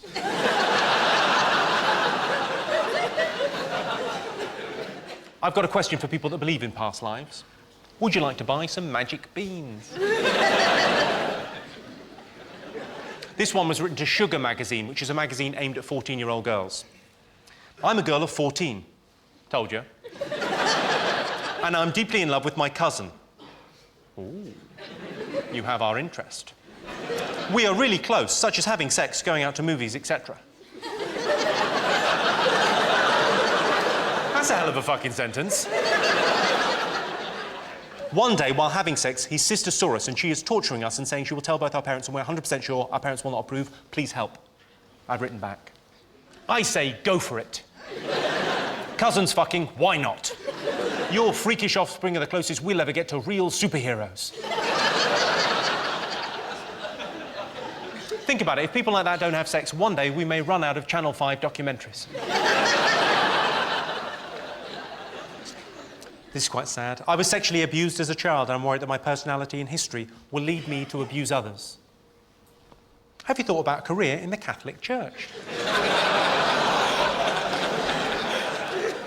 Any Catholics in? Stop touching kids? I was raised Catholic. The thing that used to annoy me about church when I was little was all the standing up and sitting down and kneeling. I wish the priest could just pick a position and fuck me.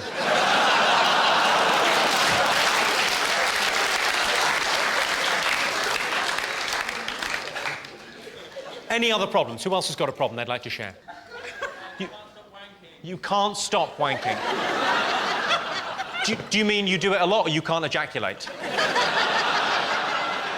Because that's how I know I've finished. If a special white wee-wee comes out the end, I immediately turn off whatever I was watching. Catch a glimpse of the reflection in the TV and think, oh, grow up. So you masturbate a lot, do you? Right. Well, how many times a day are we talking? 4. 4 times a day? Have you considered just giving into it and becoming a sex offender? Clearly that's the road nature is pushing you down. So you masturbate 4 times a day? Sorry, are you in a relationship? Is that your girlfriend? No, I'm gay. You're gay?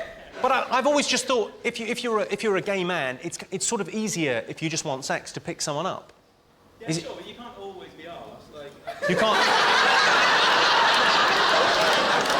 You can't always be asked. Well, you could go on top sometimes, couldn't you? I think that's fine. You sound particularly healthy. Well done. How old are you? Do you mind me asking? 20. OK, I know 20 is pretty reasonable. Yeah. I think when I was your age, I think I was knocking a few out a day. I think we all were. So we've got a little focus group of young men there. Let's just find an average here. You're young fellas in your prime. How many are you rubbing out a day? What? I'm only asking. You're not prepared to say? How many? 5? Oh. I don't know if there's any other men in their 30s thinking, oh, for fuck's sake. There I am, thumbing in a softie with a beautiful woman.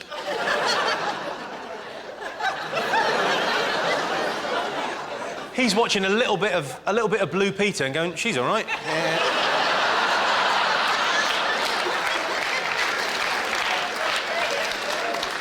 Can't believe it, there's no fucking justice. Good on you. I have a question. Oh, go on. Why are willies so ugly and how can you make them look prettier? Why are what so ugly? Willies! Why are willies so ugly? Because you're a lesbian.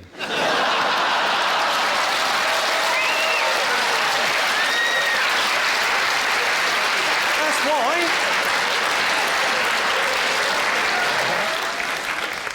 A few more of these. I have a horrid stepbrother. He shouts at me and my dad all the time and I hate it. I want to run away from home. What should I do? Michelle, 14. I've said, yeah, run away from home. But bear in mind, the thing about your stepbrother is he's not going to be quite as annoying as a Serbian pimp. I have terrible period pains every 6 weeks. I suffer appalling mood swings, and for the first couple of days I can hardly move with the pain. What do you recommend? They said hot water bottle, bed rest and chocolate. I've gone for the rather more old school. Have you considered building a shed in your garden where you can hide your shame? This is a great letter. I've fallen for my lodger. We get on incredibly well and have started sleeping together. I'd like to take the relationship to the next level, but I still need the rent.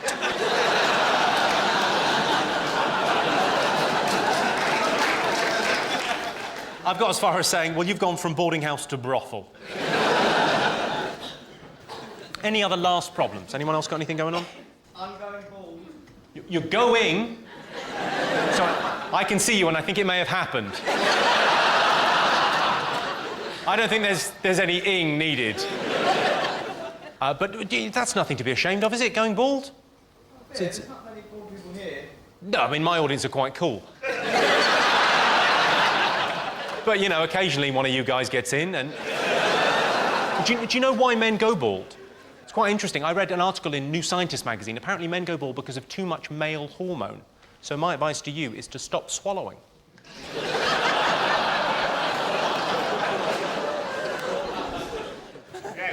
Yo, go on. Yeah, your mum keeps calling you asking for sex. My dead mum keeps on calling you. At least twice. Right, she's barking up the wrong tree with you, isn't she? No, you... If she is. You're up for it? Well, that's lovely to hear. Not deterred by finding out she's dead, he's gone, yeah, I'll still do it, yeah. It is fine. I mean, that would seem like a rude thing to shout out. Your mum's up for it, but I don't mind at all because I was warned that he was going to be here this evening. I knew you were going to be here because I was actually warned by your mum. No, seriously, she did. She warned me. She said...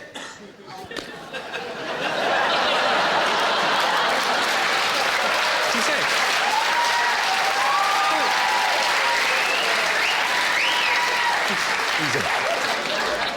She said, my boy's going to be here, he'll show. He's a wrong and he'll probably shout something out. What a cunt. At least I think she was talking to me. I wasn't the only one there.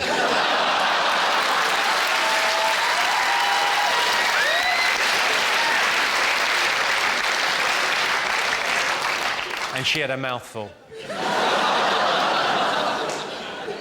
Go on, have another go. I do this for a living. I love it. Any other problems? We all fine? Well, the final couple of these. I met a man who's wonderful and we love each other very much. However, I recently found in his cupboard a homemade dildo made out of cardboard wrapped in cellophane. Do you think he's gay? I've said, well, it looks bad, but on the bright side, he's recycling.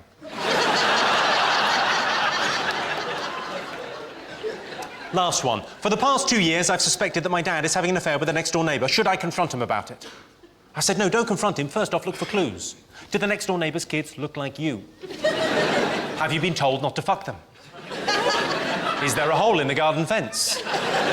Are you sure slugs leave a trail like that? Thanks very much. I saw a story in the local paper. It said an 83-year-old woman was marrying an 87-year-old man. I thought, oh, that's not going to last. I hate it when the news tries to trick you. You know when you're listening to a song in the car, it finishes, the news headlines come on, it's a headline that grabs your attention, something big and bad and important has happened. You think, well, I better turn this up and pay attention. 20 killed in suicide bomb attack in Basra. Well, that doesn't count. You should have had to say that first. I went to a pub quiz the other night, native cancer research. I found myself halfway through thinking, well, how much closer to a cure for cancer are we getting by doing a pub quiz? And then I thought, well, don't be cynical. Look at the best case scenario. What if they throw in the question, what's the cure for cancer? And someone flukes it. I've got a question for you. Child cruelty, what do you think? Good thing, bad thing? It's a bad thing, yeah. Well done, sir. I think it's universally acknowledged that child cruelty is a very bad thing, and yet there are adverts on our TVs every day saying don't smack children. Never an excuse to smack a child. That's just telling us the blatantly obvious, isn't it? I think they should have to take a little bit of the money they spend on those adverts telling us not to smack our children and spend a bit on an advert aimed specifically at children. Simply saying, behave. Let's face it, there's no smoke without fire. No one's putting out cigarettes on children that are just quietly colouring in the corner, are they?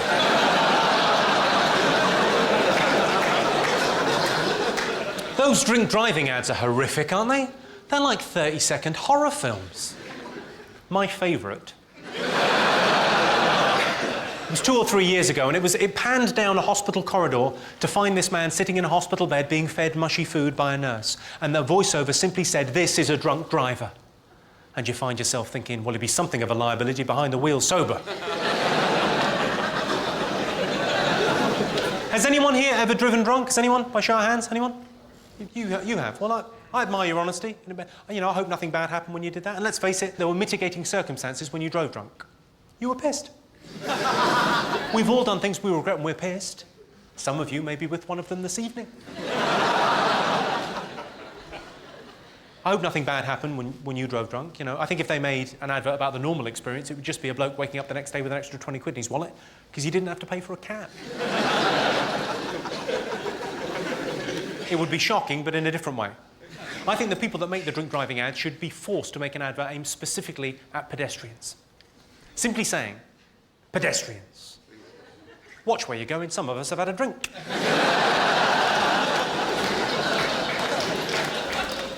It costs £165,000 to raise a child to the age of 18 in the UK. That's why I've sponsored one in Africa. It's £1 a week.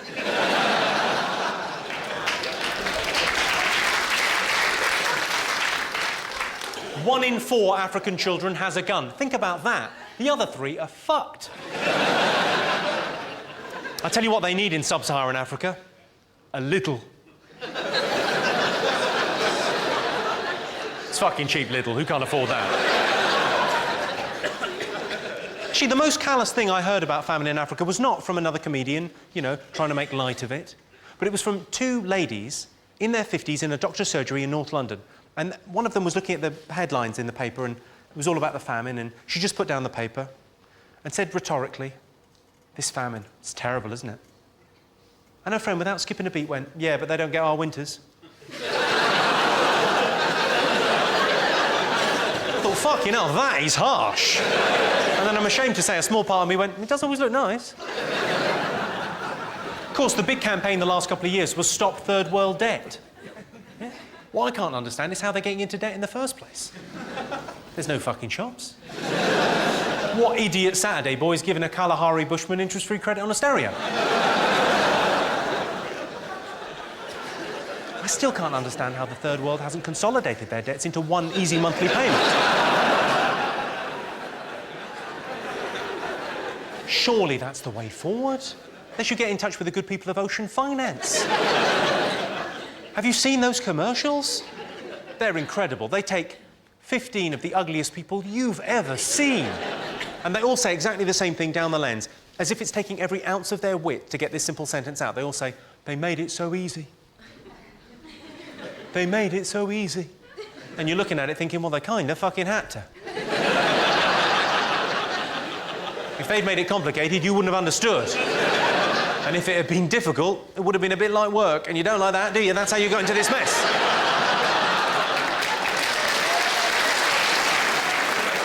My favourite thing about natural disasters, and I know it's wrong to have a list. Certainly getting it laminated was a mistake, but my favourite thing about natural disasters is the fact they call them acts of God, and then 2 days later they have a day of prayer. So they have a day of prayer for an act of God. What I want to know is, how does that prayer go? Dear Lord, what the fucking hell was that all about? Half the people that have ever smoked have now stopped. Which sounds good, but when I say stopped, a lot of them are dead. I just think there's nicer ways of saying things, aren't there? Like saying, I've got a lot of nieces and nephews is a nice way to say my sister is a slut. She favours the flatter shoe is a nice way to say lesbian. Surprise sex is a lovely term for rape. Scared of the dark is a nice way to say horrible racist.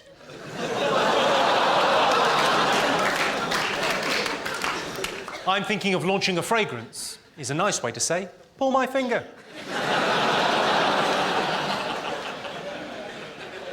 When I was at school, a girl called Alice wanked off a dog for 3 cigarettes. I know what you're thinking. How did a dog get cigarettes? I think British men have got a fairly terrible reputation in the bedroom. We're always saying the wrong thing. I remember once having a one-night stand with a girl, and after the sex, she turned to me and jokingly said, who's going to sleep in the wet patch? I said, you're optimistic, I'm not staying. This is a good story about how bad British men are in the sack. I've got a friend. He went on holiday to Ibiza. He was about 25 at the time, and he picked up a girl, got her back to the villa. They made love underneath the moonlight on the veranda. Sounds fairly romantic, I think, as a setting. But he managed to fuck it up, don't worry about that. She turned to him, she said, talk dirty to me. Oh, more accurately, talk dirty to me. He had a couple of seconds to think. OK, gentlemen, you've all got a couple of seconds, just go to the place in your head, the little Rolodex of dirt. Next to the wank bank, generally. You know, you've got something smutty you could get out pretty quickly. You've all got something, right? He had a few seconds to think. He came up with the following. Have some of that, you fat slag.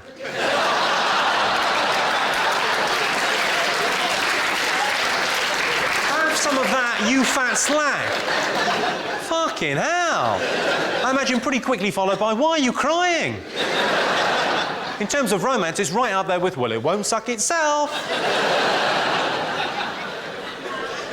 I'm not saying that women aren't as bad. Women can be as bad. I once had sex with an Australian girl. She said mid-coitus, whilst fucking, she said, have you slimed yet?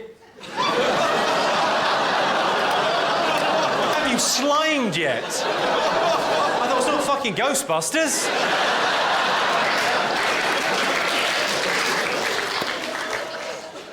I fantasise about having sex with a gymnast. Not just because they're really bendy and flexible and you could do loads of extraordinary positions, but also because I imagine they do a brilliant dismount. They end up by the side of the bed like that. And if they bend their knees even just a little bit, you can make them do it again. 80% of personal ads say good sense of humour required. And the reason 80% of personal ads say good sense of humour required is because everything else in the personal ad is a lie. You turn up on the blind date, she says, I know I said I was petite and pretty, but you've got to laugh. You think, yeah, I notice it also says you enjoy long walks, which is handy because you can fuck right off.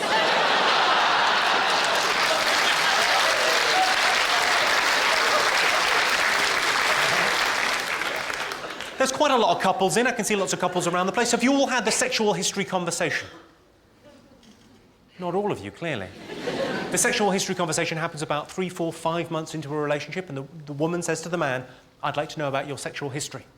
And the man thinks, well, no, you fucking wouldn't. But the woman doesn't just ask once. She keeps on asking until she gets a result. Yeah? I had this recently. I was cornered. Had to have the sexual history conversation. I had to list every woman I'd ever been with, from the girl I lost my virginity to, right the way up to her. And that is where I should have stopped.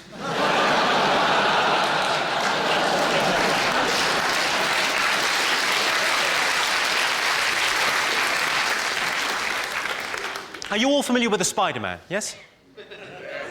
The sexual practice. Don't panic, I'll explain. The Spider-Man is a sexual practice whereby you're making love to a woman from behind. That's key to this operation. You're just about to arrive. You've got your happy face on. You look like a turtle shitting. You pull out, catch, Spider-Man!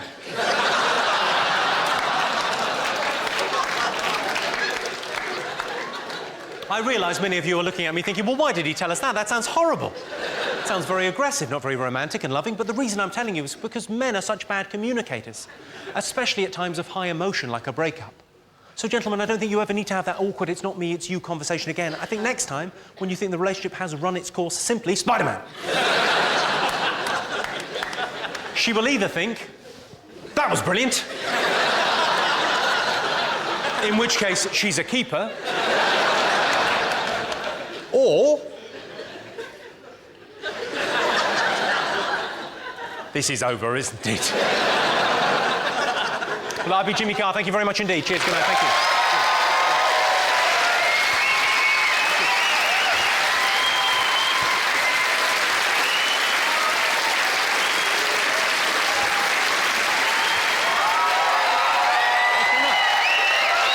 Thank you. Cheers. Oh, yeah. I know. Thank you. Thank you very much. Right. On Encore, what jokes do you want to hear again? I'll tell you what you can do. If you've been in a relationship a couple of years and the sex is still fantastic, but it's got a bit routine, you know, you do the same things in the same order on the same night of the week or whatever, it's got a bit kind of predictable, your sex life. What you can do is the next time you're getting sucked off, pull out, come in wry and then kick her in the shin. It's called the pirate.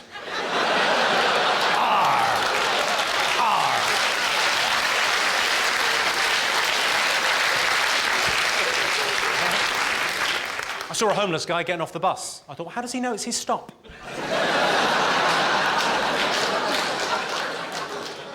There's a guy near me sells the big issue who always goes, it's my last one, come on, if you buy this, I can go home. You've not got the point of this at all. I'm not in favour of ID cards for the very simple reason I don't know how we're going to pick them up at the post office. Hello, I've come for my ID card. Have you got any ID? I was in the airport. Those treadmills they've got are huge. They're much better than the ones in the supermarket. I get very self-conscious. I got talking the other day about professional wrestling, and we were talking about the item of clothing they wear in professional wrestling, which is an all-in-one leotard called a unitard. I thought, unitard? That sounds like a special needs kid with a horn. Unitard. Potentially very dangerous, because they're always trying to come in for a hug. They might take your eye out.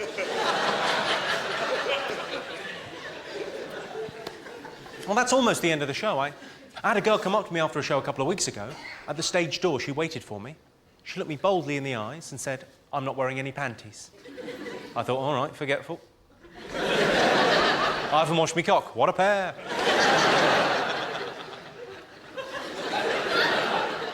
I was walking between the stage door and the car, this about 6 months ago, and there was a girl, as I was walking, I saw her, between two cars, pissing. I double took. On the second take, I made eye contact, which is awkward.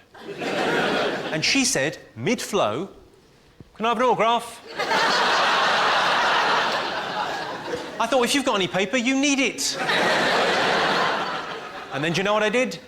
I waited. Enjoy the show? Yeah? A bit of a shake? Nice. Oh.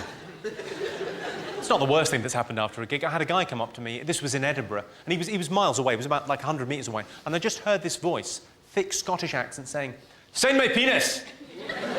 And I thought, that's weird, it sounds like that bloke said, "Sign my penis." Freaky. And then as he got closer, it transpired that not only was he saying, "Sign my penis," he had the little fella out. "What do you say?" I said I could initial it for you.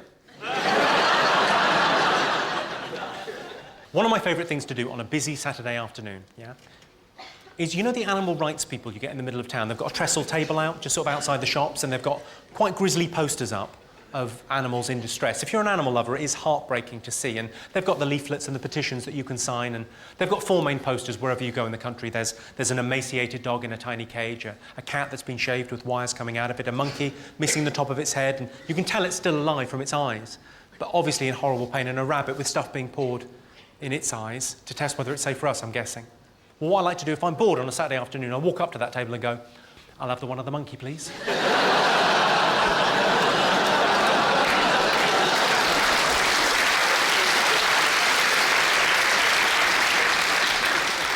Thank you so much, but last joke. Surely the best thing about getting a face transplant, it's a good setup, isn't it? It's exciting. What comes next? The punchline. Surely the best thing about getting a face transplant would be turning up at the donor's funeral and going, "Whoa."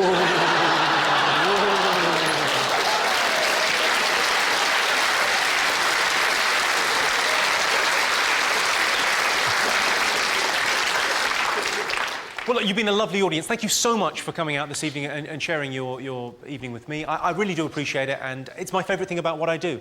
I love playing live and doing gigs around the country, and it's an honour and a privilege. And I realise that even in saying that, I sound a bit middle class and insincere. I realise when I say you've been a great audience, thank you so much for coming out, it sounds like... But genuinely, it's a wonderful thing, it's a privilege, it's my favourite thing about my job, and it's such an important part of my life. I absolutely love it. So let me try and put that in a way that cuts through the showbiz bullshit. Thank you very much indeed for all the money. Jimmy Carr, thank you very much indeed. Cheers. Good night. Thank you. Cheers. Good night. Safe home.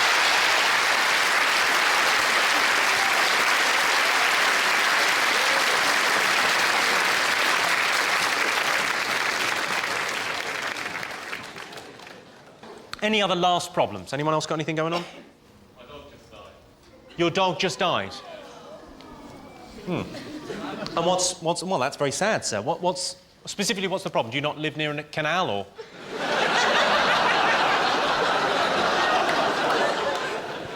Do you suspect your Korean neighbours? What did he die of, do you mind me asking? Cancer. Cancer, brilliant. Brilliant, well, we'd already got a dead animal, and now we've parlayed cancer into this, so this is comedy fucking gold. I mean, I can't see this not making the final cut on the DVD, sir. I cannot see a world where a dog dying of cancer... Because if there's one thing I know about the British public, it's cancer-dead dog jokes. They fucking love them. Thanks for your help. It didn't get cancer from a paedophile by any fucking chance, did it?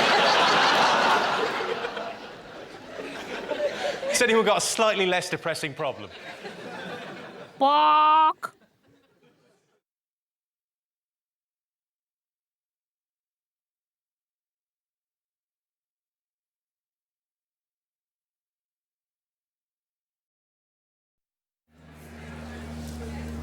I genuinely can't get over how nervous I am. It's my 4th DVD in the Bloomsbury Theatre. It's called In Concert. You're watching it. Good, right, let's go, shall we?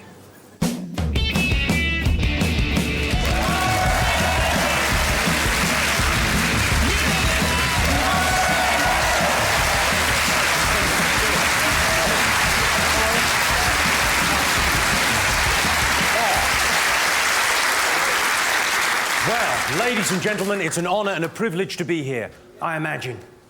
Yeah, well done me. I went out earlier to get a cup of coffee. Someone came up to me and said, "Are you Jimmy Carr, or do you just look like Jimmy Carr?" I said, "Both."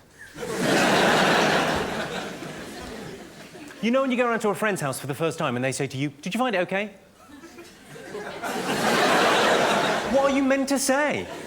"No, I'm still lost." A lot of people think I'm posh. Who here thinks I'm posh? Yeah. Well, compared to you, yes. But I'm not as posh as people think. I actually went to one of the roughest colleges in Cambridge.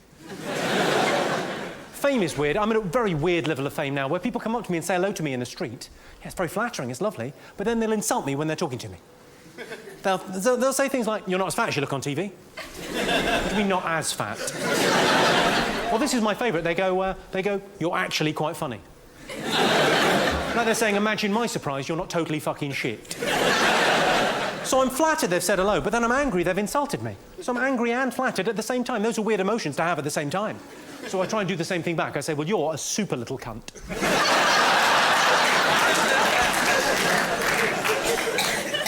I keep on getting mistaken for Alan Carr. So what I've done is I've stopped sucking men off.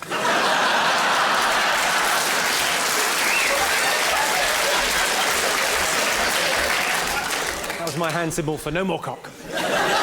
I don't quite know what that round of applause was for. Is that you thinking that's a very funny joke, or homosexuality is just about willpower?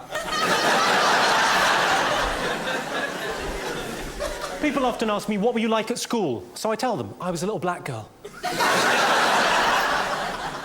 There's about half of you laughing, half of you thinking, "Was he?" You would never know.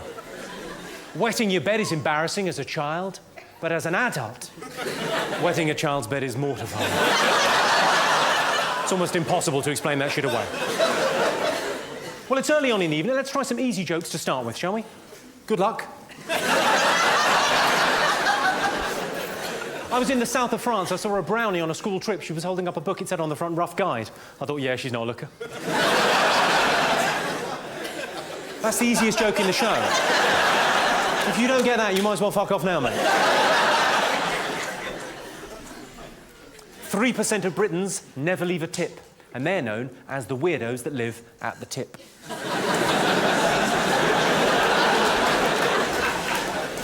I saw a headline, it said, "Britain faces crisis." I thought, what, we're running out of faces?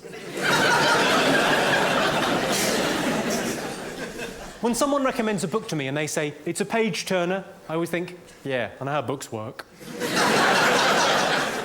I bought a home pregnancy kit. Turns out my house is pregnant. We're thrilled, we're having a shed. I got interviewed last week by a very nice young lady. She said, "What's your house like?" I said, "I've got a semi." Which would have been fine, but then I showed it to her.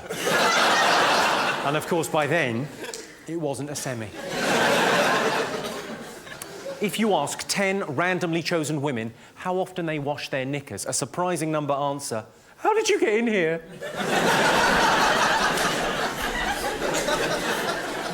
Treat them mean, keep them keen. That's what they say, isn't it? Treat them mean, keep them keen. But I think you've gone too far if you're using a Stanley knife. Of course, a lot of women stay with their men even if their men hit them. A lot of women will stay with their husbands even if their husbands beat them. I tell you what they need, a slap. Where's your self-esteem? Silly cow. She was tiny. Of course, the thing people never say about domestic violence, and it strikes me as being just so very obvious, but people never say this about domestic violence, is just how fucking stupid it is. I mean, you're hitting your wife. It's your wife. You might as well key your own fucking car. Think about it. You don't like her now, you're not going to like her anymore with 2 black eyes and a bit of a face on, are you?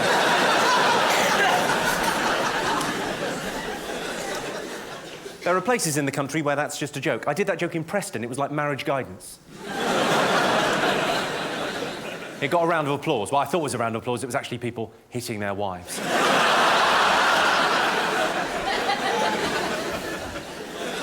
When I was a kid, I was scared of the dentist. He was a paedophile.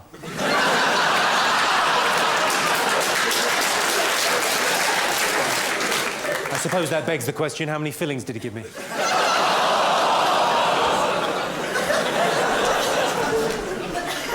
I believe each and every child should be given a chance, and that's why, if they can guess the number I'm thinking of, I let them go. Is anyone in from around the country? You're from London? Where are you from? Whereabouts are you from, sir? Doncaster. You're from Doncaster, and you're down here just for the lights. You'll be back and telling people, oh, I was inside. It was like a cave, but it was like daytime at night. Couldn't make head nor tail. Candles. Candles? Yes, they're like candles. Well done, you. It's lovely to have you. Now, mark off back. New Zealand. New Zealand? How's it going over there? Is it all right? It's not bad. You still having that problem with Saruman and his Orc army?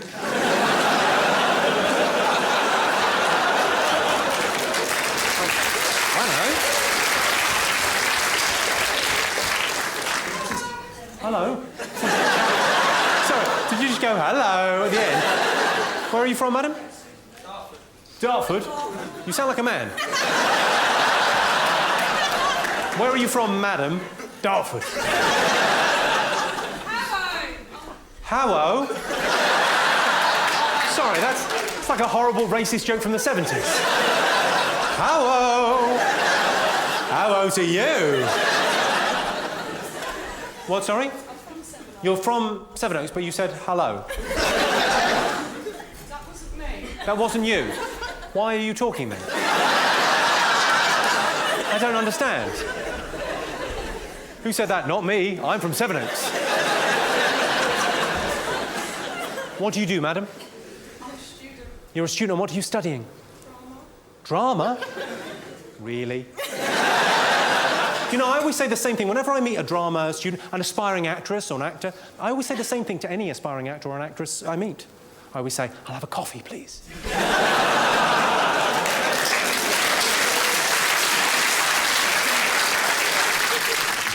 I was in Newcastle recently. I was in the back of a cab in Newcastle, and the cab driver said to me, there's no red light district in Newcastle. Because that's how they talk. If you're in Newcastle for the weekend, it's most disconcerting because you find yourself thinking, well, is everyone trying to start a sing-song and I just don't know the words? There's no red light district in Newcastle. I hadn't asked, incidentally. I hadn't got in the back of a cab in Newcastle and said, take me to the prostitutes, my good man. No, just apropos of nothing, this bloke went to me, there's no red light district in Newcastle. No, I didn't say anything because he was quite a big, tough, Geordie bloke. But I did think to myself, I'll tell you why, no need. Have you been to Newcastle? 2 Bacardi Breezers and the deal is done.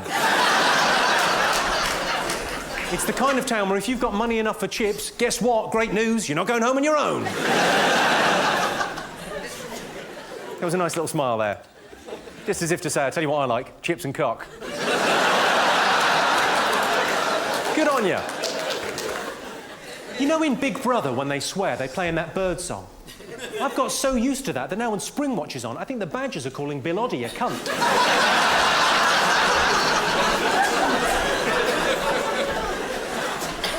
I had a friend come round to my house the other day, distressed and distraught. He was nearly in tears, a grown man. He said, I've got a lump on my testicle. I said, that'll be your other testicle.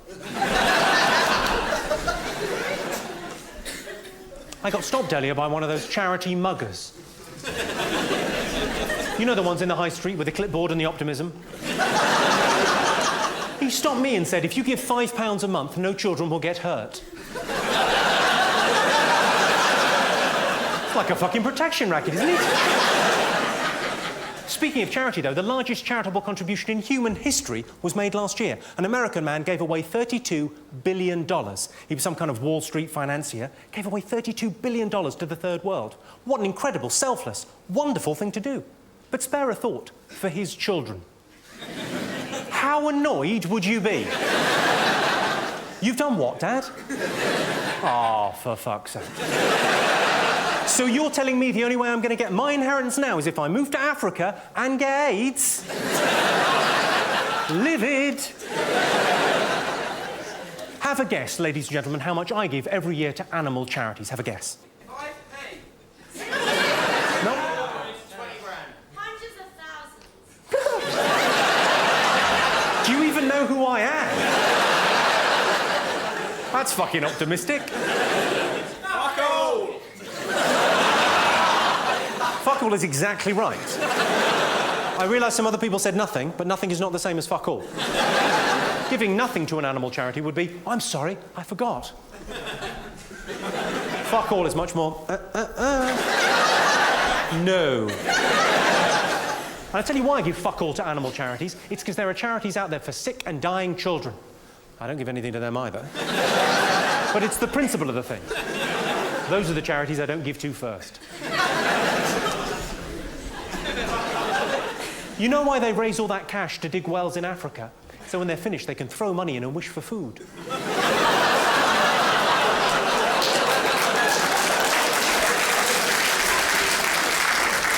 I know you think that's offensive, but it's not when you compare it to this. The Make-A-Wish Foundation.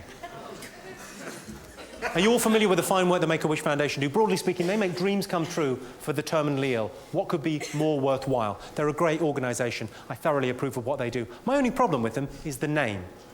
I think they should be forced to change their name. From the Make-A-Wish Foundation to the No Make Another Wish, we can't do anything about that foundation.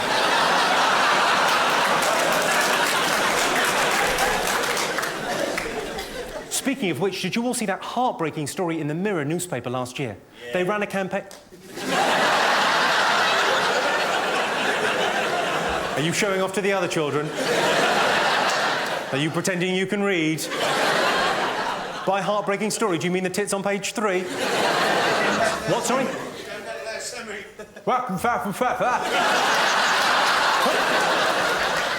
So I'm fine for fruit and veg, thank you. I presume that's what he's talking about. Hey, hey, hey! It's nice that you're here, though. It's a night off for someone, isn't it?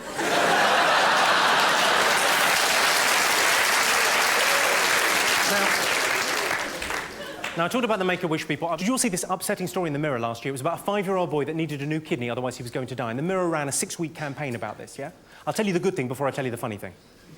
That 5-year-old boy is now 6. He got the kidney and he made it, thanks in no small part to the Mirror newspaper. Well done, them. Yeah? But talk about heartbreaking, talk about tugging the heartstrings. Last Christmas, they printed his Christmas list in the paper. And the kidney was on the list. 4th. 4th! There were things he wanted more. Number 3 was a Little Britain DVD. I don't want to sound tight-fisted, but I'd have got him that. There you go, mate, you'll piss yourself.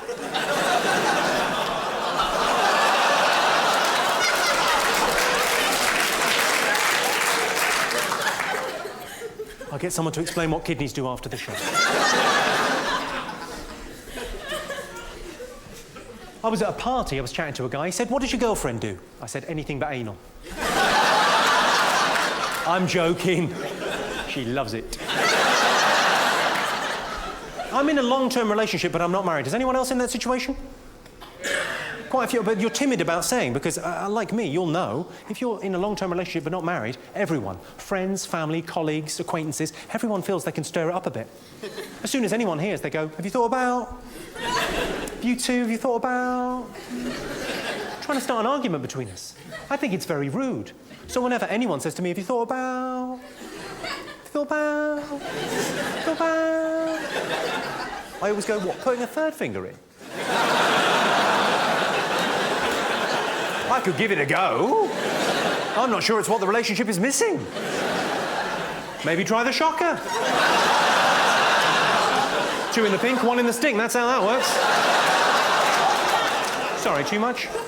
2 in the goo, 1 in the poo. There. Nicer for everyone. I don't know what conversation that prompted there. I imagine that was you, madam, turning to him thinking, "Glad it's not just you." I had a woman come up to me after a show in Tunbridge Wells. She said, "I found that shocker thing very uncomfortable." Now, I knew what she meant. But I couldn't help myself. I said, "Lubricant." I tried some Viagra recently. Has anyone else tried it? Yes. You have? Well, I admire your honesty there, sir. I tried it because you can now get over-the-counter Viagra. I thought, that sounds powerful. Over the counter, you say? face. Like a fucking cosh. Did you read the instructions when you tried it, sir? I didn't. You didn't? I did. I take these kind of things seriously because it's a medication. Even though it's a fun medication, it's a medication nonetheless. I was reading on the instructions for Viagra, it says, keep away from children. I thought, what kind of a man do they think I am? That can't maintain an erection with a child.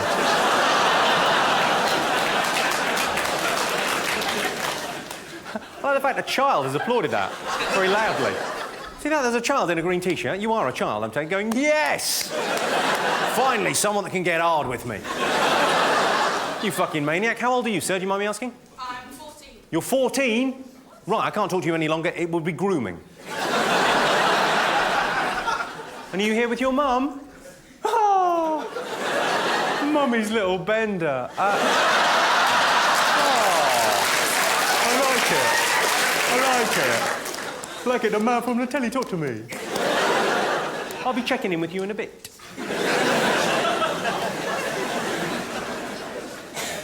Well, that brings me very neatly onto the next bit of material. Who here's got kids? Like, kind of, was that? What, sorry? All right, Jimmy. What? What? What was that? You chipped in with something. Go on, Jimmy. You said, go on, Jimmy. Yes. Oh, right, ironically, slowing things down.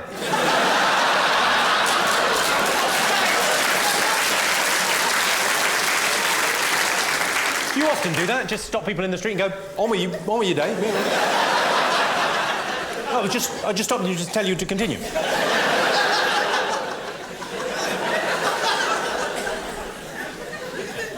Now, I don't have kids, but I've got lots of friends that have got kids. They're 5 and 6 years of age. I'll go around to their house, I get introduced. They say, this is Jimmy, he's a comedian. It's a bit like a clown. I go, well, it fucking isn't. And they'll say, shh, don't swear in front of the kids. And then they'll say, would you like to hear a joke? And the little kid will go, yes. And I'm expected to perform. So I say, when I was a kid, I was scared of the dentist.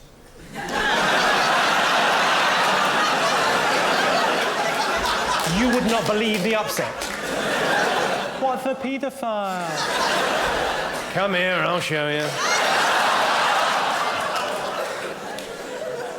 So what I've done, I've got some jokes for kids. I've rewritten some classic children's jokes. You'll know the original. Shout out if you do. What do you get if you cross a sheep with a kangaroo? A woolly jumper. I've gone for a genetic aberration that's an insult to both God and man. Where does the policeman live?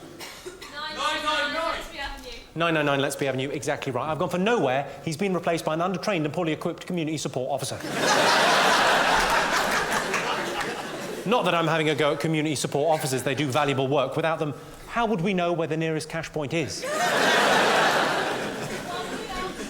There's one here. What, a cash point?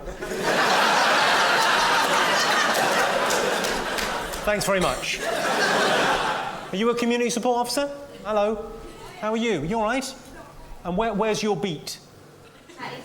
East London? You're a community support officer in East London? You're having a fucking laugh. Don't go out there without a gun.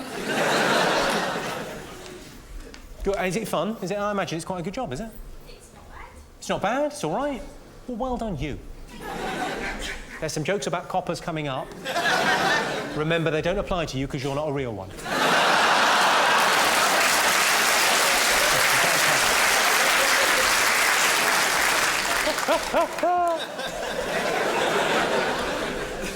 Why is it difficult to play cards in the jungle? Cheaters. No, it's deforestation. Cheetahs are actually endangered, so that is quite insensitive, sir. What do you call a donkey with 3 legs? Glue. Just be honest with yourselves. If you've got a donkey with 3 legs, you're going to take a picture on the camera phone and then melt that fucker down. What's brown and sticky? Anal. This next one's a little bit different. I think it's funny, which is obviously very important, but it's also educational. Teaches kids about the alphabet and also about social issues, which can be very difficult to discuss with the under 5s. Why did the H kill himself? Because the G had.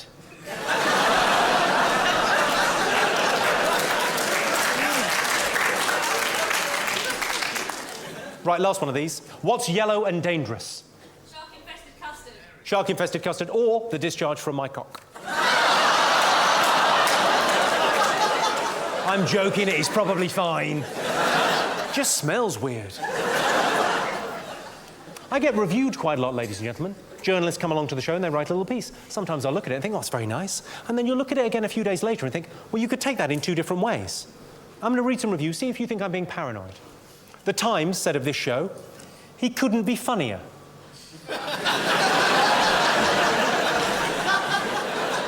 The Guardian said, there's funny, then there's Jimmy Carr. Is that a good thing? Catch him before he gets massive.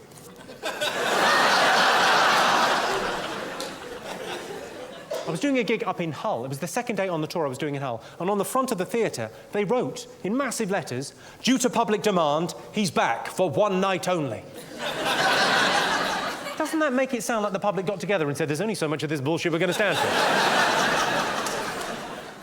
Of course, we all say stupid things from time to time. I was chatting to a friend of mine, Peter. We're at a wedding. He was chatting about how much he wanted to have children. These are his exact words. He said, we'd love to have kids, but infertility runs in my family. If you don't get that, you should be sterilised. My uncle said, I can't be asked to get my prostate checked. That's an almost Zen-like stupidity. That's so stupid, it's almost brilliant. It's like those big matrix signs you get above the motorway. Do you know the ones, the big matrix signs that say, this sign is not in use? And you find yourself thinking, well, hang on, if that's true, how do I know that? Of course, I'm guilty of a fair amount of fuckwittery myself. I'm often putting my foot in it, getting it wrong. I was at the airport about 6 months ago, got talking to this guy that plays wheelchair rugby in the Paralympics. I'd just seen a documentary about it called Murderball, which is amazing, and I'd seen a bit of it on Sky Sports, so I knew something about it. We got chatting. Transpired in the conversation, I didn't know what the para in Paralympics stood for. Oh, I thought I knew, but I didn't. I imagine a few of you are in the same situation. All have a think about what the para in Paralympics stands for. Stands for is not the right term to use there, actually. Have you all got something in your heads? Any guesses? Spacker? It's definitely not spacker. Any other guesses? Paraplegic, that was my first guess. It's not until you say paraplegic Olympics out loud you realise it's not that, is it? Paraplegic Olympics, hang on, that would just be blow football. Any other thoughts? Paratroopers. Well, like they were all injured during service and they thought we might as well have a sports day. Come on. So, any other thoughts? Paralytic. Paralytic? Yeah, that's it. There's nothing the matter with them. They're just pissed. They've turned up to the sports day and gone, what? 1,500 metres? You're having a fucking laugh. I had a skinful last night. I'll never make it. I'll have a sit down. You can wheel me round. No.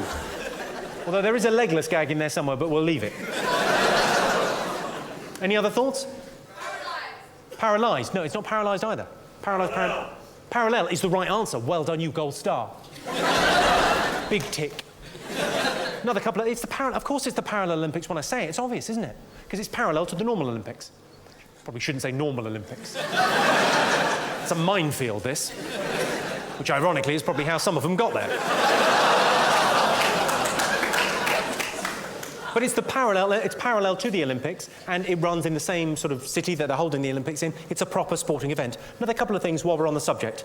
If you're chatting to someone that plays wheelchair rugby in the Paralympics, and you've seen a bit of it, you're chatting about it, you're being positive about it, don't at any stage, even if you're joking, don't ever refer to it as being like the real robot wars. He laughed, but there was a definite tension. Also, final thing on this, never get confused between the Parallel Olympics, the Paralympics, and the Special Olympics. The Paralympics is a proper sporting event. The Special Olympics is the one where they're all winners. Although you try telling that to the bookies when your little fella comes in 7th. I can see some of you are shifting uncomfortably there. You're thinking, can we laugh at this sort of thing? Let me just reassure you, ladies and gentlemen, during that last bit, no one in a wheelchair has ever walked out.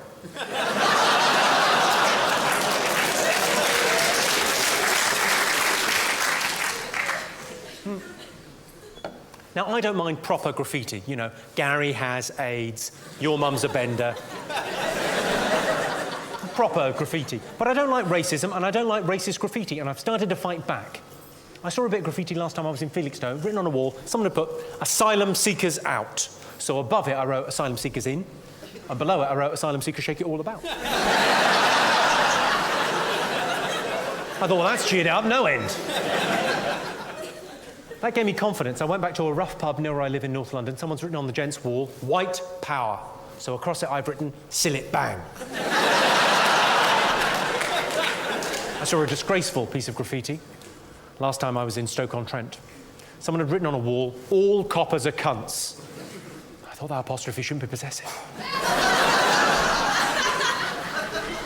Not about you.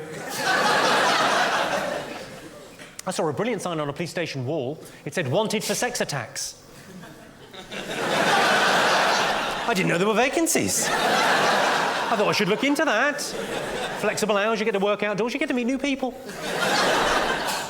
Speaking of violent sexual crime, and I was. The fella in Ipswich last year that was murdering all those prostitutes, I presume you all read about that in the papers as it was going on. Really grisly, morbid story, but you kind of can't look away. I think some of the reporting as that guy was murdering loads of prostitutes was very irresponsible. The News of the World led with the headline, "The killer is out of control." Now, to me, the headline, "The killer is out of control," implicitly suggests that there is an acceptable number of prostitutes to murder in any given calendar month. The problem with this fucking lunatic is the number he's killing is just not sustainable. At this rate, we will run out of prostitutes in the Ipswich area.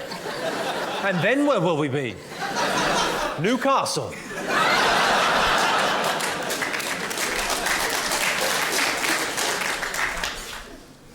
Shall we talk about everyone's favourite member of the royal family? Prince Harry. Come on, the little ginger one that dresses as a Nazi. That's the kind of behaviour we want from our inbred overlords. Now, Prince Harry was meant to go and fight in Iraq last year, but he couldn't go to Basra last July because he's ginger, he would melt.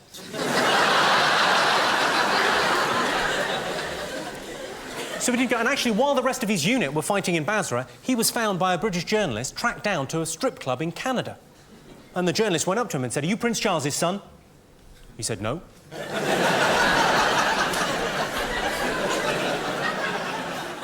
It got me thinking, ladies and gentlemen, because he's just got back from Afghanistan. What kind of preparation was that playboy lifestyle for fighting in a war? I know what you're probably thinking. You probably think it'd be much clearer if someone had juxtaposed strip clubs and war in a poem. You're in luck. I've compared and contrasted strip clubs and war in a poem. It is simply entitled Strip Club War. Yeah, a little bit of culture for you, ladies and gentlemen. I will read it for you now. Strip Club War.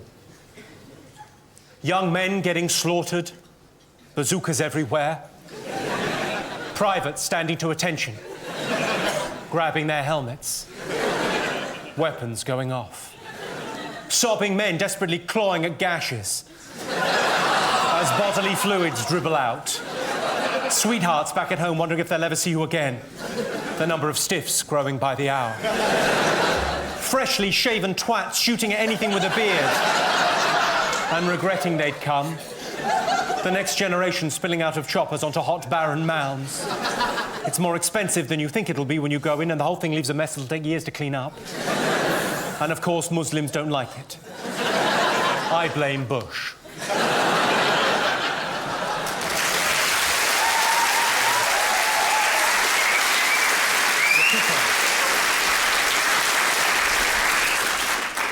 I'd like to get to know you all as an audience, but it's difficult to get to know a lot of people in one go. There's only one of me, that's loads of you. What I've devised is a method. Moral dilemmas. These are questions to which there is no absolute wrong or right answer. Just your opinion tells me something about who you are as individuals and who you are as a group. So if everyone joins in, this works. So everyone say yes? Yes! Everyone say no? No! Everyone say I can think for myself? I can think for myself. OK.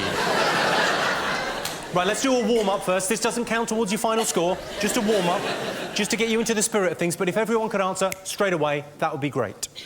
Is it acceptable to kill a whale in order to save 2 pandas? Yes! That's about a 90% yes, I would say, this evening. You've thought, yeah, fuck it. Someone go, no. No. All right. Don't worry, it's not going to happen. That's not the finale of the show. Although I wish I'd thought of that. That'd be fucking brilliant. The best response I've had to that recently, I said, is it acceptable to kill a whale in order to save 2 pandas? And someone went, let them fight it out between themselves. Now, for better, for worse, this is the question I use to judge an audience, to judge individuals. If you could all answer, that would be great. Would you fuck your dad to save your mum?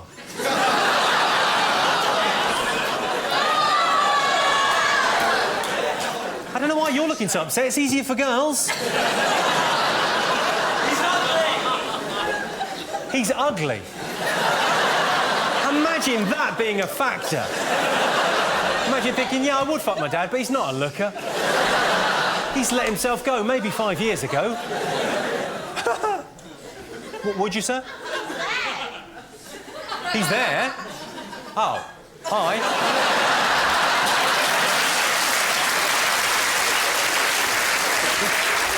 So, do you mind me asking, is your mum here as well? Oh, brilliant. Well, we can actually do a proper test. Now, I've got snipers all the way around this building. And they're pointing a gun at your mother, yeah? We're going to kill her. Your mum's been taken hostage. She's going to be killed. We would like you to bum your dad. Well... It's difficult. Yeah, of course it's difficult. I'm not saying you wouldn't be thumbing in a softie. That's fine. I say let her die. You say let her die.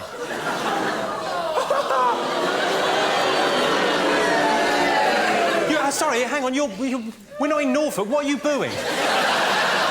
You're booing a man saying, I wouldn't bum my dad. Just take a moment to think about that. All right, so you've made your decision. Don't listen to Jimmy. It's all right, Mum. It's all right, Mum. Is that your daughter there? Yeah. Same question to you.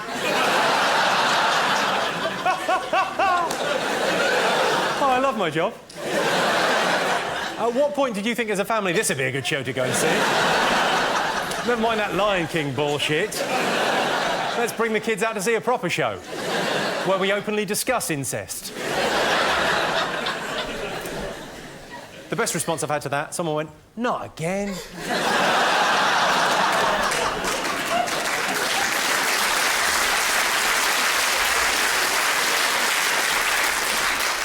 Sex education is extremely important. Telling young kids about the birds and the bees, absolutely key. 3 quick things to remember. Firstly, you should know the children you tell.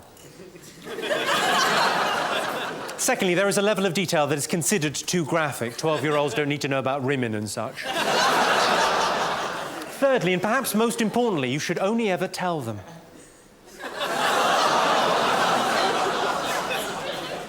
I've got a friend that told me her new boyfriend looked like one of the Proclaimers. I said, well, he can't. He either looks like both of them or neither of them. I like it when identical twins stand face to face, because when identical twins stand face to face, just for a moment you think, ooh, a vase. I've got a friend that told me she was scared of dwarves. I said, you're scared of dwarves? Are you also scared of normal-sized people when they're far away? If you're a dwarf and you're offended by that, grow up. I saw a documentary recently on Channel 4. It was all about faith. And in it, someone went, well, of course, Scientology is a made-up religion. I thought, as opposed to... It's one of my favourite things is to get Christians talking about Scientology. Because the Christian will go, Scientologists, they're nutters, they believe in aliens. And then you can say to the Christian, what do you believe in again? It's a benevolent zombie that's coming back to save you, isn't it? Good luck with that, that will probably happen. Has anyone been to Belfast? Yeah. Belfast, an amazing town, very friendly place. The amazing thing about Belfast, they can tell what religion you are just from your name. I went there with my friend, Rabbi Lionel. They just knew. You ever done this? Have you ever had an argument with someone that you really care about something you couldn't give a fuck about? I had an argument with a friend of mine that I've known for 15 years about whether tomatoes are a fruit or a vegetable. I mean, who cares? Also, it got me thinking, can't something be both a fruit and a vegetable? I mean, what if Graham Norton had a serious accident?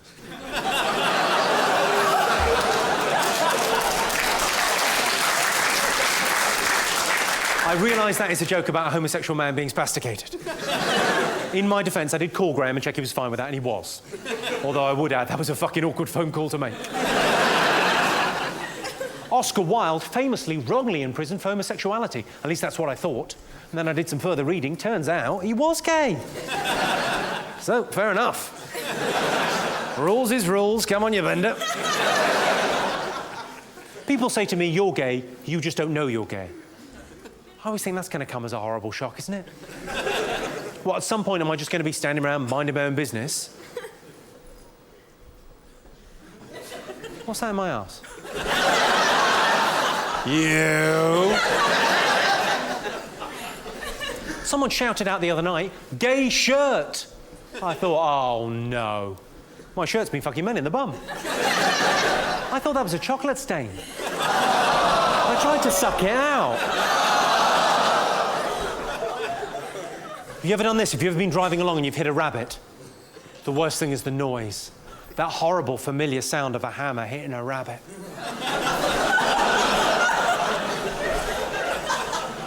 97% of all dangerous driving offences are committed by men. You know what that means? It means 3% are committed by bloody women drivers. You know who you are, you're a fucking menace. I don't think speed cameras are fair. Who's with me? I can't see how they're fair. If I'm driving home from this gig at 12 midnight, yeah, and there's kids playing in the street, they've got bigger problems than me. Well, not anymore, they haven't, but let's say I'm driving home from this gig, 12 midnight, let's say I'm doing 40 in a 30 zone, I get flashed by one of those cameras. How is it fair that my girlfriend gets 3 points on her licence? That doesn't seem fair to me. She's already got 12 points. She's going to have to go to jail. Have you all seen that incredibly powerful commercial on television where the child morphs back to life, having been run over? Yeah. Incidentally, that's why you're not allowed to leave the scene of an accident. You missed the best bit.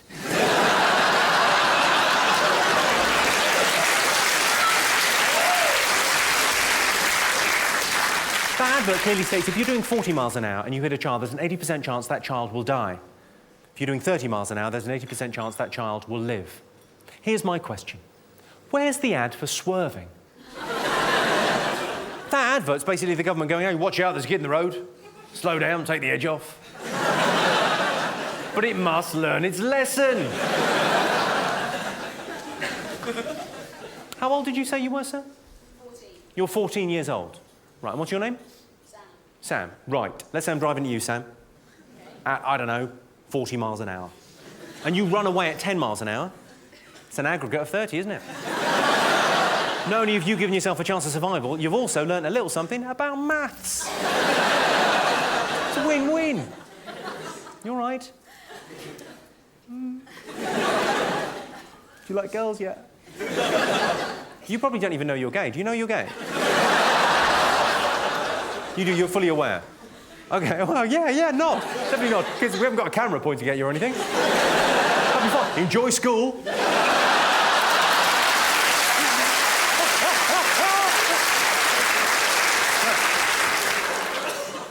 Let's do some improv, ladies and gentlemen. All I need is suggestions from you. Right, I need a historical figure. Nelson. Nelson? Oliver Cromwell. Oliver Noddy. Yeah, very much a mixed ability group this evening, isn't it? Yeah. Oliver Cromwell, Noddy. Mother Teresa. God bless her, Mother Teresa. Amazing woman, wasn't she? Very generous with her time. And although you do look at her and think, yeah, a little bit of moisturiser wouldn't have fucking killed you. So I'm all for helping the poor, but just oil of Ulay, take the edge off that. Fuck me, it's like a saddlebag. She looks like my balls. I'm joking, my balls are in significantly better kit than Mother Teresa's face. Henry, all right, let's go Henry VIII. He's a classic. Let's go Henry VIII, OK? All we know about him was he was a bit, shall we say he was aggressive towards women? He did what, sorry? He shagged loads of women? Yes. He was the king. It's not going to be tricky to get a date, is it? Hey, how you doing? I'm the king. Do you want to see me cock? And the crown jewels. Easy. OK, so let's go Henry VIII. I need an accent.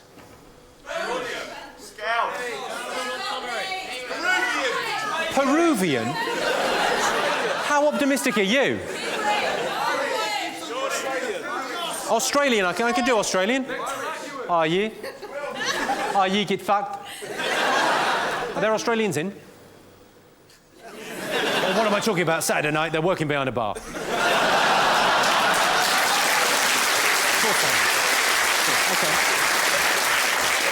Right, I need a superpower. America? How's that helping?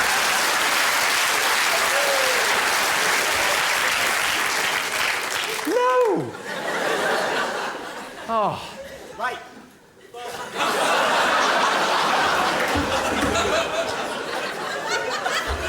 I'm pretty sure, I definitely said superpower, didn't I? And you definitely said rape. The power to rape for good, presumably, to prevent crime.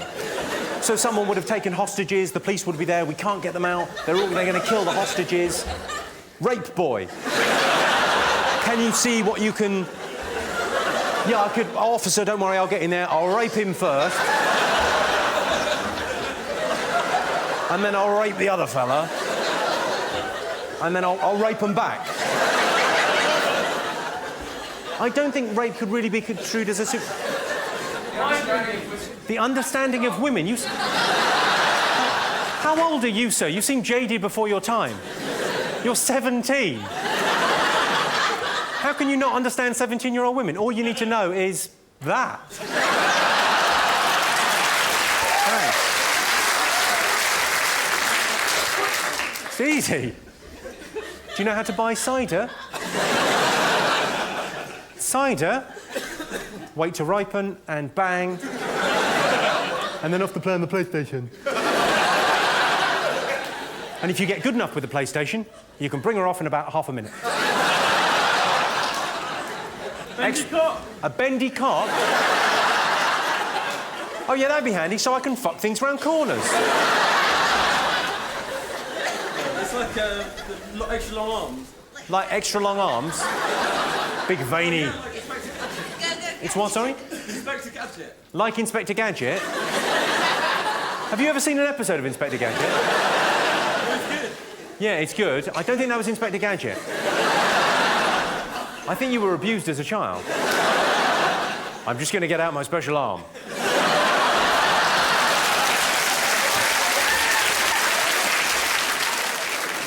Any other thoughts? Superpower. Read minds. I knew you were going to say that. Let's go for mind reading. Mind reading sounds like that's a good power to have. So, Henry VIII, Australian mind reading. OK. I need a belief system. Any others? Buddhism. Muslim, yes. Because the great thing about Islam is they can take a joke.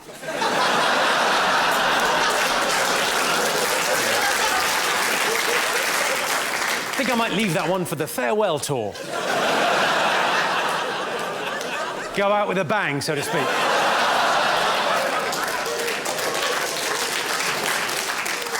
Any other belief systems? Creationism. Creationism is quite good. The crazies that believe that everything was built in 7 days, is it? Yeah.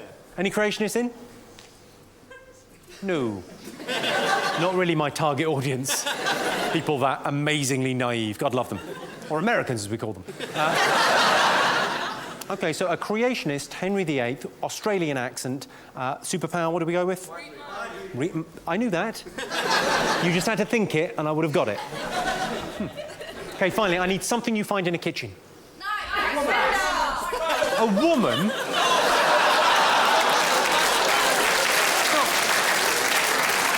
It's not 1974. You can find in a kitchen, a woman. She'll have my tea on. Your mum? Who said your mum? How old are you? Your mum. Your mum's in the kitchen. She'll make you tea and toast if you're nice. Mum. Your mum. That's what we're going for there. OK. Right. So we've got Henry VIII, Australian accent, mind reading. He's a creationist. Your mum.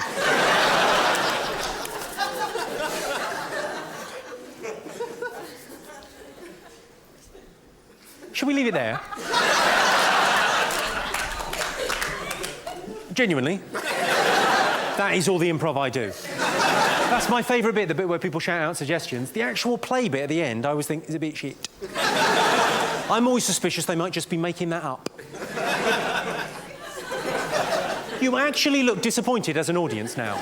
You're like, oh, I thought it was going to be really good. The Aussie Henry VIII and his mum.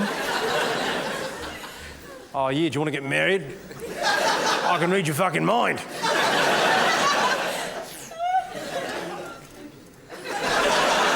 How shit's that? What, sorry? I forgot your mum. All right, there's Henry VIII fucking your mum. You happy now? That's your mum. You happy? Did we miss out your mum? Is she getting fucked by the king? Oh, yeah. All right, Sheila? Yeah, take it, you bitch. Yeah. I know you like it. I can read your fucking mind. You happy now? Why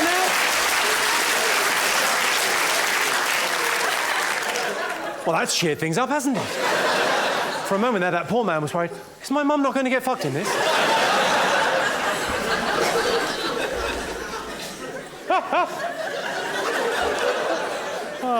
Unlucky. I'm much better when I've prepared stuff, ladies and gentlemen, and I was asked last year to write something about being British. I thought, well, my pleasure. I'd like to share it with you now. What makes Britain great is our ability to laugh at ourselves. And when I say ourselves, I mean other people. And when I say laugh, I mean invade. But Britain is proud to boast that we're home to the most hard-working, diligent and adaptable workforce in Europe, the Poles. They're bloody good, aren't they? Yeah. Round of applause for the Poles. Of course, you get a lot of right-wing people saying, oh, these Poles, they come over here taking our jobs. I was thinking, if a guy from Poland arrives, he doesn't speak the language, doesn't have any money, doesn't know anyone, and he takes your job on the first day, you're shit. Fuck off.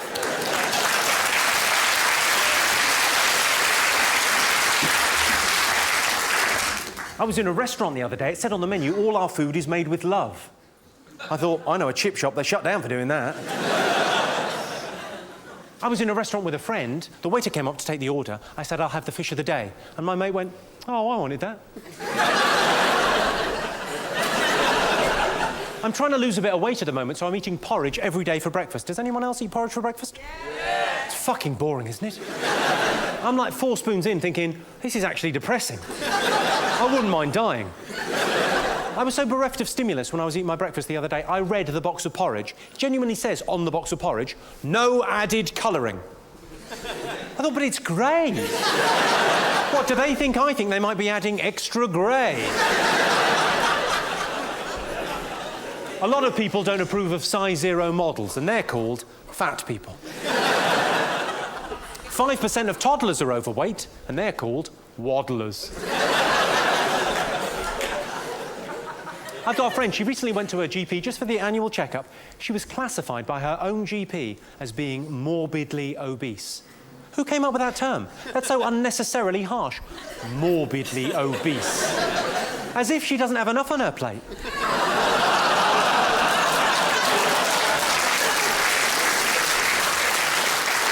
Sounded sympathetic, and then it turns out it was another joke about a big fat fatty. Of course, it goes the other way too. I've got another friend that just lost 6 stone. Well, I say she lost 6 stone, she lost a leg to diabetes. Still, go girl. Slowly and carefully. Of course, there is no need to go on a diet. If anyone's thinking of going on a diet, there's no need. All you've got to do, here's the secret, have a photo of yourself taken holding up a pair of enormous trousers. Doesn't matter how big you are, everyone thinks you made a tremendous effort. Job done. There's always a shot from the side as well. Always with a really smug expression of, look what a fat cunt I was. Of course, there are some clues out there as to why we're getting bigger as a nation. Domino's Pizza is a very good clue. It's a very simple business, supply and demand. Very simple. If we demand something, they will supply it. They're happy to. They now make a double-decker pizza. How did that happen? People must have been phoning up going, hello, is that Domino's? Yes, how can I help you? I like a pizza. We get a lot of that. What would you like as a topping? I'll have another pizza.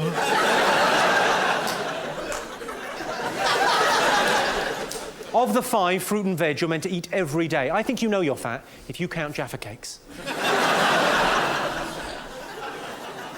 Should we talk about Gillian McKeith, the woman from You Are What You Eat, begging the question, what did you eat, the witch from Rent-A-Ghost?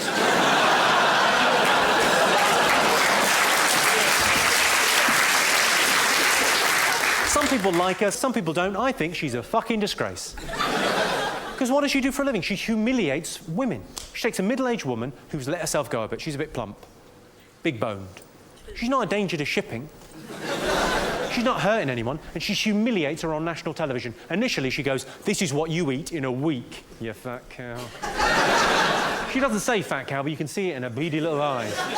This is what you eat in a week. Has anyone noticed how that table of food she shows the big fat fatty is exactly the same as the one Kerry Katona shows us all in the Iceland ad?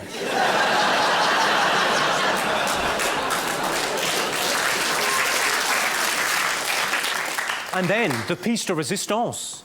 Shit into this. What? Like it's the most natural thing in the world. She goes, shit into this. Then she's got the audacity, the brass neck of the woman, to go, your poo's a bit smelly. It's made of shit, Gillian. I think I may have solved this riddle. The reason that is a little bit reeky is it just fell out of her ass. It's still warm, you fucking maniac. Most people that get cosmetic surgery are disappointed with the results, but they look pleasantly surprised. Have you ever got mixed up between car booting and dogging? It's embarrassing, isn't it? I paid 50p to fuck a guy's wife. Dogging, or pay and display, as I like to call it. Or park and ride. Make-up sex is amazing after you've had an argument, but inappropriate if you've had a fight with the traffic warden. Women get annoyed when men use the last of the toilet paper. Do you get annoyed at that, ladies? Yeah. So what I've done is I've stopped wiping my arse. And still she's upset. And women, in fact, use twice as much toilet paper as men, which is fair enough. They've got double the number of bottoms.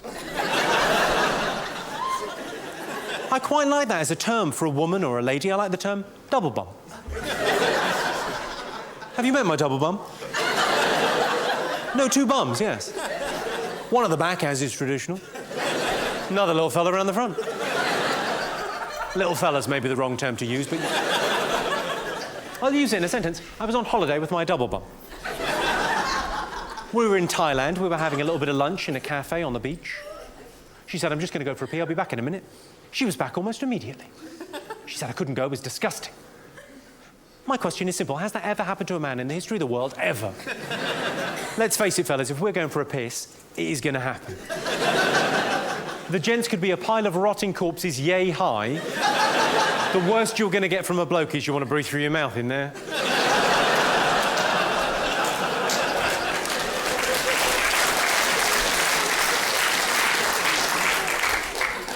She said a weird thing to me recently. She said she wanted to wear a blindfold during sex.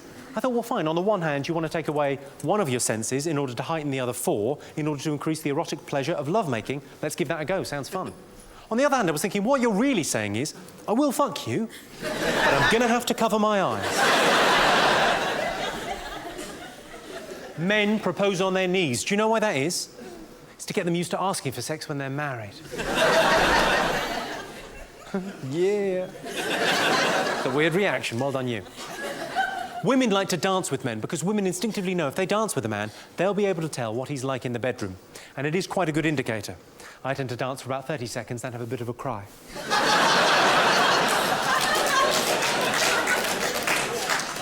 Get the feeling you're laughing at me, not with me there, man. It's very cruel. I've read an article recently about British men's ultimate sexual fantasy, and it surprised me. The results of it surprised me. It was a proper survey. They asked 3,000 men their opinion. I'd like to do a little straw poll in here this evening, because the results of this, I was shocked. Ultimate sexual fantasies. Has anyone got one they wouldn't mind admitting to? Jessica Alba. Jessica Alba. It's a specific person that you would like to bone. Well, I happen to know Jessica Alba does an awful lot of work for charity. Maybe...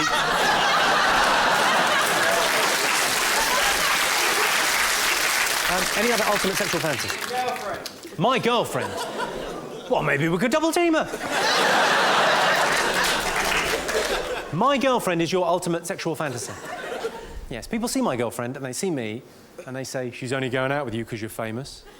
And I say, but I am famous. What's your point? Is that your girlfriend?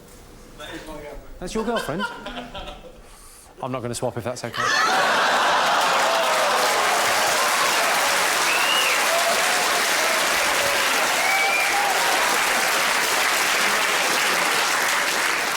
Can I just clarify, you are a beautiful lady, no disrespect to you, but he heckled, I had to put him down, and the only way to get to him was through you. I like the way as well, I suggested your girlfriend wasn't good looking enough, and you applauded. Yeah, you'll be using those hands later on, won't you?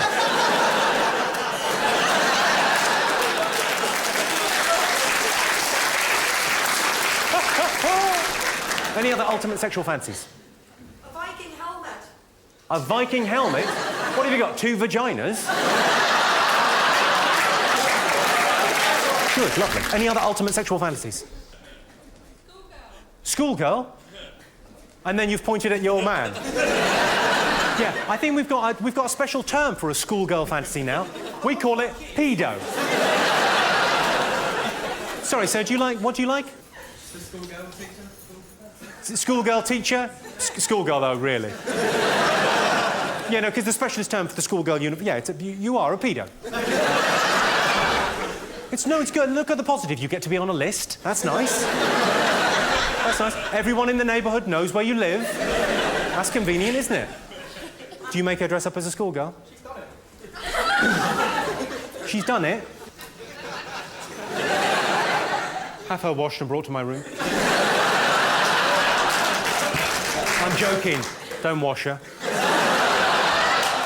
Bestiality! Bestiality. Well, easy. Let's just think this through, because bestiality, a lot of people just write off as a terrible thing. Let's look at both sides. Let's say you fuck a cow, and that could happen. You sound like a nutter.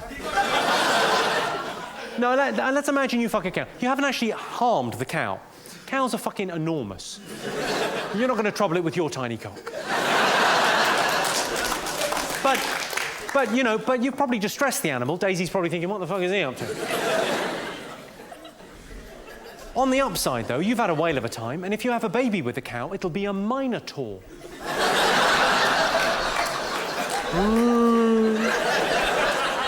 It's like Bully from Bullseye. Just putting it into terms he'll understand. Any other ultimate sexual fancies? An amputee. It's not Paul McCartney, is it? I can't see.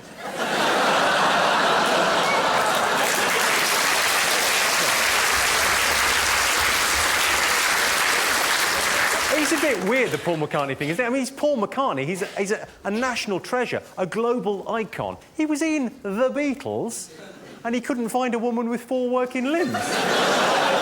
That's who he had to make do. People, she accused him, I believe, of hitting her. Which is, do you think he hit her? Do you think Paul McCartney hit Heather Mills? I don't think he did, but, I mean, if I'm honest, I would have. No, I'm not advocating violence against women in any way, shape or form, but it'd be interesting to know whether she would spin round like a swing ball. Whoa. And actually, to be honest, she accused him of hitting her with her false leg. That is disgraceful, and that is a lie. I can tell you why that is definitely a lie, because if you hit someone with a false leg, technically, that is a kick.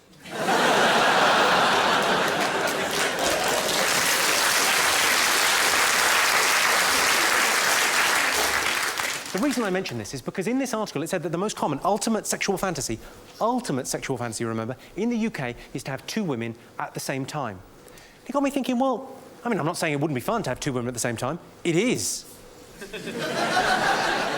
Thank you, show business. Yes, I tell you what I'd be if I wasn't a comedian. A virgin.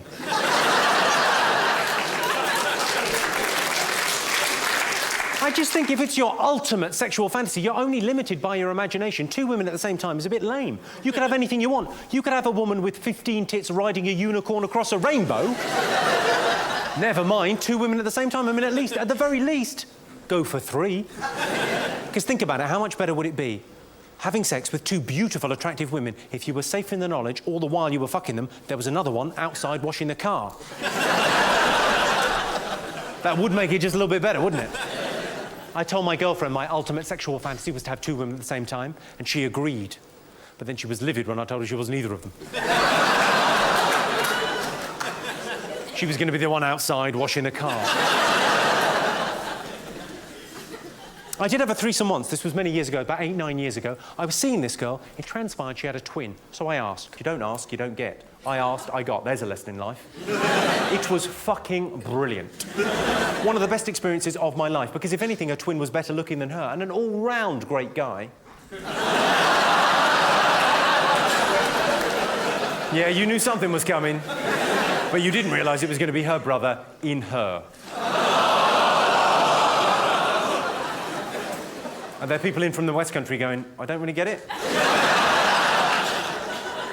Now, I love my job. I love telling jokes to people, but essentially what I do for a living, I'm a jester, I'm a clown, I'm a fool. Sometimes I want to be taken a bit more seriously, so I'd like to take a 5-minute time out from telling you jokes, and I'd like to throw some ideas at you, some thoughts that I've had, ladies and gentlemen. But to help me with this, I'm going to bring on a trio of jazz musicians. What? I am. Can I get some jazz musicians, please? Thanks very much. Appreciate it. These aren't jokes, ladies and gentlemen. I'm just going to throw some ideas at you, some thoughts that I've had. Right. Imagine, ladies and gentlemen, imagine we're sitting in a cafe on the left banks of the Seine. You know, one of those smoky cafes, we're smoking gauloise, we're drinking absinthe, we're just chatting, shooting the breeze, ladies and gentlemen. Just talking about love and life and ideas, thoughts, yeah? Not just jokes, ideas, yeah? Let's have a little bit of jazz, just to set the mood, yeah? Oh, that's lovely, yeah. Maybe a little bit of atmosphere, so it's like a kind of smoky cafe. You know, a kind of smoky cafe? Yeah, a smoky cafe, not a cafe where there's a chip fat fire. Where did we get the smoke machine from? Duran Duran? I look like Heather Mills sitting too close to the fire.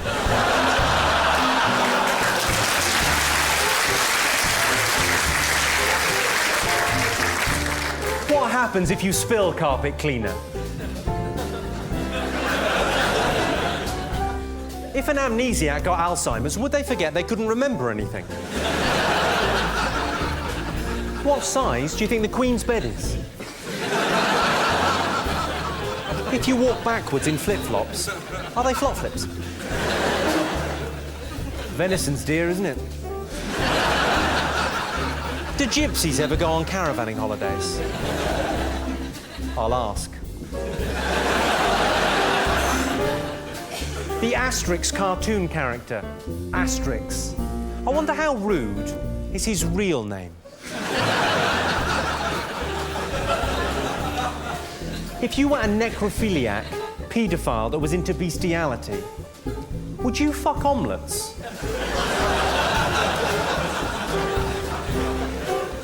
Churches are depressing. I mean, why build all of them in graveyards? My local church is raising money for a giant thermometer. Do you know the best cure for depression? Suicide. The Great Barrier Reef is all very well, but it doesn't seem to be keeping the Australians in. Consider the positive. You're never alone with schizophrenia. If you're schizophrenic and you're offended by that, you can both fuck off. Sometimes at self-service restaurants or buffets, I tip myself.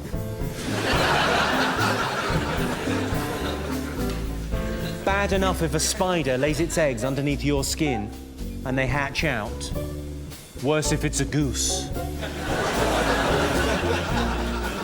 If you're 9 months premature, you're just a stain. When someone says, I hear voices, I always think, that'll be your ears. I was thinking, what is it that separates us from the animals? Fences. I'm not superstitious, but I heard about this guy that fell out of the 13th floor window of a building, and he died. spooky. I've had an idea for a shop selling used artificial limbs. It's called the second-hand store. A shoehorn. Sounds like the kind of thing a foot fetishist might get.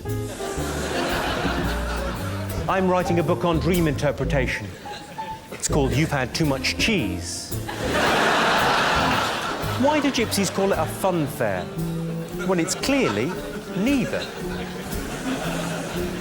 I'll ask. A snail can travel over a razor blade without cutting itself. Or to put it another way, sometimes scientists get bored. Women blink twice as much as men. Brilliant. Think of all the stuff we can get away with. No, I didn't say anything. I was very disappointed when I went to Wet and Wild. It's a water park. We English are no good at foreign languages until we go abroad, where English is a foreign language. What was the best thing before sliced bread? Bread knife? No, massive sandwiches. If I had an optician's, I'd make them do the shop sign in a blurry font. No man is an island, except the Isle of Man. I'd like to get another tattoo, but I haven't got a tattoo. So what you like about pacifists? It's always darkest just before dawn, and we call that nighttime. Travelodge's slogan is nothing like a good night's sleep.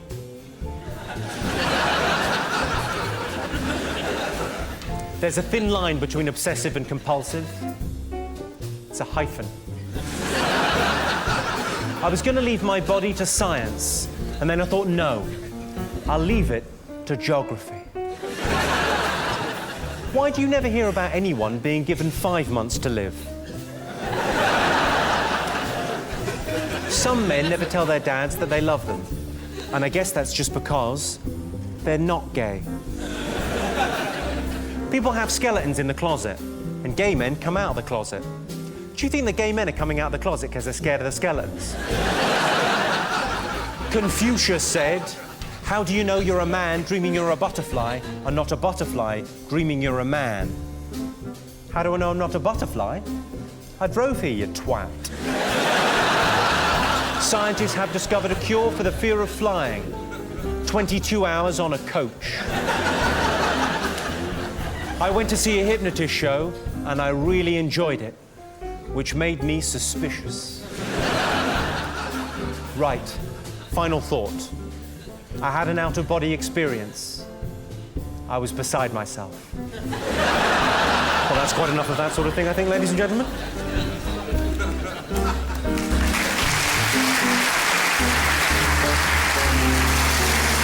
The trio there. Thank you very much indeed, gentlemen. Cheers.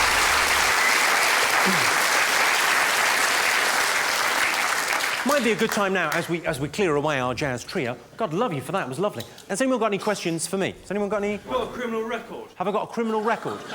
Yes, most rapes in an hour.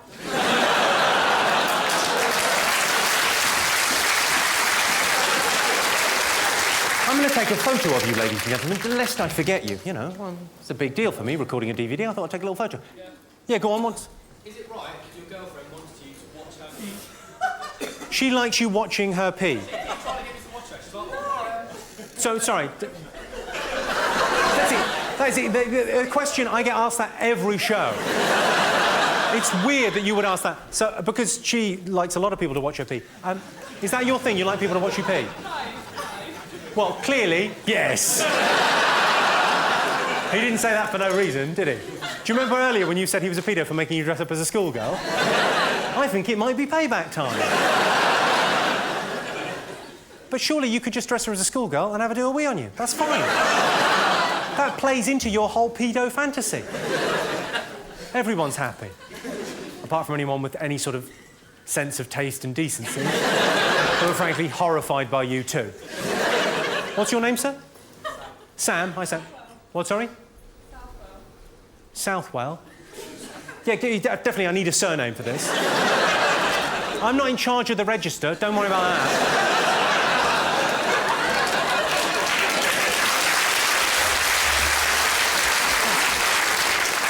So, and what is it about being watched pee that you enjoy? Well, just tell us, we're all interested to know. Well, you do, so... It's not like that. What is it like? Give her a glass of water, we'll all find out.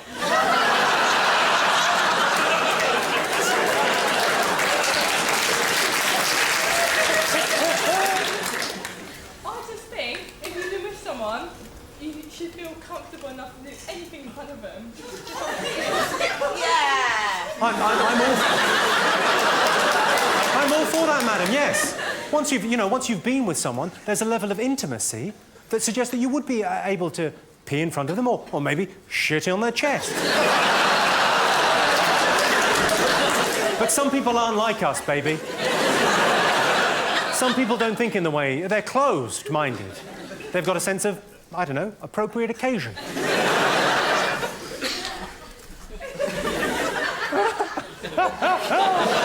It's all right, we're not taping this for... Oh, no, we are.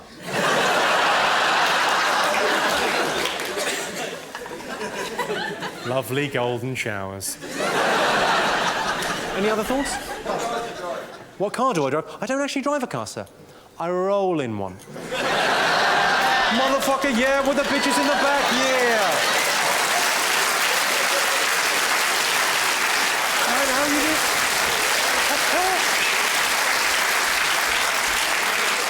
Any other questions, thoughts? What's your favourite type of cheese? What's my favourite type of cheese? Knob.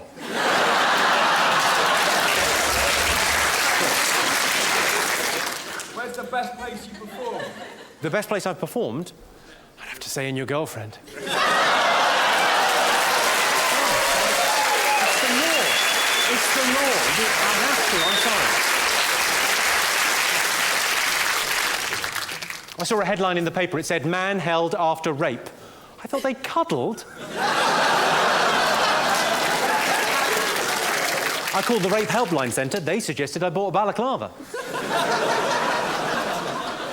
PC has gone mad. You can't say Siamese anymore, so I guess my cat is a conjoined twin. Speaking of hilarious birth defects... Did you all read about that little girl born in India with 8 limbs? Incredible. She was born into a Hindu family, so they thought she might be the reincarnation of a goddess. That or a spider. But the test for that is pretty simple. They just pop them in a bath and see if they can get out on their own. How annoyed would you be if you got home and your partner said to you, "I've got HIV"? I'd be fucking livid. It's H. I like to try and see the silver lining. I see the world through rose-tinted glasses. I think it's because of this job. Even something as awful as the AIDS epidemic, I like to think of AIDS, in my little head, as a massive game of gay it. Gotcha! Chase me. Sorry, I don't want to sound homophobic. All homosexuals are fucking arseholes.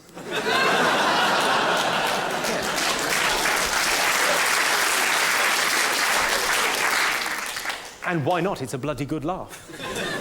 A lot of Americans are still bizarrely touchy about the Twin Towers, but what you have to accept 7 years on is we needed a new Wembley. If you think that's offensive, wait for this. I've had an idea for a money-making scheme. Twin Tower Jenga. That's not even it. The hook is, when one of the towers collapses, you shout, "Jihad!" Osama bin Laden, say what you like about the man, he is world hide-and-seek champion. I was out in town earlier, I saw a disabled toilet, someone had written on it, "out of order." I thought, I know what disabled means. When I was a kid, I was never scared of the Daleks. I used to be spooked out by the Daleks, but whenever they'd come on, I'd just go, well, if they ever came here, I'd just go upstairs. They can't get me if I go upstairs. But now when I watch Doctor Who, I'm petrified. Because of all the wheelchair access we put in everywhere. They can get anywhere they fucking like now. We're sitting ducks. It would be remiss of me, ladies and gentlemen, not to talk to you all about the environment, because that is the big issue, which has upset the homeless no end. A carbon footprint is a metaphor for the mark you leave on the earth as you walk through your lives. Of course, I don't have one, because I drive everywhere. And it is twice as bad if you're Christian, because you've got Jesus traipsing alongside you. I don't think they should have called it global warming. I think they should have called it Earth Toasty. Or Planet Snuggles. Just all sounds too nice, doesn't it? If we don't do something now, we could end up as snug as a bug in a rug.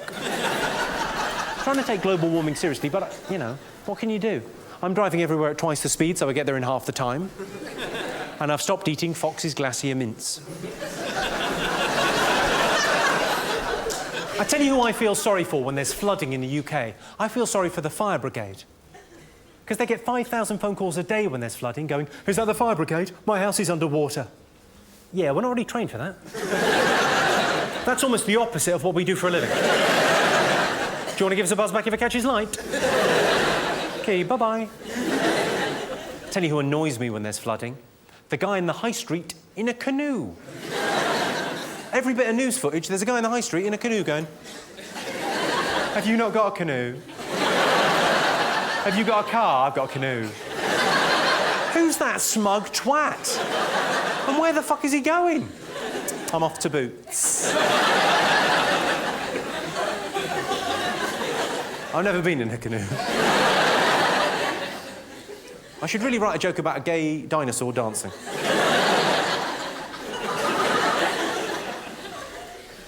Women usually take care of contraception within a relationship, but some men do, and they're called dads. I'm not sure about abortions being available 3 months into pregnancy. I think they should be available right the way up to GCSEs. I like the phrase performed an abortion. Do you think anyone's ever gone, ta-da? A lot of people are worried that the artificial creation of sperm in laboratories means that men are essentially obsolete now. Women don't need men anymore because they can artificially create sperm in laboratories. What do you think about that, ladies? Yay! Luckily, they keep the artificially created sperm in jam jars. So you still need us to...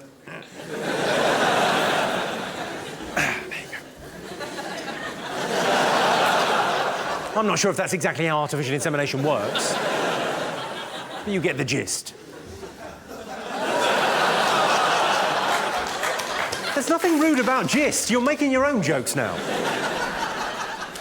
My girlfriend said to me recently, "We can't have sex, I've got a headache." I said, "I'm going to be right at the other end." "Do you want to get back to me if you get a pain in your vajayjay?" That's right, I said vajayjay, what of it? I've got an awkward question for you. It's awkward whether you're here on a first date or whether you're in a long-term relationship. It's awkward for everyone. Should you spit or swallow following oral sex? Gargles. Well, there's a fella there that loves the taste of spunk. Now, it's an awkward question. It's very much the cutting edge of sexual politics. I'm going to sort this out for you once and for all. You'll never have to think about it again, ladies and gentlemen. Should you spit or swallow following oral sex? It doesn't matter.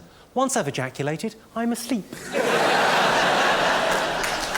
You can do what you fucking like. You can gargle the national anthem for all I care.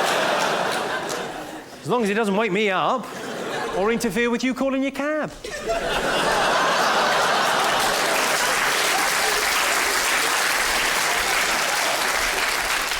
And let them look at that, please. Sorry, that was misleading. She swallowed. That was a deaf girl I was fucking.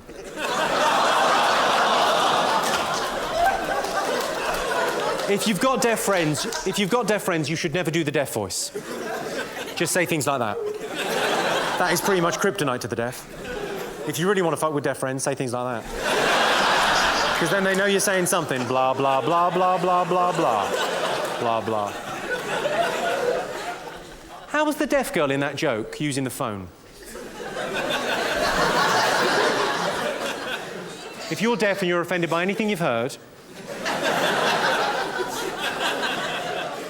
I'm going to leave you with this, ladies and gentlemen. It's been a pleasure talking to you. I'm going to leave you with a story about shouting out. I like it when people shout out, when they join in life, whether it's at a comedy show or just out in the world. I was at a tennis match 8 years ago, watching Tim Henman play. I'm a big fan of Tim Henman. Anytime he wins a point, he pretends to punch a midget.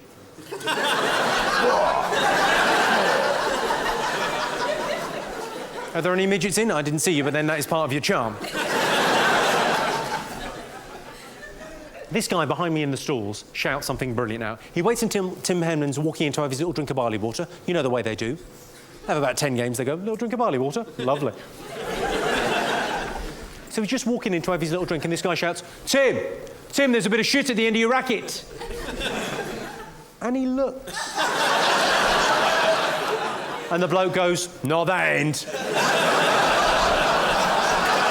Jimmy Carr, thank you very much indeed. Cheers. Thank you. Cheers. Thank you very much. Cheers.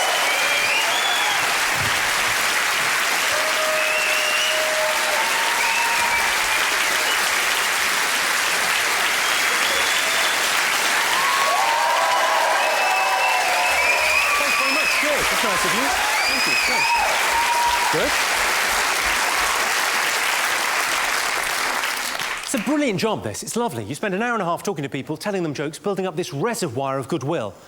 But then you're expected just to fuck off. It's a bit weird. With your permission, I'd like to piss away some of that goodwill. Yeah! On an unpleasant joke. You know, sometimes I'll tell a joke that's a bit edgy, and I feel as an audience you go, oh, that's a little bit close to the... Go on then, you. What are you like? I'd like to tell one now that'll make you go...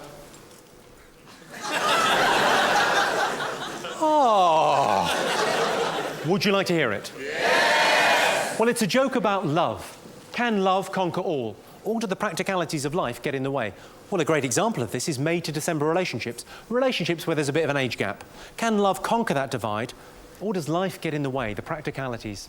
There's probably as many different opinions as there are people in this room. Here's my opinion, for what it's worth.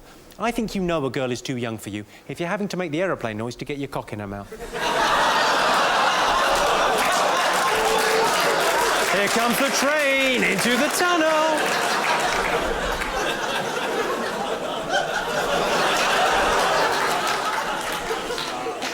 There's three things I liked about that joke. Firstly, I like the fact it's a bit edgy. I like edgy jokes. It's about as edgy as I'd want to be. Second thing I like about it, next time you're being intimate with your partners.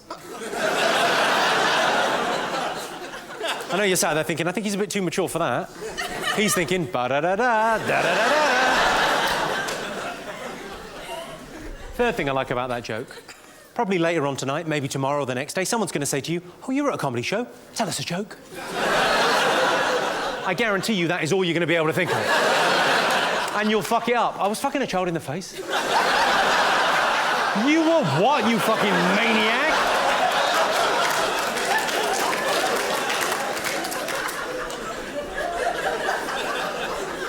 I spend a lot of my life driving around the country doing gigs, and I'm often driving back late at night. I don't know how you feel about it, but I always pick up hitchhikers. If I see a hitchhiker, I will pick them up. They always say the same thing to me. They always say, but I don't live in the woods.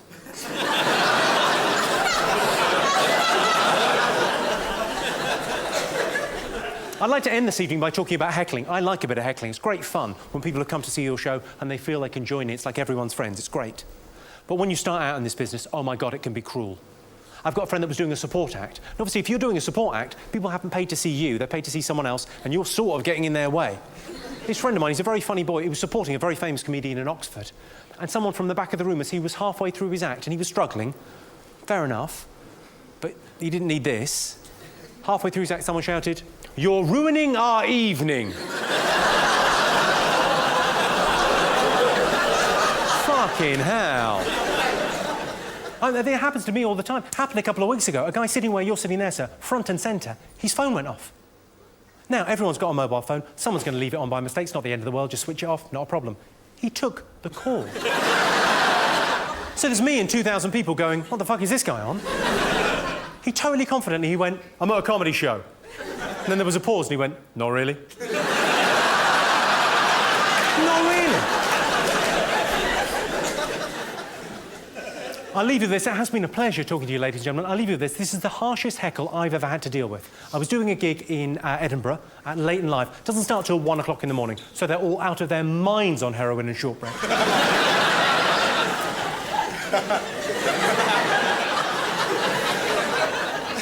Okay, so it's a late night gig. Everyone's drunk and high and out of their minds. And it's all going quite well. I'm about 10 minutes into the gig. And, you know, doing my usual thing. It's about 8 years ago. I was pretty new to this game. And this guy from the side shouts very clearly, loudly, confidently, just as I'm halfway through a joke, "My mum died of cancer." I thought, shit the bed, what the fuck? I thought, well, I'll deal with this logically and in order. I said, well, firstly, I wasn't talking about mums, and secondly, I wasn't talking about cancer. And he came back with the epically harsh, "No, but it was funnier than this." Let's now be Jimmy Carr. Thank you very much indeed. Cheers. Take care. Thank you. Cheers.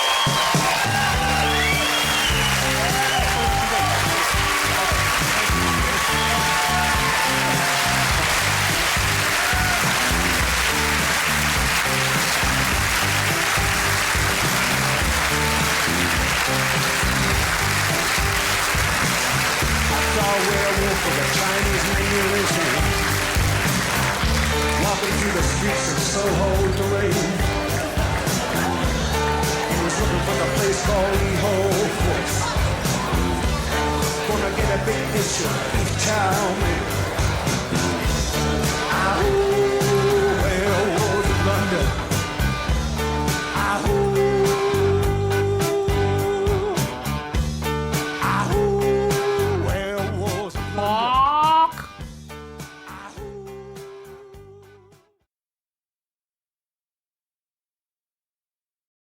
If you like fast-paced, edgy one-liners, get ready to be happy. I'm announcing a new tour. It's called Jimmy Carr Laughs Funny, and I'll be touring all around the world. Come and see me. If you don't like fast-paced, edgy jokes, then it's not for you. You know, get some perspective. Maybe they're just jokes.